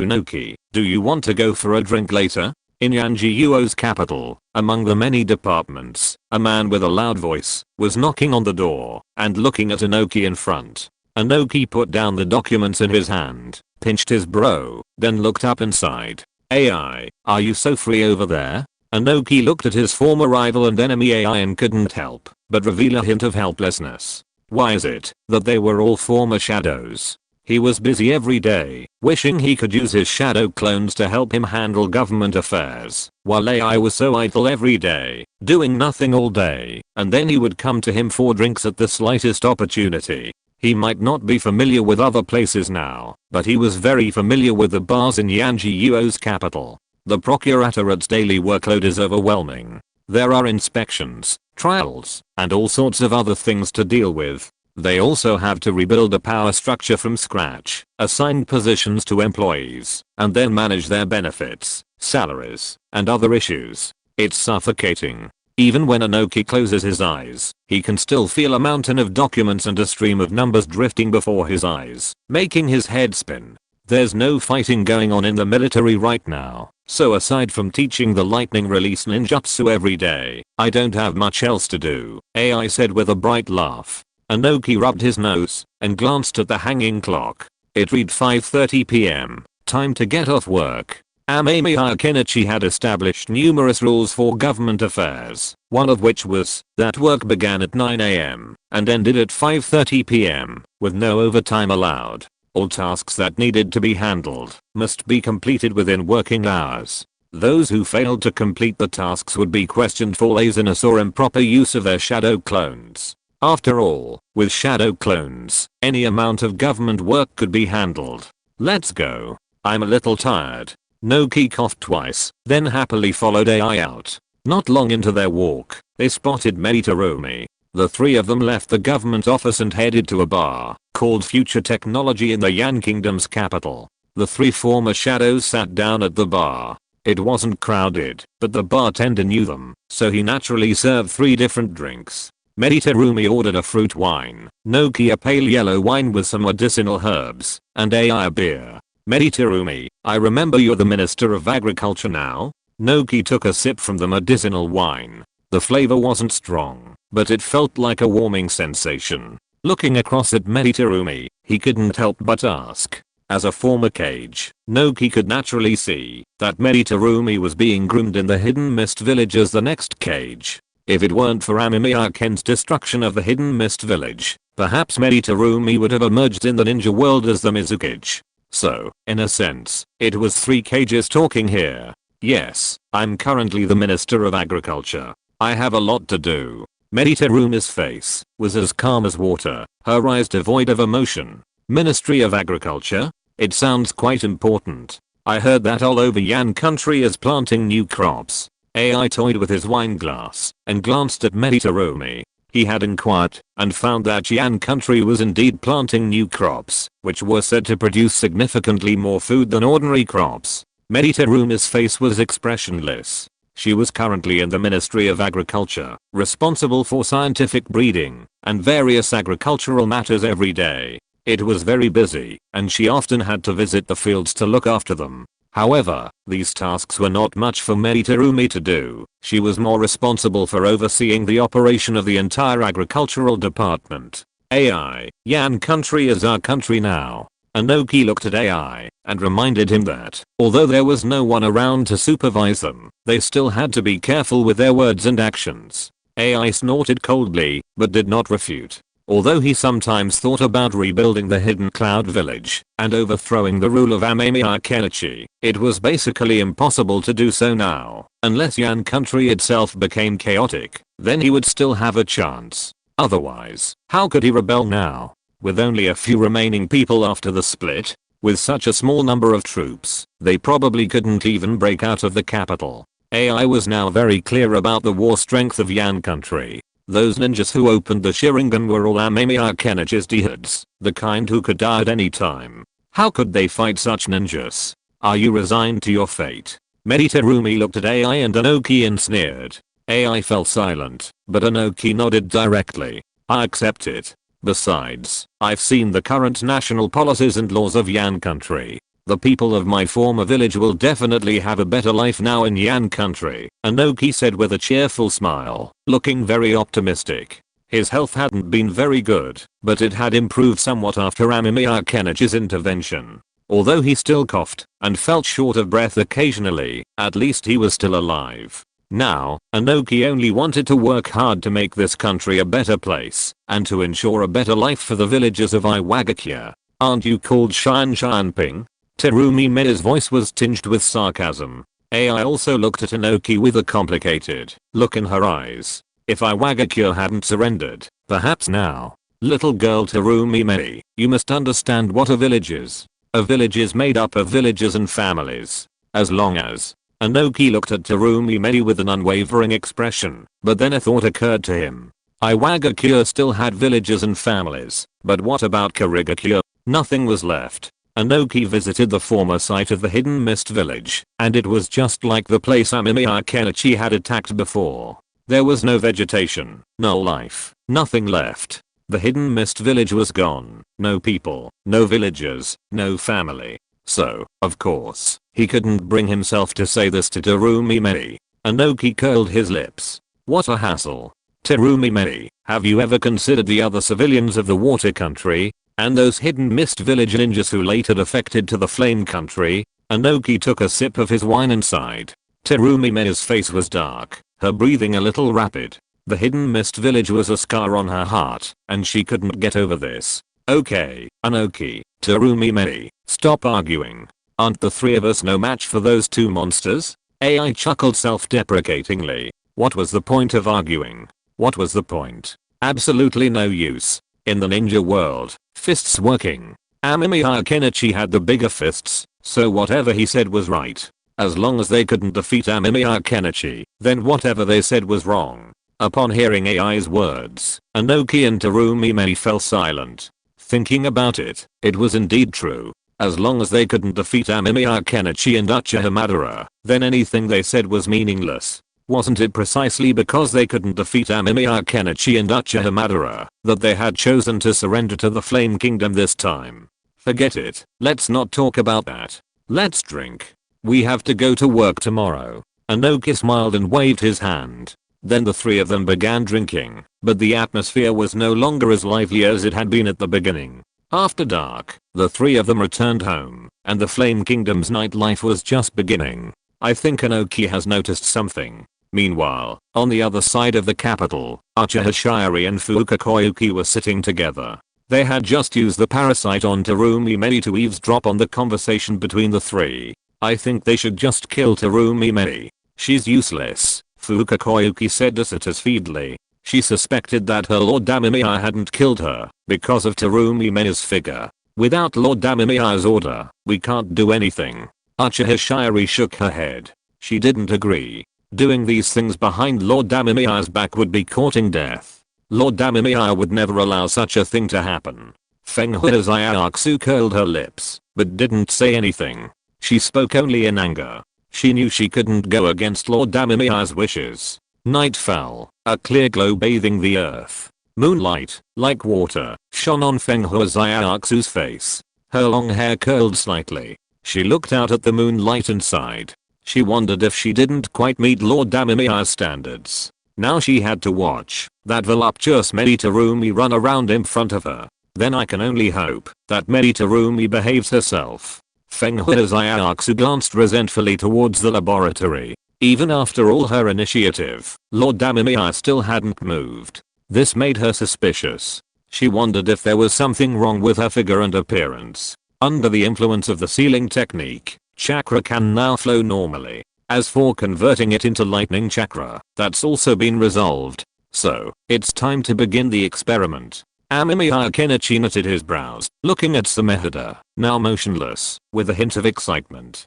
Now all he needed was to use electricity to drive the motor, to see if it could be used to create other forms of transportation or something else. This would officially mark the beginning of a new technological era for the ninja world. But this ninjutsu? Amemiya Kenichi scratched his head. While conducting his experiments, he had some new ideas, especially from observing the flow of chakra. How could he observe chakra? There were ways to do this. There were similar techniques within the perception ninjutsu, and Amemiya Kenichi's main Jiki Sharingan could also detect chakra. However, there were always countermeasures. He had discovered that standard chakra monitoring methods were ineffective against some ninja, so he needed a different method to observe chakra and tentatively monitor them. Then we need to make a device that can detect chakra, which may have some miraculous effects. Amemiya Kenichi rubbed his hands, then left the laboratory with the Samehada in his hand, and then came to the door of another laboratory. Teacher, are you free? Amemiya Kenichi pushed the door and walked in. As soon as he entered, he saw that the lights in the laboratory were not on, and it was pitch black. However, this little darkness could not block Amemiya Kenichi's eyes. Amemiya Kenichi soon saw the teacher sleeping on the table. Amemiya Kenichi was stunned for a moment. Teacher actually fell asleep. Amemiya Kenichi was a little surprised. His teacher didn't have much time to sleep. He couldn't help but walk over to take a look, and then he saw an open experimental log on the teacher's desk. Amemiya Kenichi raised his eyebrows. This scene seemed familiar. Kenichi Amemiya remembered that, long ago, when he and Orochimaru were still living in the Naruto village, he once came across an experimental logbook that his teacher had forgotten to keep. It described a jutsu called reincarnation of the corpseless, even its shortcomings. Kenichi Amemiya glanced at it, returned it to Orochimaru, and never again considered the incident. But he hadn't expected the scene to happen again, this time with his teacher seemingly asleep. Kenichi Amemiya could hear his teacher's long steady breathing and gentle heartbeat. This was the sign of true sleep. After all, only possible when asleep. The human heartbeat slows down during sleep, giving the heart time to rest. This is why staying up late can lead to sudden death. The heart doesn't get enough rest. In a sense, humans are like unscrupulous bosses, overworking their organs. The experiment failed. The soul, after being extracted, couldn't recover. My soul has also undergone some changes. Does the body affect the soul? Or is this the work of the Six Paths Sage? Perhaps I should try a second reincarnation to get a new body, but finding a body that perfectly matches my body isn't easy. Perhaps. I checked my soul again, but there was nothing wrong with it. Even with my main Jiki, I couldn't detect any abnormalities with the methods left by the Sage of Six Paths. Do I need to go to the Pure Land? Only then can I clarify this matter. Reincarnation needs to be improved. I can't tell if there's something wrong with my soul, but it's because of my clever reincarnation. Amemiya Kenichi glanced at his teacher. It seemed like the teacher still hadn't let go of this matter. Should he give him a push? But it didn't seem necessary. The teacher was already like this now, and if he pushed, it would make it easier for the teacher to notice something was wrong. It was better to ignore it. Chapter 500, Chakra Detection Method. Kenichi Amemiya didn't bother looking at the lab log on his teacher's desk. Who knew if it was there intentionally? After all, the teacher had done similar things before, and this had always made Kenichi Amemiya wary of his teacher, fearing he might accidentally fall into his teacher's trap. While his strength had improved considerably, and he felt a strong chance of defeating his teacher, he still felt no need to engage in a life or death struggle. Just as he was about to leave, Kenichi was met with a pair of bright eyes staring back at him. This startled him for a moment, but he quickly realized that his teacher had woken up. "Teacher, are you awake?" Kenichi asked Orochimaru, smiling. The teacher nodded, smoothed his hair, and sat up calmly. Orochimaru's gaze fell on the lab log on his desk, which he calmly put away. "Did you see that?" Orochimaru asked Amemiya Kenichi as he collected the experimental log. Kenichi smiled faintly. "Yes, but if you have a problem with your soul, I think we could pool our resources to solve it. After all, Mr. Sanzuamado has been to the Pure Land, so he should have a deeper understanding of the soul." Looking at his teacher, Kenichi admitted it naturally. After all, the teacher was no fool. How could he not have guessed? Better to be frank than to hide it and arouse suspicion. Orochimaru glanced at Kenichi. She knew, of course, that Sanzuamado had been to the Pure Land and had conducted in-depth research on the soul, but the soul was so important that Orochimaru wouldn't consider seeking help unless she was completely desperate. She hadn't even mentioned this experiment to her own student, Kenichi Amemiya. "What do you want to talk to me about?" Orochimaru put away the experimental log and looked at his student. Ever since Kenichi Amemiya established the Far Country, the entire ninja world has become busier. However, despite the busyness, there aren't many disputes. This is something Orochimaru, who grew up in a time of war, still finds somewhat unaccustomed to. After all, killing and being killed is a very common occurrence during wartime, and Orochimaru is used to living on the edge of a knife. Although Orochimaru doesn't pay attention to these power transitions, it's ultimately his student's business, so he knows very well how much the Far Country needs Kenichi Amemiya. It can even be said that Kenichi Amemiya should be extremely busy, just like the fourth Hokage, Minato Namikaze, who was always busy and overwhelmed. But now that Kenichi Amemiya has come here, it proves that Kenichi Amemiya must need his help with something. "Hehe, as expected of you, Master. You saw through my thoughts so quickly. Actually, Master, this is what I think." Amemiya Kenichi took out the Samehada he had crafted earlier and shared his idea with the Master. Orochimaru listened quietly, but as he listened, he grew excited. Orochimaru was Orochimaru after all, and he could tell that, if this plan succeeded, it would be a monumental change for the world.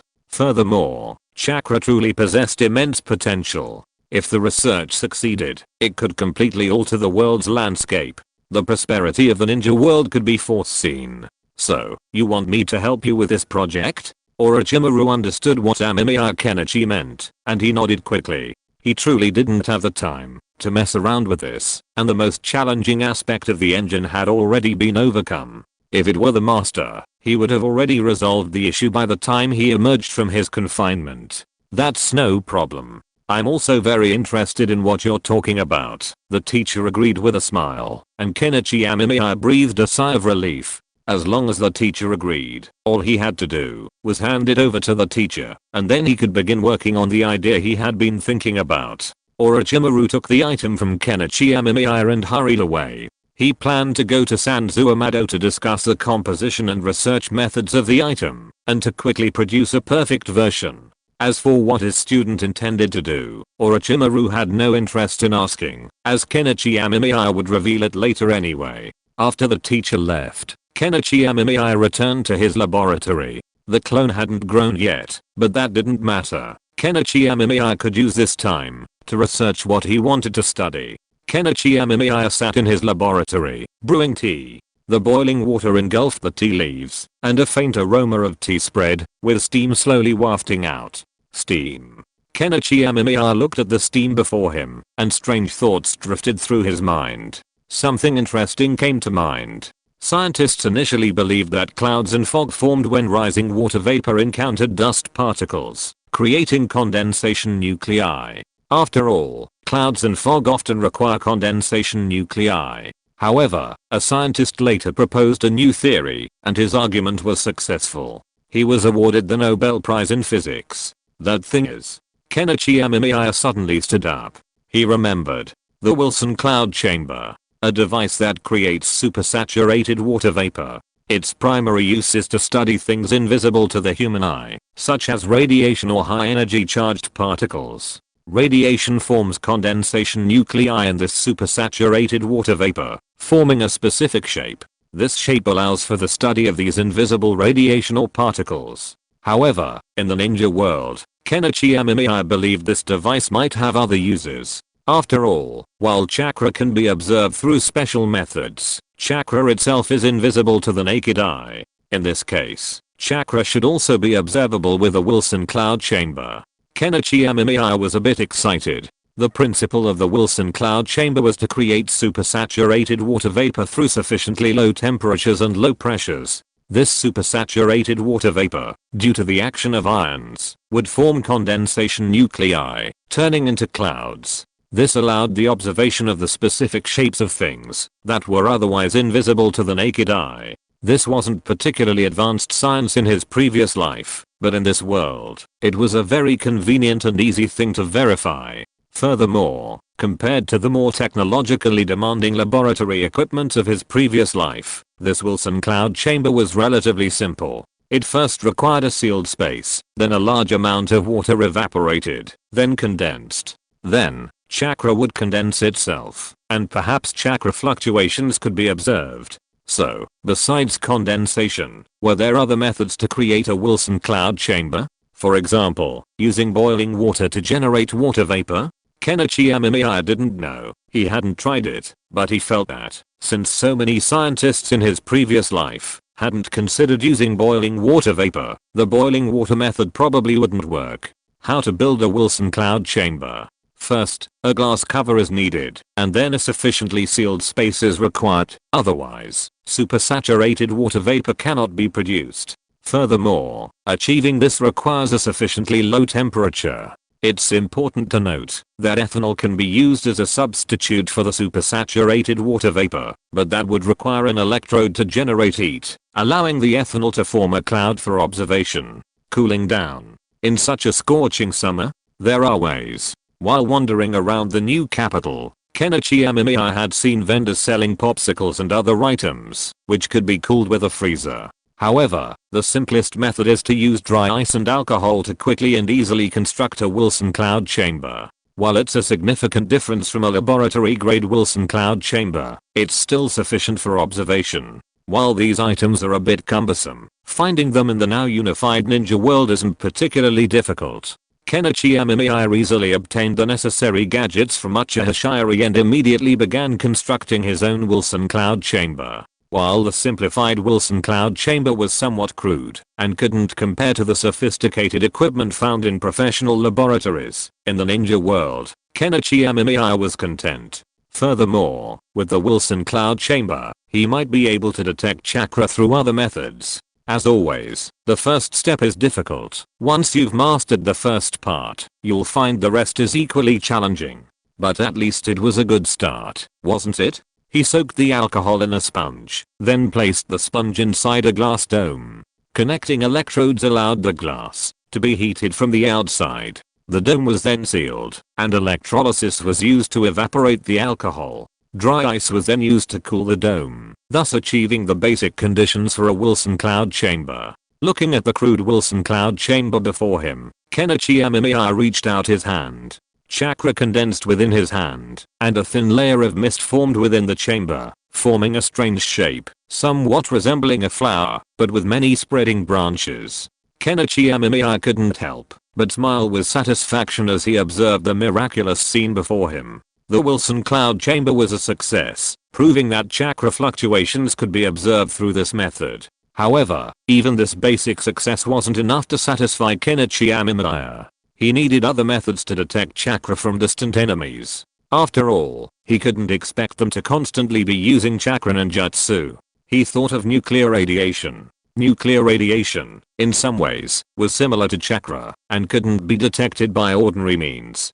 However, in previous generations, people had created instruments to observe nuclear radiation, providing a clear method for determining its presence. Now, Kenichi Amemiya was wondering if he could create a similar instrument. The only difference was the method of detecting nuclear radiation. Radiation itself couldn't be observed with a naked eye, but it could be detected using special instruments. In this respect, nuclear radiation and chakra were very similar. Since nuclear radiation detection methods could detect radiation and even accurately determine its amount, perhaps chakra could also be detected this way. Then, Amemiya Kenichi thought of his alter ego, who was still studying nuclear physics. He carefully reviewed the relevant content of the nuclear physics book, and surprisingly, he actually found some useful information. Radiation dose is measured by the current generated by the movement of electrons and positive ions produced by ionizing radiation. This is the earliest method of radiation detectors. Radiation and matter may cause photoelectric effects, positron annihilation, and Compton scattering. Ionized ions excite surrounding molecules, which then excite remaining electrons. Electrons in positive ions move in a strong electric field, generating an electric current. This current is related to radiation, and this method can be used to measure radiation. Amemiya Kenichi put down his book and stared at the ceiling of the laboratory in confusion. Knowledge entered his mind in a rude way, his mind now taking the shape of knowledge. What are these ionized ions? What are electrons? Why is the generation of electric current related to the dose and type of radiation? But at least this provided a new idea.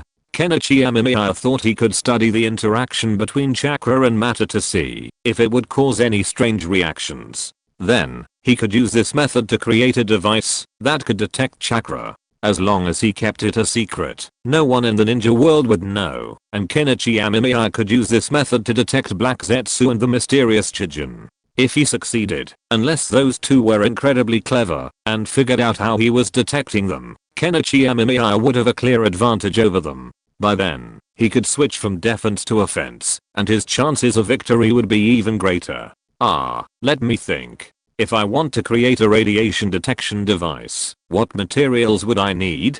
Kenichi Amemiya scratched his head, then began his experiment. End of this chapter.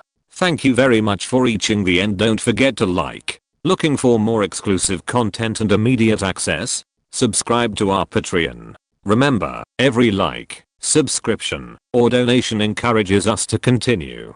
Thanks to everyone. See you in the next video.